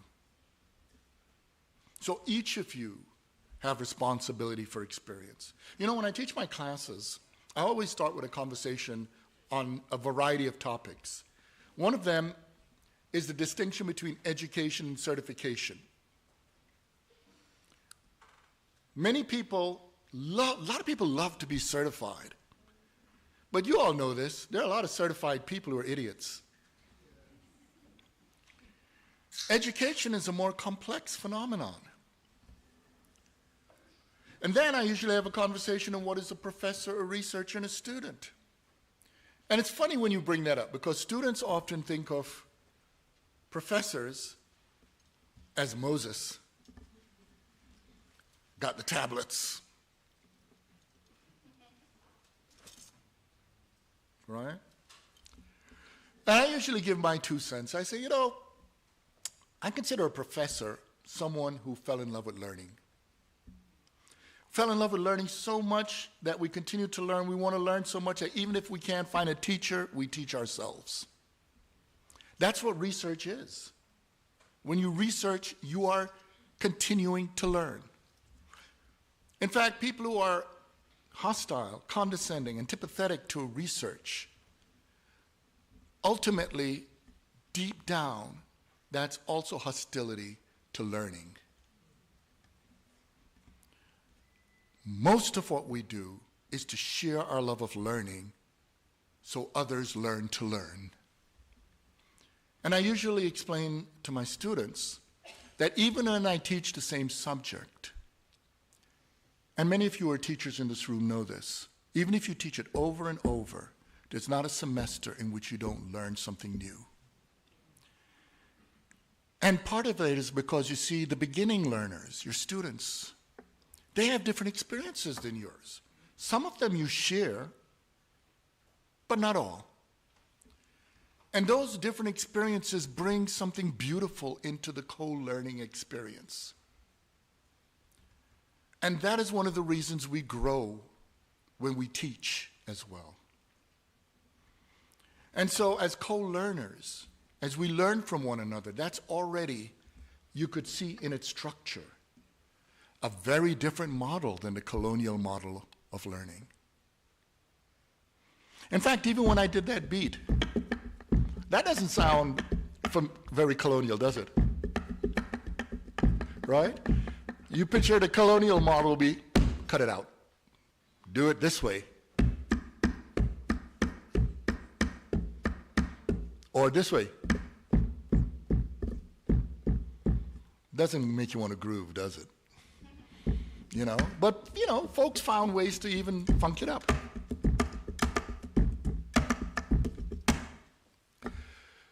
But within all those frameworks, as I spoke in the Caribbean, that point about meaning, it's just categorically false that only one group of people have the answer to everything. And that ultimately, part of what we need to learn, in a way, as that was brought up earlier, by Kelemabang, whom you know as Winnie, is the Sankofic element.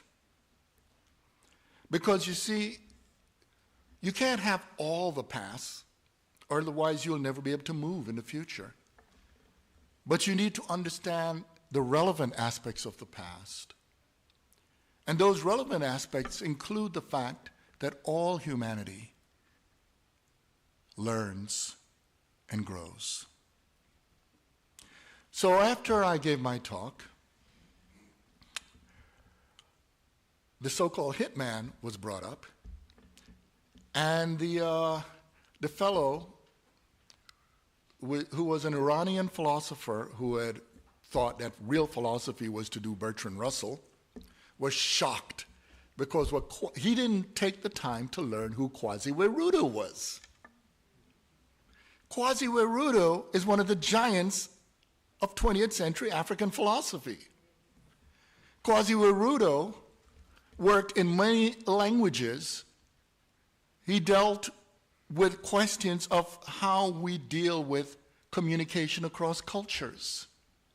Kwasi Wirudu was a person who was a critic of Cartesianism. You know, I think, therefore I am. The Akan would say, you're what? He was already linked into what many of you down here in South Africa already know when you talk about Ubuntu. The notion of relationality, the shared experience that when I said the mother's heartbeat already, that's a relationship. It wasn't that you popped up as a fetus completely independent. That we are all connected. So Kwasi Wirudu came up and said, I agree with everything Lewis Gordon said. And he went and added. And that other dude, well, he resigned from the university. And Ochieng, a philosopher from Kenya, and a whole area of African Caribbean thought is now what's taught at the University of West Indies at Cave Hill. Now, why I bring that up is because in the 90s, when Nelson met me, I was also writing a series of articles, and one of them was a piece for the Black Scholar. And the article was on shifting the geography of reason.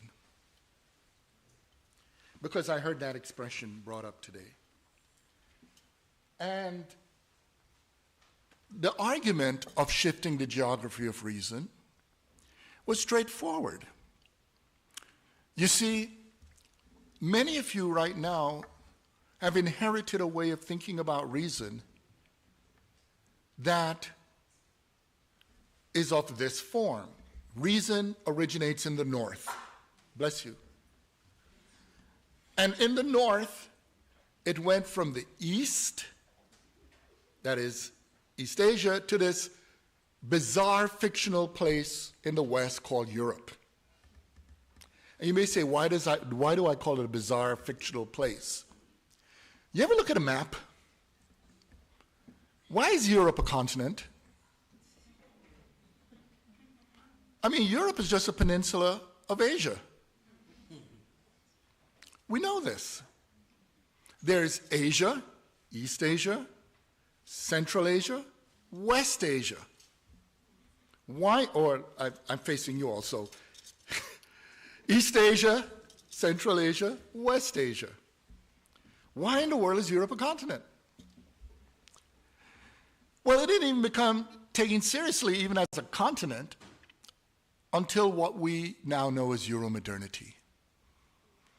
Europe is a fiction created because of a need to have a homeland for white people. Which is really funny because white people didn't evolve in Europe. What we call white people, which is Africans who ended up doing agriculture in Central Europe, and because of vitamin D deficiency got lighter skin.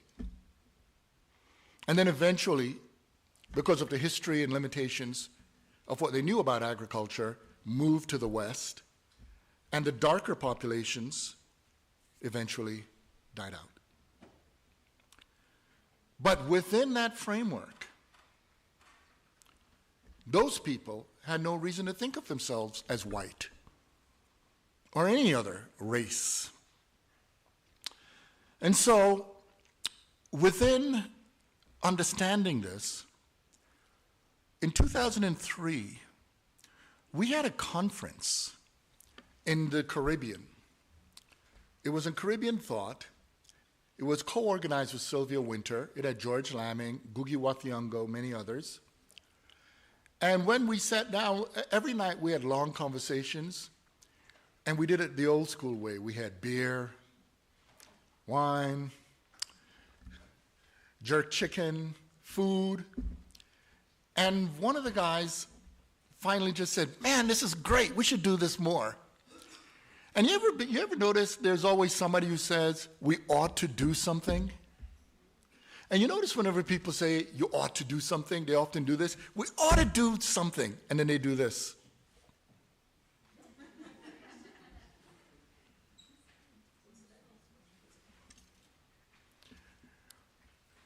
Now, fortunately, we were in the island of Jamaica, and Jamaicans are weird. It wasn't only Jamaicans, but Jamaicans are pretty weird. Jamaicans, it's hard to convince many people in Jamaica that you can't do something. And so if you're going to say around, and I'm from Jamaica, you say you ought to do something, we're like, well, let's figure out how to do it. So at that moment, we created the Caribbean Philosophical Association. And a year later, we met in Barbados in 2004 at the Accra Hotel. And since it was our conference, instead of meeting there as basically an imitation of the American Philosophical Association or the British Society or whatever European society, we decided to meet there to deal with the imperatives of why we were formed. So we did something rather striking. They had elected me the first president. I don't know why we often have to have presidents, but you know, we'll work out that later. I don't believe in presidents and all that stuff, but you know. Anyway, so I insisted we all take off our shoes and we went to the beach on the Atlantic side of Barbados, because you know, the island is the Caribbean side, the Atlantic side. And remember, we're at the Accra Hotel, and we looked at the ocean and we paid respects to the ancestors and those who passed at sea in the Middle Passage. And of course, if you're looking eastward from that beach, you're looking to Africa.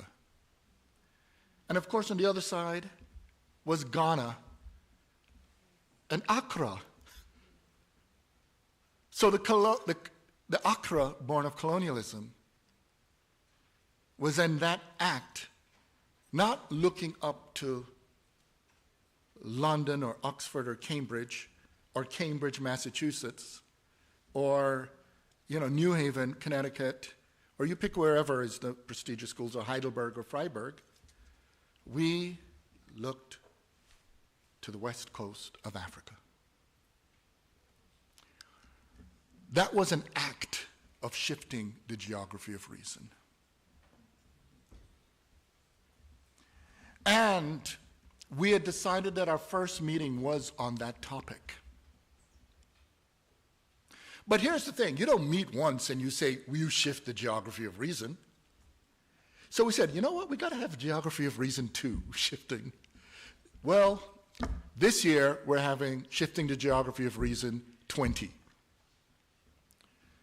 And it's because in between so much has happened. It became the motto. We have subtitles.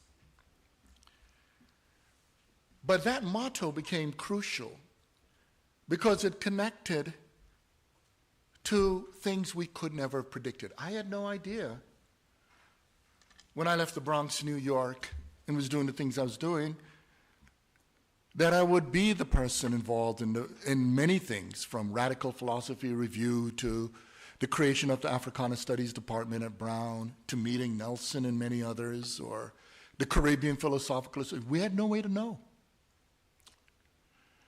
And even when that was founded, the Caribbean Philosophical Association, there's so many things that came out of it that we had no way to know. Became the Frantz Fanon Award, the Guillain. In fact, this year, the winner of the Lifetime Achievement, it'll be in the news soon, but I could tell you all. One of the winners, there are 2 winners. One of them is Silvia Marcos from Mexico, but the other one is from this town, from Pretoria. You may have heard of this person, Chabani Mangani.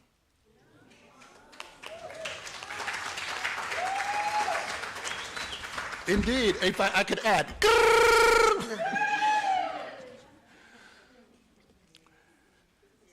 But there was no way to know then, you see? And in fact, some of the classes I was teaching Chabani Mangani all the way back from the 90s.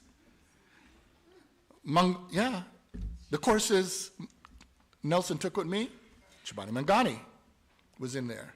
Among others, Biko, many others from Nkrumah, Cabral, etc. So you could imagine with that background how it was for me when I began to hear about decoloniality and decolonialism.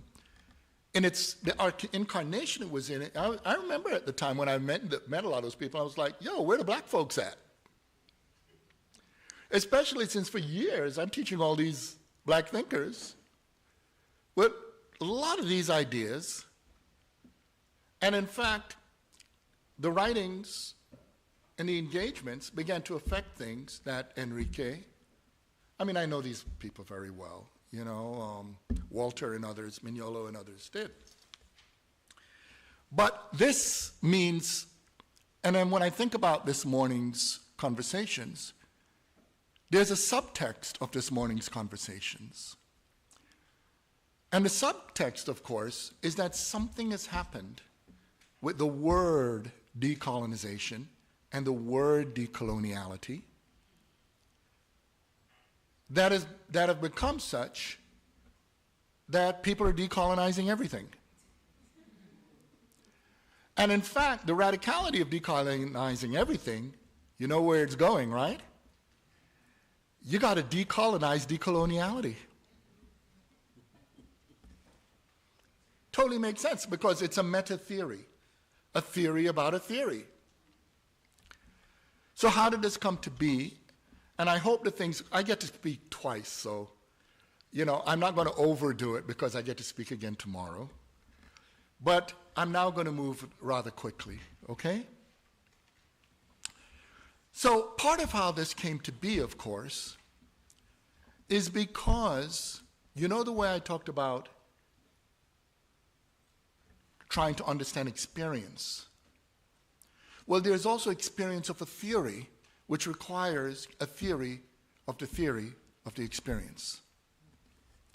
And that's why there's a move to meta-theory. Now, before all that, I was doing a lot of work in black existentialism. I was doing a lot of work in existentialism, but people may say, why black existentialism? Well, because if you just say existentialism, it's like there are no black people. So if you're going to address the question of existence, which means to stand out, to emerge, to appear, to deal with issues of freedom, if you don't raise the question of blackness, there's a sense in which there's something hidden from the reflection of the theory. You see? And so, as I did that work, I began to realize it generated a set of questions. So I'm going to just march you through some concepts because we get to talk again tomorrow, and I hope these concepts will be useful to you.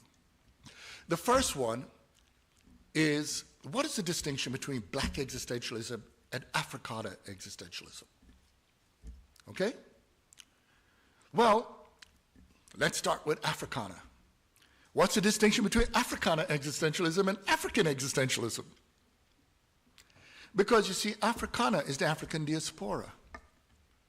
There wasn't always an African diaspora. And in fact, historically, there weren't reasons for Africans to think of themselves or yourselves as African. And what's even more complicated is even the concept of African. You read a lot of stuff about it. And if you see a return of that imposition of theory from the outside, you'll see some theories claim that Africa was named after a man named Africanus in the Roman Empire. And but then the question is, but how did he get the name Africanus? And then some linked it to the cult of Aphrodite. But again, that's still outside. But interestingly enough, a lot of people who said these things did not know ancient African languages. And it's really striking because, you see, a lot of people don't even know ancient African thought because the presupposition was that people didn't think in Africa. And that's something else, isn't it? I mean, our species is what, 300,000 years old? Hominins, 2 million. For about 2 million years, and at least for the past 300,000 years, and then it's as if on this continent people were just going,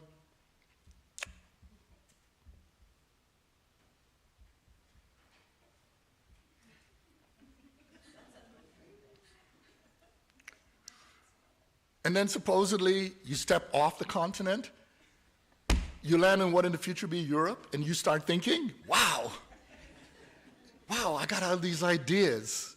You know, a squared plus b squared equals c squared? Wow, knowledge.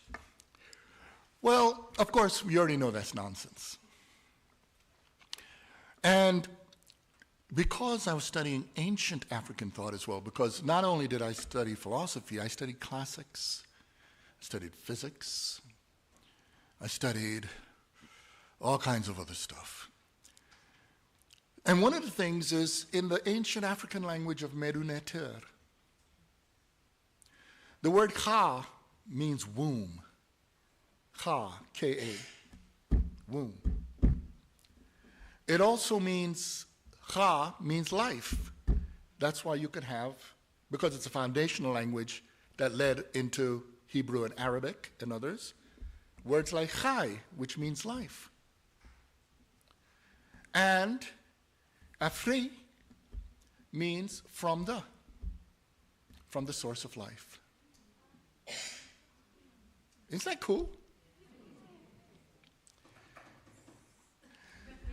And then there's even more, because you see, once you do this, if you were to go and look at maps from 4, 5, 6,000 years ago, it's rather interesting. Because, you see, ancient humanity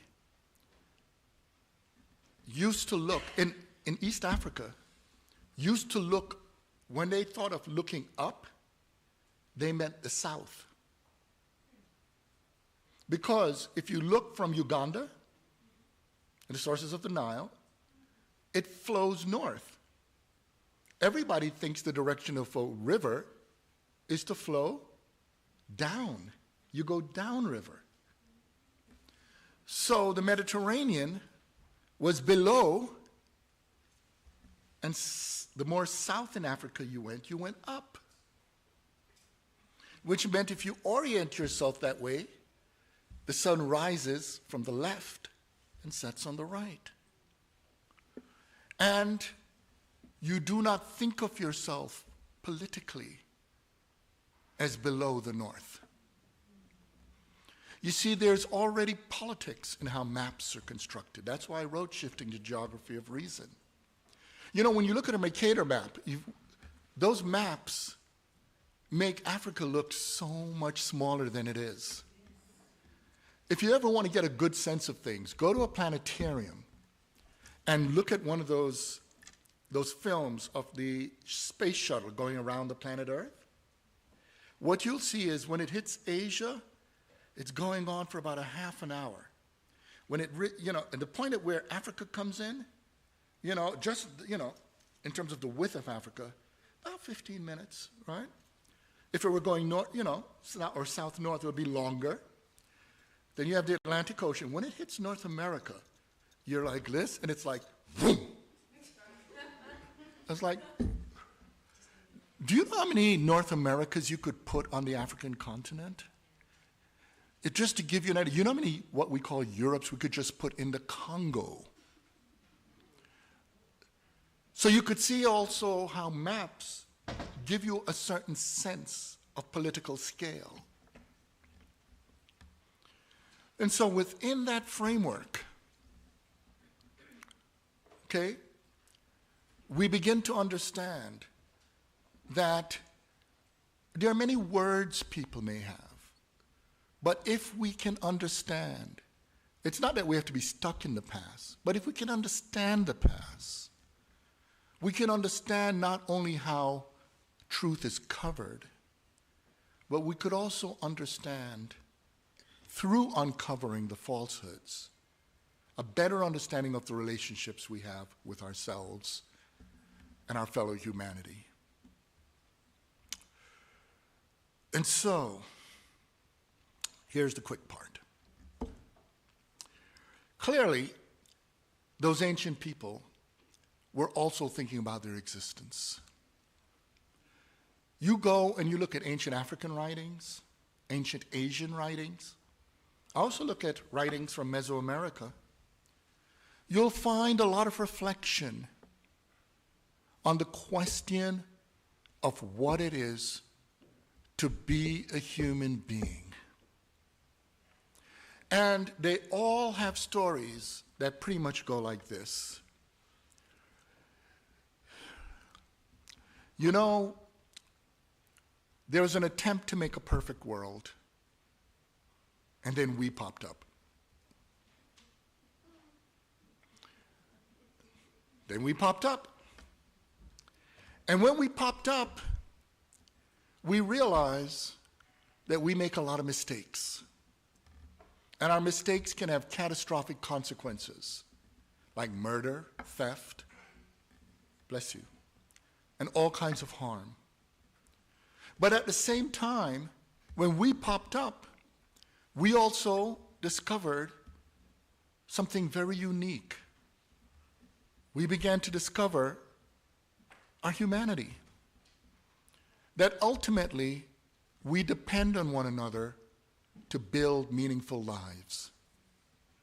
We begin to think about things like love, care, joy, mirth, all kinds of things. We begin to realize something. You know, wherever we go, we decorate, we transform the world. Our food is not just grab it, chew it. We have found a way to pre-digest our food by cooking them, changing them, creating a world that makes us matter. Because, you see, one of the challenges of human existence is that when it's all is said and done, reality doesn't give a damn about us. We didn't have to be. If we never popped up, there would be no issue. And it's very arrogant for us to take the view that we must have popped up. What's so special about us that we had to be? That's part of our arrogance. What existentialism says is, look, the fact is you did pop up. What are you going to do with it? What you going to do? Are you going to be a schmuck? Are you going to be terrible? Are you going to treat people bad? Or are you going to build a life worth living? A lot of that is in African existentialism.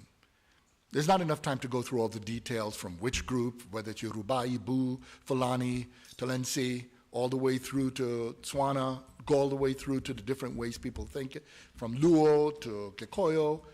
I read through a lot of them. That stuff's available. Everything I'm telling you is available.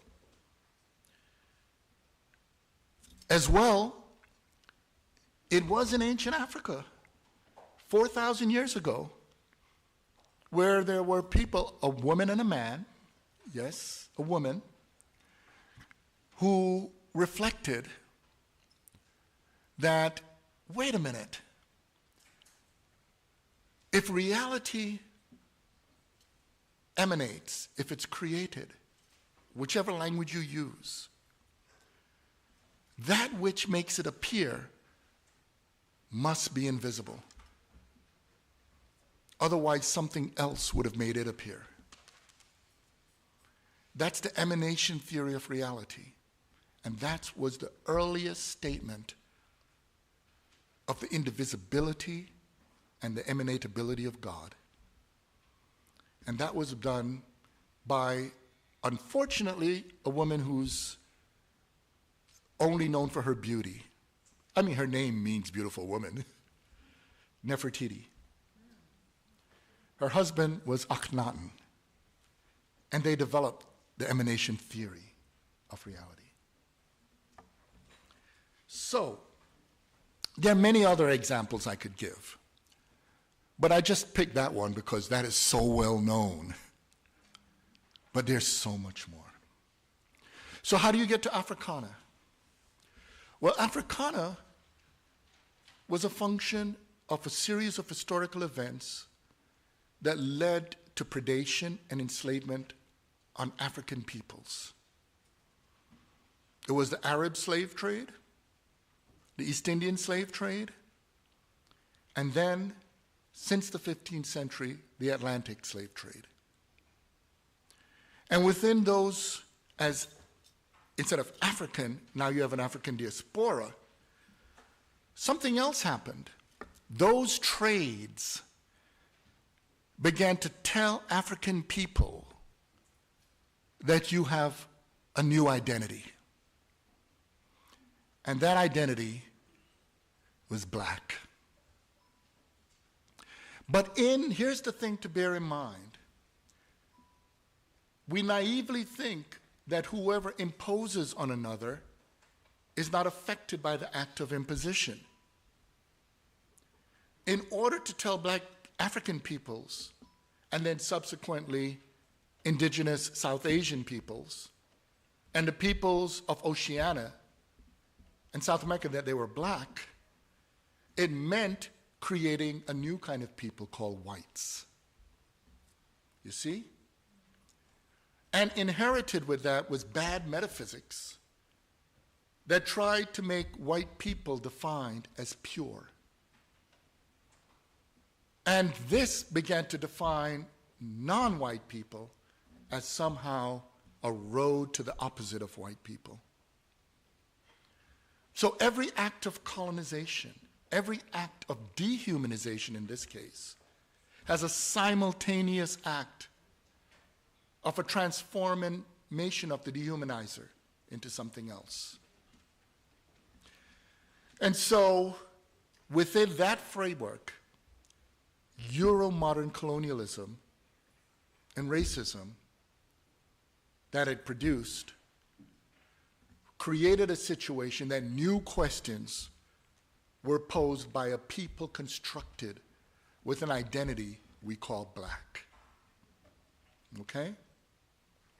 And so I'm going to summarize those philosophical questions because they pertain to what we're talking about here. The first one is obvious. If you're going to enslave people and tell them their property, if you're going to tell certain people, if you're going to impose upon people that they don't have any rights, that they're things, you dehumanize them.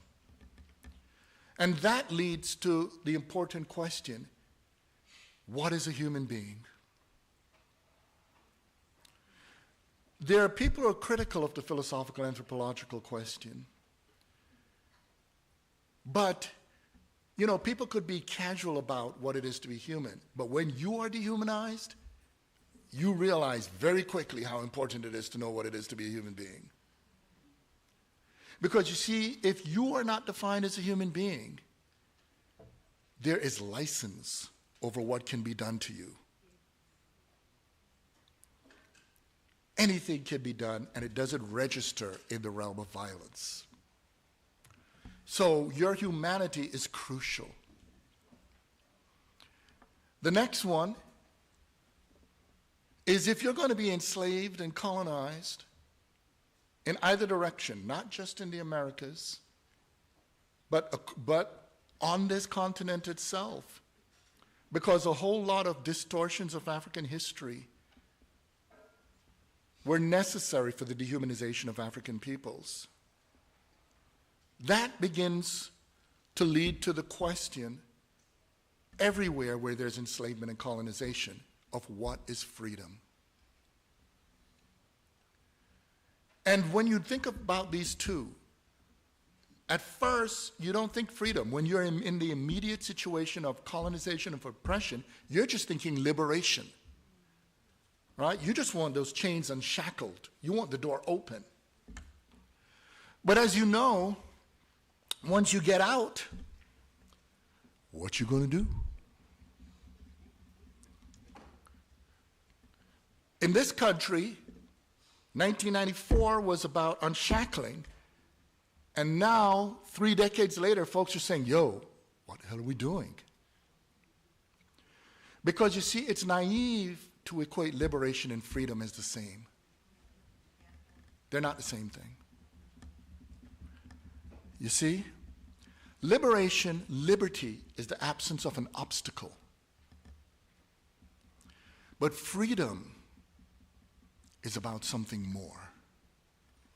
Freedom is about the cultivation, building of a life worth living, a life in which you're at home, a place to which you belong. Freedom is what brings dignity to your existence. Freedom is involved in how you are ultimately valued. And then there's a third question, and this is where the decolonial stuff comes in. Because you see, the third question that is raised by black existentialism is actually raised by Africana philosophy and black philosophy. But in existentialism, it takes on a very interesting twist. You got to deal with the reality that a whole lot of resources devoted to the production of knowledge, to the production of the arts, to religions, to the sciences, a whole lot of resources were rallied in support of the dehumanization of humankind. Not only in racial terms, but in many of the terms we talked about today, from gender to sexuality. And who says that what we are is encompassed exclusively through class, LGBTQ, gender, race? In fact, what existence says is the human being, and this is where freedom comes in, is not a thing. The human being is a possibility. And that means there may be other ways in which we can live as human beings to come. So the crisis that emerges in these other areas is the crisis of justification. A lot of the talk we had this morning was about whether we can, how do we address the rallying of the institutions of knowledge for the service of our degradation, or for our dehumanization.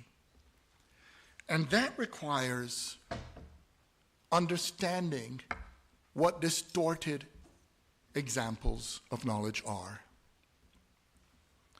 In fact, if that argument is correct, it means the fundamental epistemological question at the heart of colonialism is that it's a system built on lies. You know, we dress it up in fancy language, but it really just comes down to lie. Because think about it. If it weren't lies, then the truth is most, if not all of you in this room are inferior. It would be, in philosophical language, ontological. So for you to act, for you to do anything at all, there has to be the possibility of the transformation of the world. It means that truth must be on the side of making livable human reality. And in fact, here's how radical that issue is. One of the lies that we inherit is that colonialism is complete. It is absolute. You can't do, think, act, do anything outside of the colonial episteme. But that's a lie. And it's a lie for a simple, basic fact.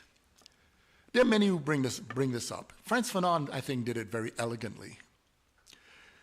Frantz Fanon observed that the notion of white supremacy is a lie. But here's the thing. A lot of us think if we get rid of white supremacy, we're good. No. Because what Fanon noticed is that there's a second lie. It's the lie of anti-black racism. You can get rid of white supremacy and maintain anti-black racism. And in fact, this is one of the dangers we face today, because a lot of people don't realize that it's a double struggle And so to fight against white supremacy, in some cases, there's an alliance with anti-black groups. And the question of anti-blackness is as follows. White supremacy is to construct a group above human. And since no human being is a god, that is the lie. In fact, that's why his first book was called Black Skin, White Mass, right? Because you see, black skin is to be told that you are absolutely sealed away from possibility. But white skin, white mask, is the lie white people wear. The lie that white people wear, and it's not every white person believes this. Every white person actually knows this is false. But this lie is out there. The lie is to convince you, if you're white, that you're perfect. But every white person knows that you smell bad like everybody else. Your breath stinks like everybody else. Your shit stinks like everybody else's. And you make mistakes like everybody else. There wouldn't be a whole industry of psychoanalysis for neurosis if white people were perfect. Okay? Now, there are black people who buy into this nonsense that we're inferior, and they buy into it as a form of double consciousness. They're conscious of themselves as black, but black as constructed by people who hate blacks. So everything they think about as black is negative. You see? The problem with that is anybody who knows black people, who lives as black, knows one of the things is there's a lot of range. There's so many ways to be a black person. The other thing is, this. Now, it's not that white people never grooved. White people can dance. There was a time, right, and different kinds of white people, because, in Central Asia, for instance, there is in the north, for instance, today you don't call them white, but in the past, in the Punjabi areas, they were lighter, right? There were all kinds of things. However, when white people buy into the stereotype of being white people, they're thinking, yo, man, I can't dance. Make my food bland. However, what black people know in everyday life of being black people is, there's a kind of freedom in knowing you're not God. Because, you see, it makes you realize you don't have to have everything. You just need to have the things you like. So if you want to have food you like, eat it. If the music, if dance is there, enjoy it. Even if you're a bad dancer, the community welcomes you because you have made yourself vulnerable to the community in dance. And there's so many ways in which, when you begin to learn the actual history, you begin to say, wait a minute. If black people were really so terrible, so messed up, why are we even worth exploiting? After a while, you begin to realize the lies cover over so much that comes out of the black world. You may wonder what I'm talking about. Well, that light is shining on me. That's from it has a filament developed by Lewis Latimer, a black man. If we begin to talk about the fact that I'm using this microphone, well, this is a technology also developed by Lewis Latimer. If we talk about, there are people who are saying, man, I don't have to stick with man. If you talk about Grace Walker, wireless technology that's linked into the internet. We don't have to put it even in just racial terms. If you talk about even the algorithm for the computer, Ada Lovelace, a woman. There's so many things, in fact, from the history of this continent, from soap to cooking to the languages, that you begin to realize, wait a minute, something's awry. And this moves from the double consciousness of saying I'm the negative that I'm constructed as, to asking a different question. What is wrong with us? Isn't a society that turns people into problems the problem? In other words, instead of looking at us as human beings who face problems, to treat a human being as the problem is a death sentence, because it says existence is better without you. Well, the moment you realize that it's not your identity, it's not your skin, it's not you're the problem, but the power structures of society that makes you into a problem, now you can focus on transforming the society.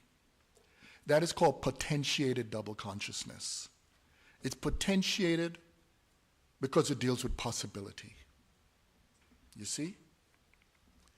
And then you begin to unlock a lot of these. You begin to realize, for instance, that completeness, absolute maximum consistency, logic as clothes doesn't properly belong in the human world. I'll give you an example. If you think about logic, for something to be logical, it has to be consistent with its next step, which means it has to be consistent with the next step, adding all the way on. That means there is no moment at which there's inconsistency. That's called maximum consistency. You got it? Never a contradiction. Well, now let's look at the human world. Raise your hands. How many of you would love to be married to a maximally consistent person?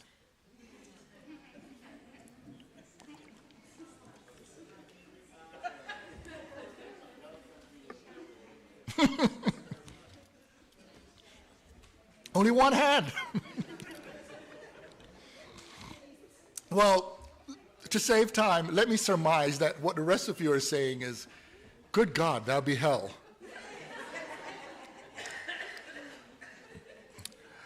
In fact, you could imagine arguing with such a partner, and at a certain point you say, you know what? You are so consistent that you're unreasonable.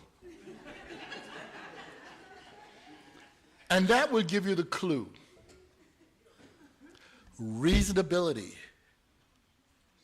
exceeds logical consistency. Rationality and reasonability are not the same. You see? Because reason is to evaluate what you do. It is other than maximum consistency. Because to be reasonable is to know not only how and when to follow rules, it is also to know when to break them. Yeah. You know when you know properly to break rules? That's called becoming an adult. And this is crucial because at that point, do we bring this adult sensibility to our modes of producing knowledge?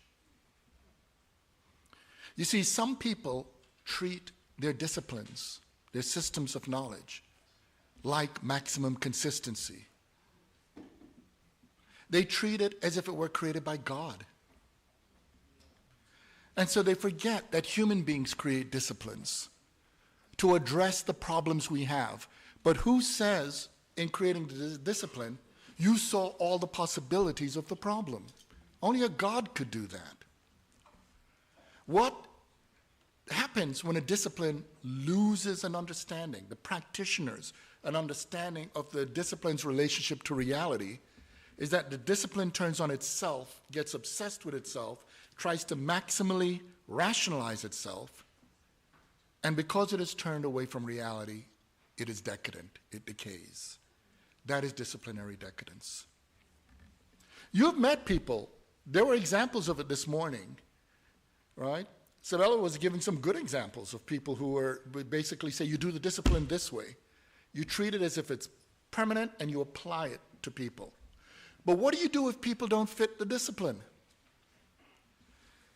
If you're disciplinarily decadent, you say, what's wrong with these people? You attempt to squeeze the people into the discipline instead of realizing the limits of the discipline, and you may need to develop something new. I'm sorry, what is your name? Again? I'm sorry? Linda. That's exactly when you were talking about your work as a therapist this morning. Your work in psychology. I do work in also philosophy of psychiatry and psychology and psychoanalysis. And what you begin to understand is a relational concept. That the relationships, not only about with the human being, but how do disciplines relate to one another? An arrogant disciplinarian would say, if you meet somebody who's dealing with a problem of literary interpretation, well, as a biologist, well, as a physicist, my position is, as an historian, my position is, you ever notice there's some people who always introduce their discipline before they speak? When I write, by the way, I never say as a philosopher or as a this, because I'm read in many disciplines, and for me, if people take it in their discipline, it means they're actually reading it. They're actually understanding what I'm talking about. Because you see, I start with a problem, not what discipline I'm in. Because maybe my discipline is insufficient to address the full dimensions of the problem. And in fact, some people say, but you move in an interdisciplinary way. That doesn't answer it, because what if each discipline treats itself as complete? Then it's simply ships passing in the night. You see, if disciplines really communicate, then they transform one another. They may even produce new disciplines. We may realize, and this has been a conundrum from antiquity to the present, which is that human beings always exceed our disciplinary practices. And the reason we do is because of what I said earlier. We are not the final story on our humanity. We're actually in the story of making humanity. So this comes to the last two. There are many things I talk about Black exit, all kinds of details, but whether we're talking about francophone, lusophone, whether we're talking about what's done in the very different languages, whether it's Xhosa or all of that. But for now, there are two problems that we need to address that Black existentialism would raise for talking about decolonialism and decoloniality. The first one I think is easy, which is that there's something that colonialism desperately wanted and was shoving down the throats of everybody. And what that is redemption. There are ways people look for redemption. I remembered when one time I was in South Africa and I heard somebody was saying, I'm not kidding. I mean, it's not only South Africa. I've heard it other places, but I've heard it here. Well, look at all what the settlers built here. And I have to say, you didn't build shit. You ordered people to build. People are always talking about masters' houses. Masters don't build houses. But it's not just, but right? That's the first part, the labor part. Who built this country? The people did. That's the first part. But then the second part is, okay, even if they didn't do the labor, They did the ideas. But you see how the beginning of the talk comes full circle? Because many of you don't know how many things that you think are European are African. You know, the porch didn't exist in Europe. That's an African invention. Lots of the things, from inoculation to certain conceptual framework. This is not to say Europeans didn't have original ideas, because let's face it, if you're in the tropics, you don't know much to do with snow, right? So there are people in cold places that are going to develop ideas for the cold. There are people next to the sea who will develop ideas for the sea. In other words, everywhere humanity is, people develop ideas. So it's not that the people who are from the north didn't have ideas.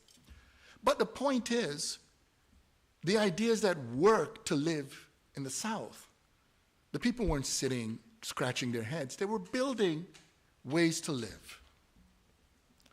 And so the redemption effort is to try to say, look what we have done for you, and you're ungrateful. And the response is, you didn't do it for me. Okay? And here's the point. The existential message is that humanity has many possibilities. So that means that even if it happened the way we've received it, it could have happened a different way. It would have been possible to build livable societies without the carnage, the degradation, the exploitation, etc. In fact, that's part of our project.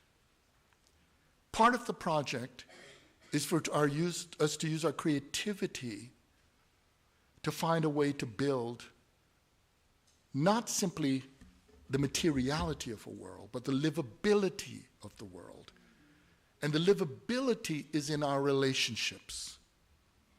As we know, if you make an environment materially great for a human being, but you take out its livability, its aesthetic dimensions, its sense of meaning, you know what a human being would do?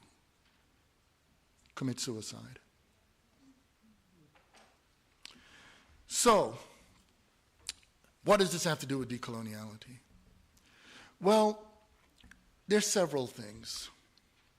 Remember I said that the meta-theoretical level, the justification level, is that justification is in need of justification once we realize that we have colonial forms of knowledge. But the mistake that often happens is that decolonial thinking buys into the logic of purity.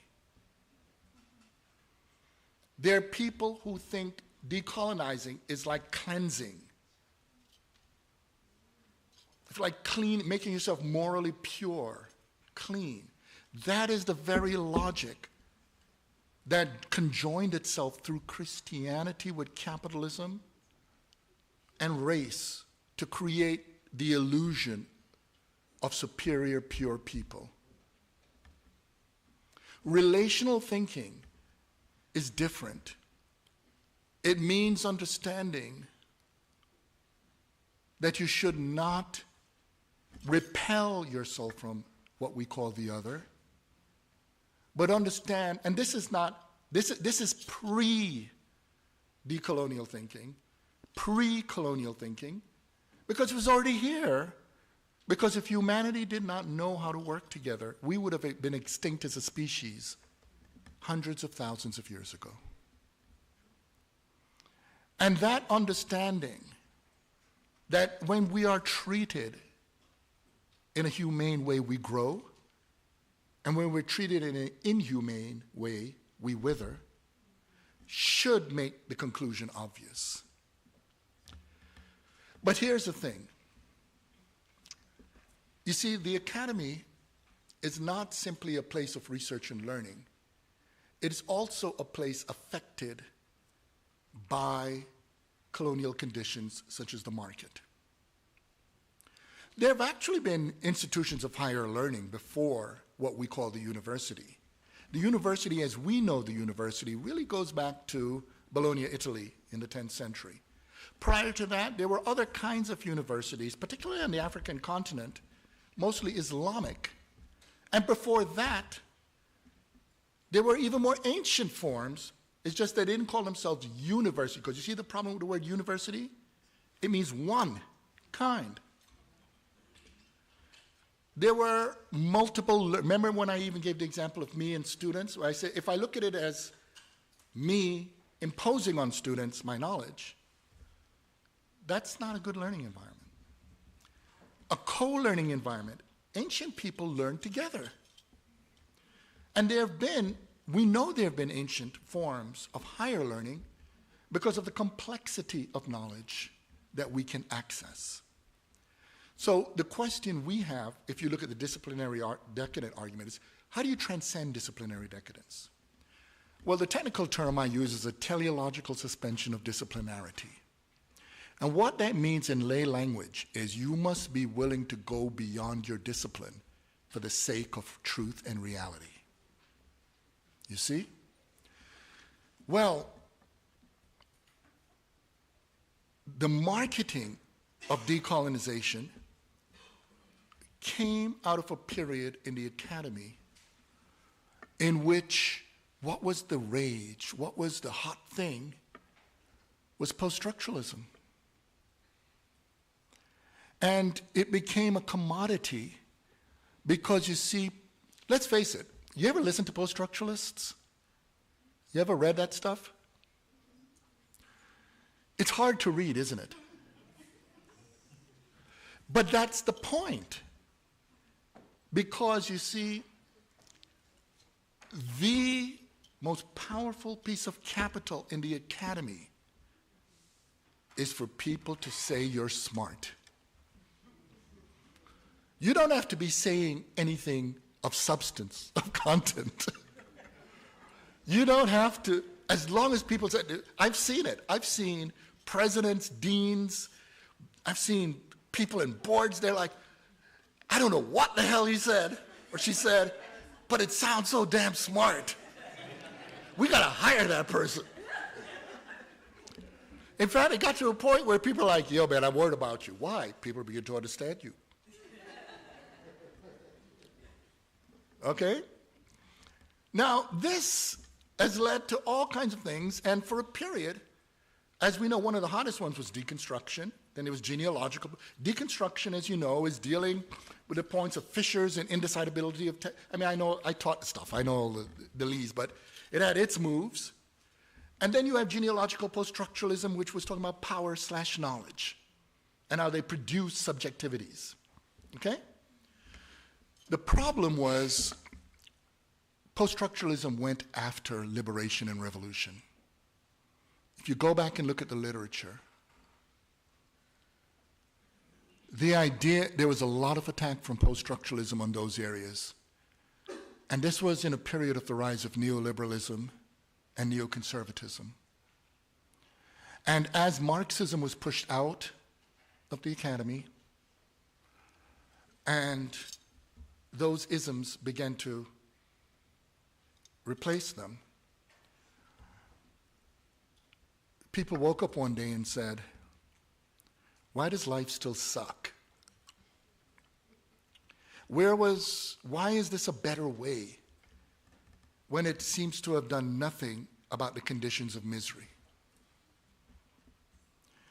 And so, different responses. So what happened was, post-structuralism began to rebrand itself. You all have gone to meetings where you hear the word critical theory today, right? And it doesn't look like the classical critical theory.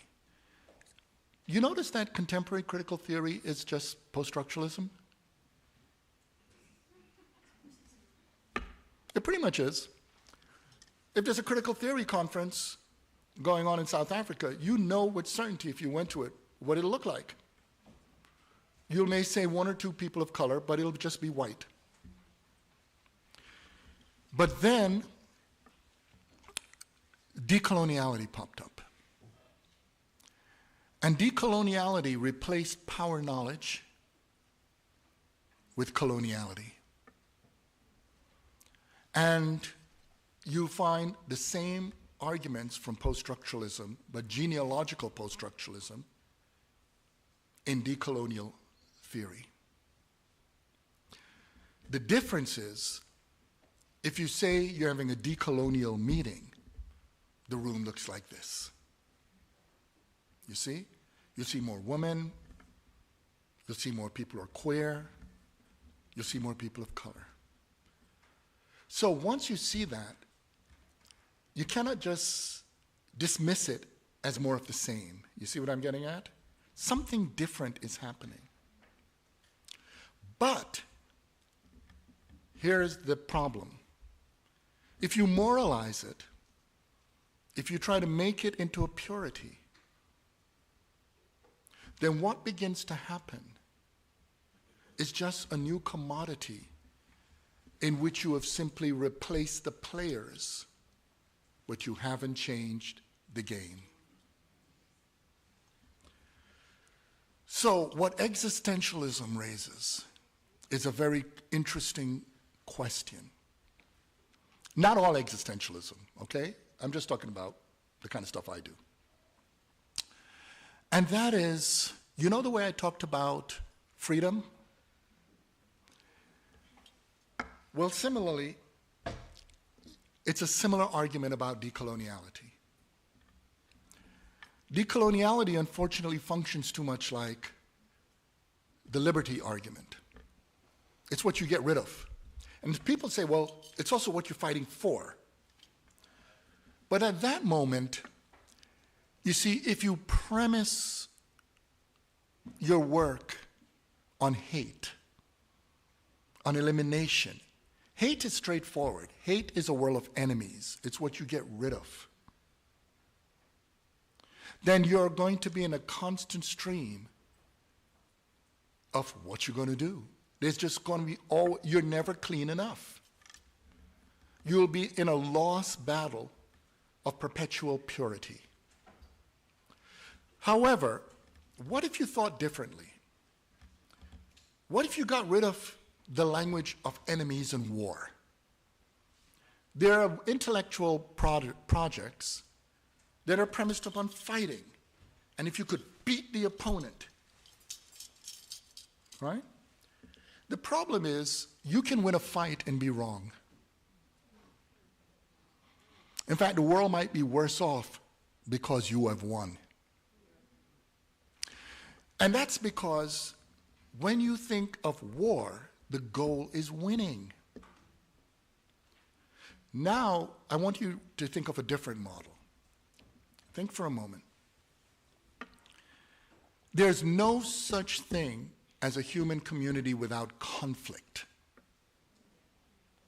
Now, let me pick one kind of a conflict that you all may have had. Think about a conflict with your partner or anyone you love. When you're in a conflict that is premised upon love, the goal isn't the elimination of the other. In fact, the conflict might be healthy because in the conflict, it makes the relationship stronger. A conflict premised on love is not about having yourself reproduce to bulldoze over the other. A conflict premised on love means you're willing to realize you're wrong.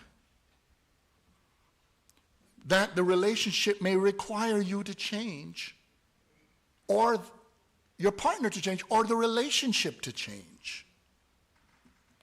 And that radicality is how you produce meaningful lives. And so radical love, right, which is connected to what I began with, because you see the descendants, you don't know the descendants yet. They're anonymous.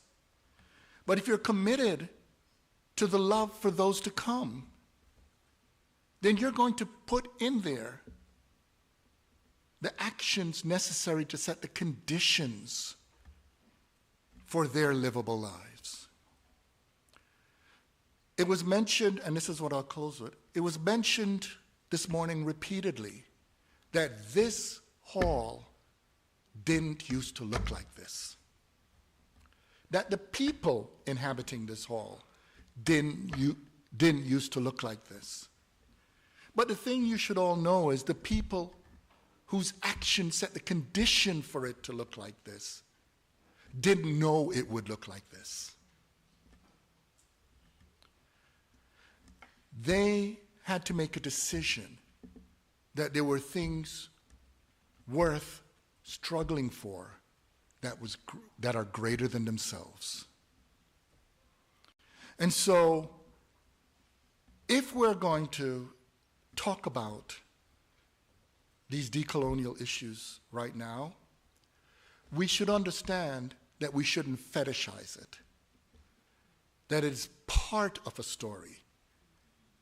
But there's a greater story, not only to be told, but also to build. Thank you.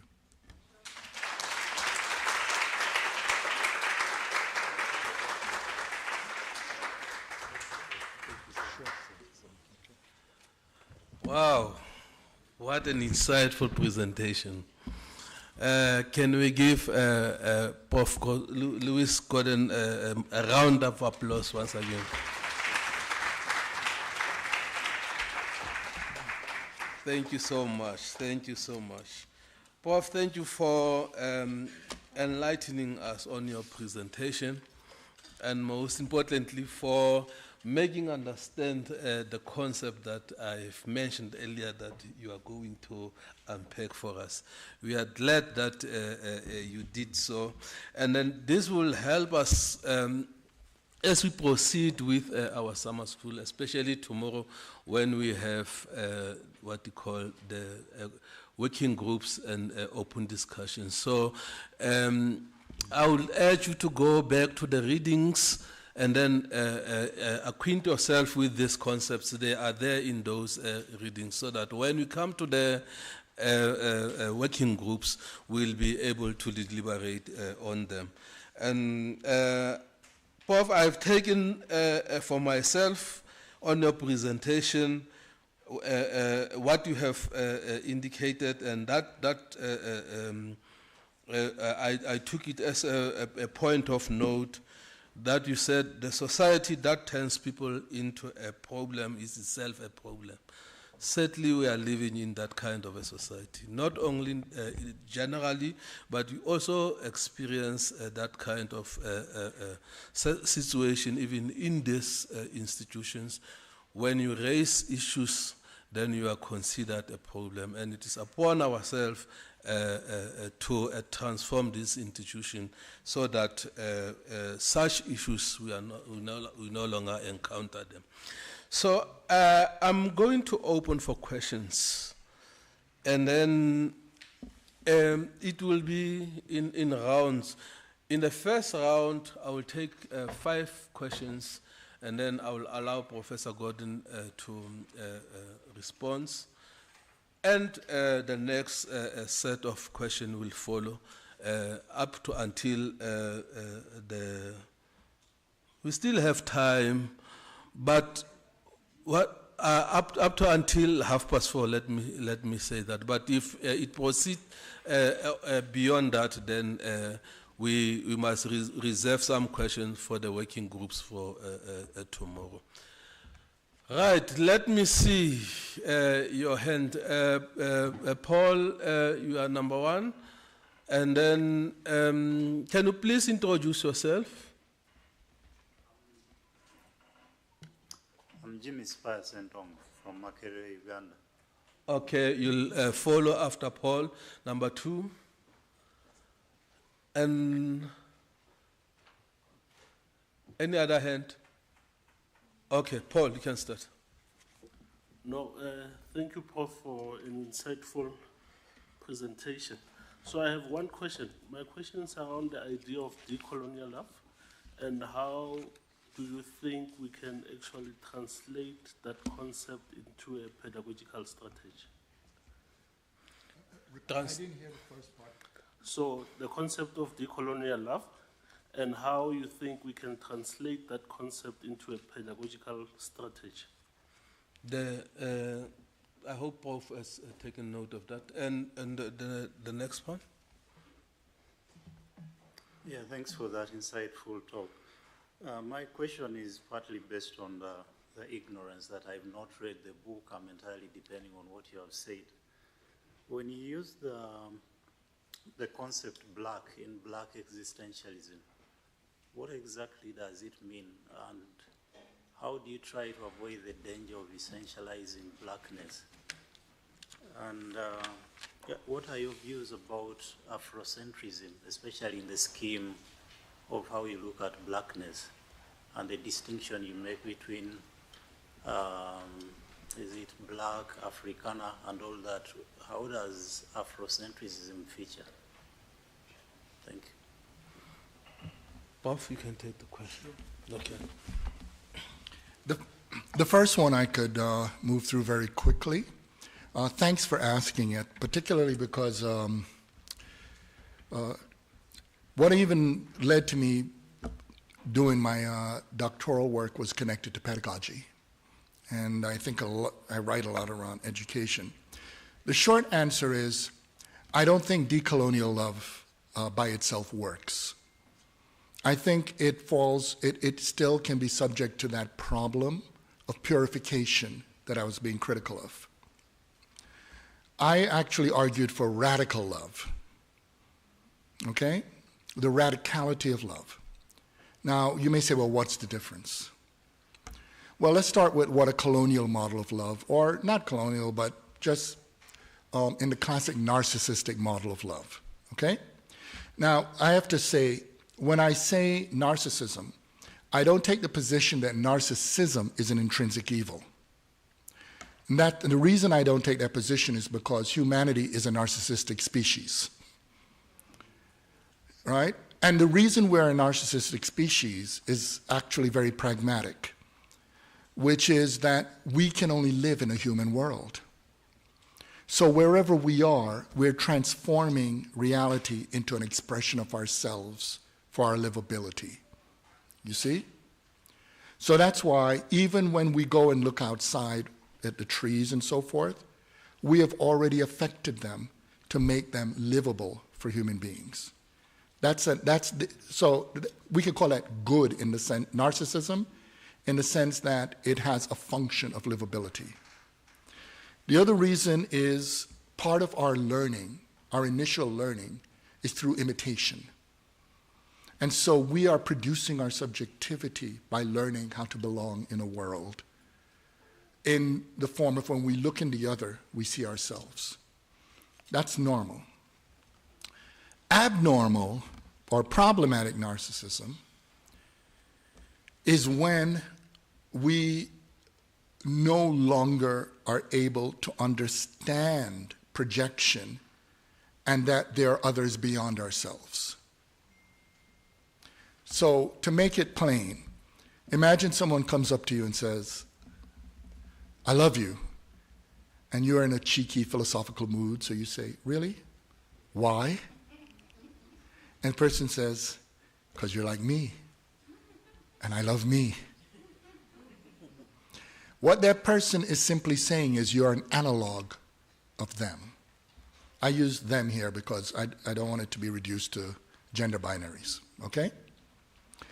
Now, here's the thing.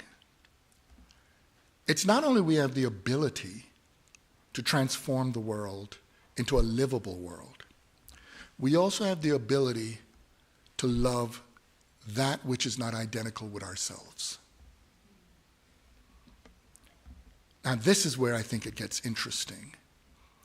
Because you see, too many people have lied to us that it's human nature to love only that which is similar to you or the same as you. That's absolutely false. Human beings from different communities have always managed to love. If that were really true, first of all, even the thing that's under much critique today, which is heterosexuality, would never have emerged because men are too busy loving men and women are too busy loving women. But the reality is that people can love those who are different from them and who are similar to them. And in fact, here's a little thing people don't realize. It's often what is superficially similar to you that is the most different. Because when you're internal to a community, you can see the differences more. And so even in what we call homostructural relationships, there may be radical differences. And so the ability, not just with fellow human beings, but we have the ability to put love into other species. We know this. We can do this. We can also love people and act out of love for those who can never, ever, ever do something about it with us again. In other words, the deceased. And so the point about radical love is that radical love does not depend on control. You see? The similitude, colonial models of love requires possession and control. But the other possibility of love can be marked by anonymity. For instance, we don't use the word love often, but you know when I gave the example of those who preceded us that enable us to be here? We don't know them. Some occasionally come and we get their name. But most of them we don't know. And that's the point. That is our relationship for those to come. If we start with, well, what am I going to get out of it? What's in it for me? That's that other kind of, that's just loving the self. But that radicality of love, it's something that is connected to the profound sociality of our existence. And I do think when we teach, the practical pedagogical value is that in loving the growth in the learning, one facilitates in the pedagogy the humanization through the realization of agency of the student. And it'll take a long time for me to get to details, but it's something I realized many years ago. I'd created a school for young people nobody wanted to teach. And these were young people whom I was told were so difficult that if 10% of them could complete their secondary school degrees, it would be a success. And our program managed to have 85% of them. And when you have that much success, people want to know why. And we had to write studies. And when I was writing up all the stuff, there were all kinds of unorthodox things they did. But when I thought about those things, I realized what it was about was to create an environment of the joy of learning. That everybody had an ownership of the space. Whatever ability any student had, it was encouraged to develop. We even turned the walls of the school into a mural because there was one kid who was a graffiti artist and just thought, well, you know, I could do that. There was another kid who was a poet, but it turned out the way she writes poetry was in a way that made her mathematically inclined. So she ended up doing all kinds of complex algorithms. There were all kinds of other things that made themselves manifest. But the number one thing that struck me was that those were young people who had a sense that they were not valuable. And suddenly there was a space in which they were valuable. I can give you one little practical example. You know, when you're dealing with secondary, elementary school, and middle school youth, usually when their parents get a phone call from a teacher, it's because something went wrong.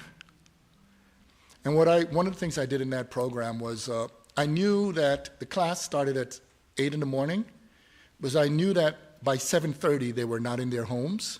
So I'd call their homes at 7:30 a.m. And the parents would say, oh, what's going on? What did my kid do? And I would say, you know, I was just calling to let you know that yesterday in class, your son or daughter did a great answer to a question, or did very well on an exam, or is such a good person in the classroom.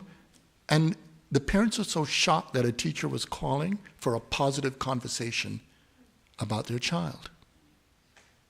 And it always happened. The next day, the students would come in and say, "What the hell did you tell my parents?" I said, "What do you mean?" And they would say, "I came home, my mother or my father was dressed up." And they were all poor. And so they'd have to go to where they could afford, right?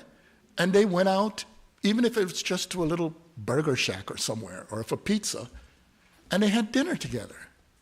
And their parents took interest in it. You see what I'm getting at? Because now the learning environment was not my classroom. It now extended into their home. And that's why they were being so successful. It's the sociality. We don't realize how valuable it is for us to be valued by our communities, and what simple things we can do to cultivate those values, and how they're linked to pedagogy. The other thing is, I look a certain way in front of you all, but I have multiple what's called disabilities. I have dyslexia, eye convergence insufficiency syndrome, epilepsy, Tourette syndrome. It's a long list. Well, it meant for me, what I always say to my students is, disability doesn't mean inability. All my disabilities meant is I had to do it in a different way. So to give you a sense, the world is designed for people who see the world this way or this way. I see the world this way. You see? Now, it meant for me to learn to read and do other things, because people are shocked, right? Because they're thinking, how's a guy who has written 23 whatever books and 400 articles and millions of words be a dyslexic who can't, can barely, Well, the answer is, I got to work really, really, really hard to be able to write even regular sentences. But it's just I love it so much that I put in the time.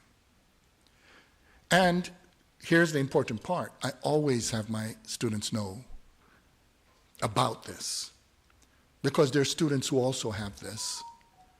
And we figure out and strategize how to learn together.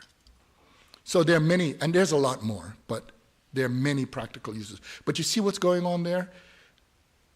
Even the story I told about Nelson when he was a student. Remember I said, my goal wasn't to make him me. I have many students.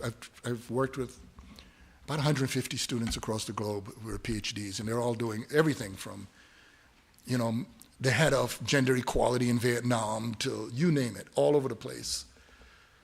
But always the goal is to figure out how to work together for them to realize their potential. You see?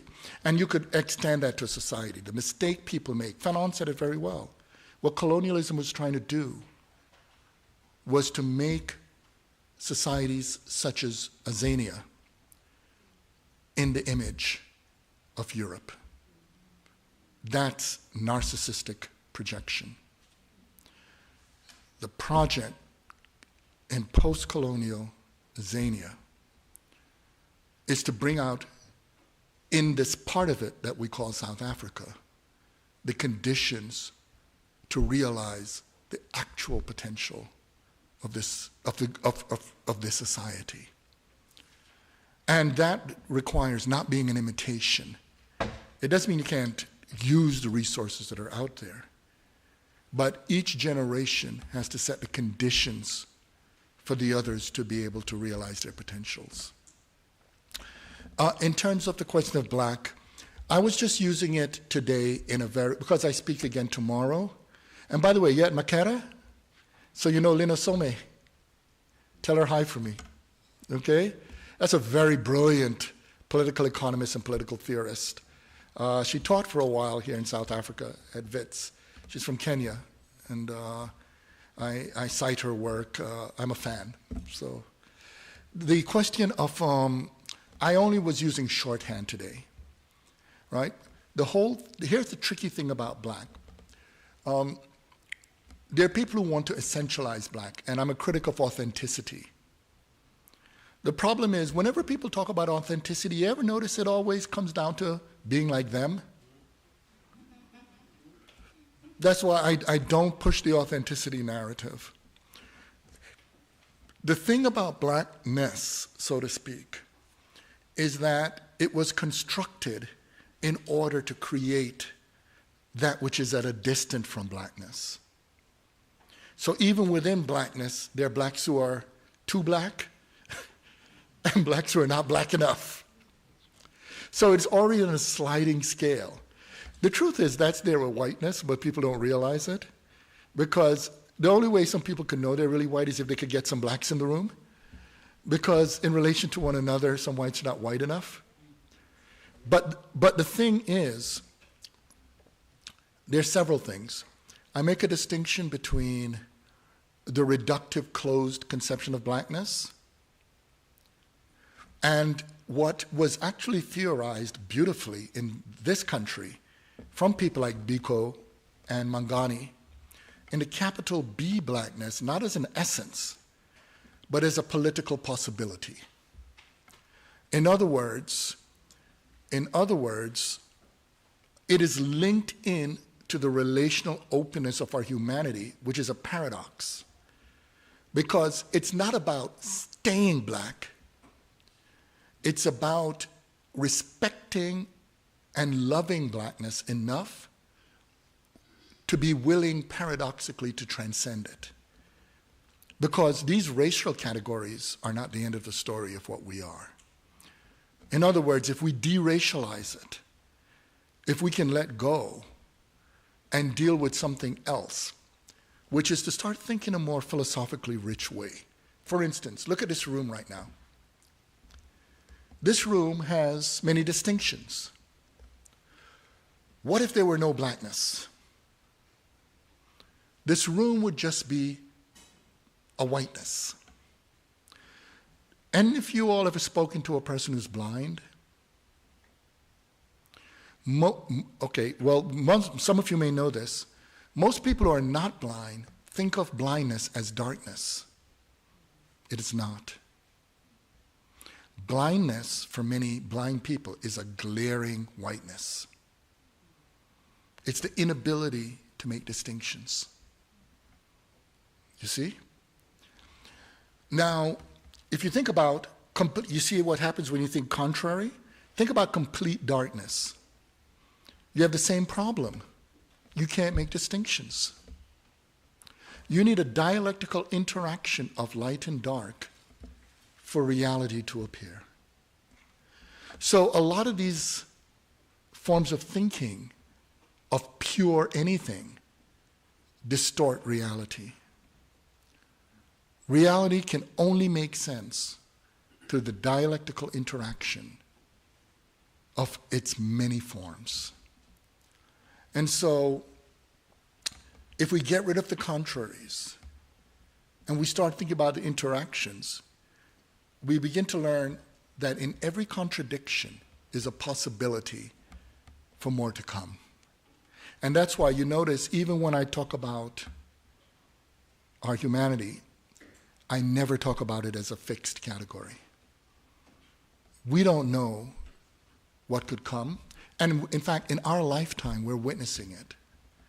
Because even though there have always been people who transcended gender binaries, in our lifetime, trans is functioning in a very unique and original way.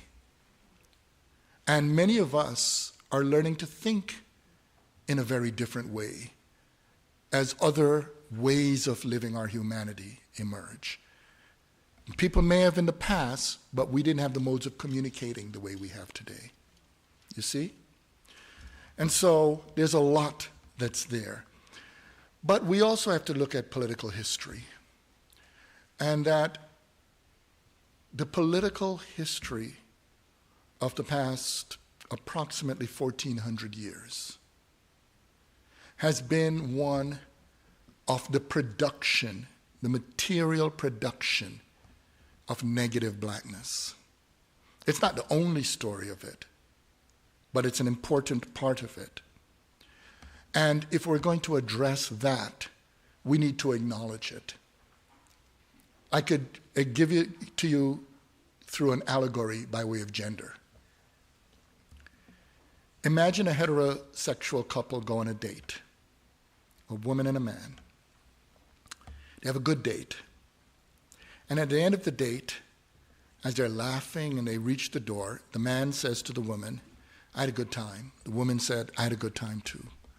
The man said, there's only one thing that could make it better. And the woman said, what? And he said, if I could just stop seeing you as a woman, I could really respect you. What do you think? Is he going to have a second date? Now you see the problem, right? If he has to erase her as a woman in order to respect her, if he has to not see her, that's called misogyny.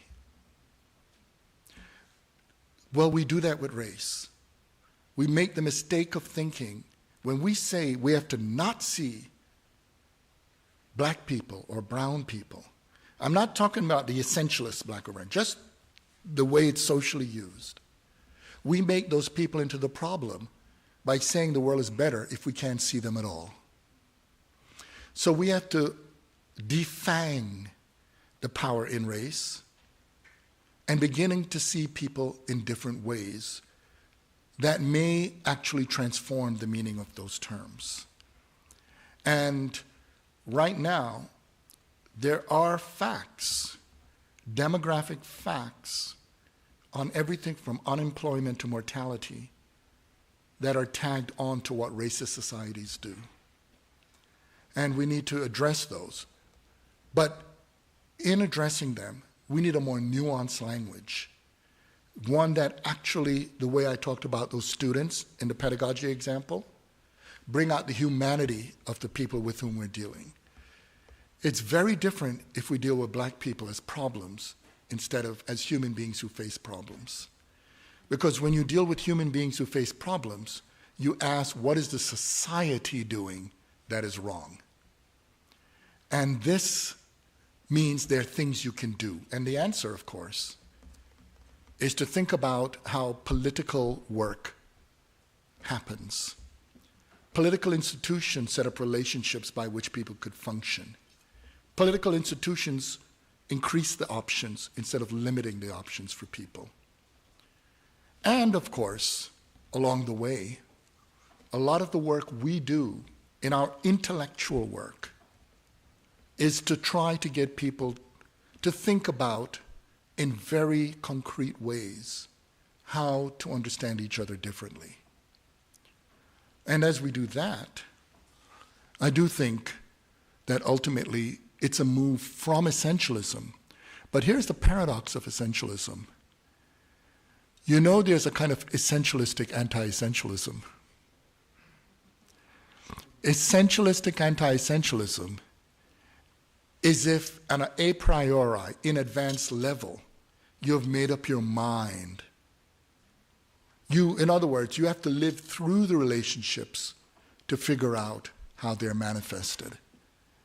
And so essentialism can, in some situations, for instance, if we're talking about material nature, if you're talking about H2O, can function perfectly fine.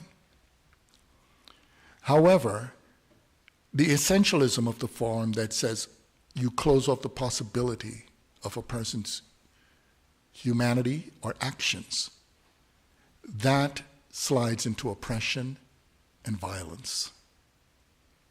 And so we need to unpack what we mean when we say essentialism. And you're right.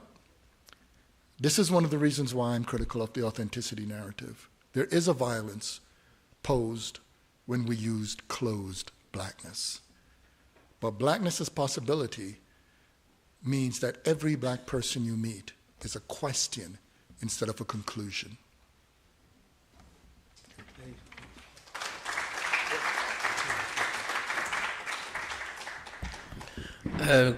Colleagues, I can sense fatigue. Thank you. But we have tomorrow. Yeah, I understand that you have traveled long distance to come here, and then you might be tired.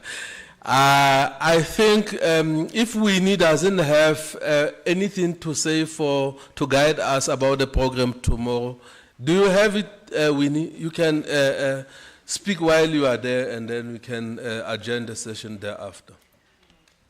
what's going to happen tomorrow is that you are going to have group work. So the presenters have given us the questions, that they feel are really critical, and they also want us to share our experiences from our different spaces.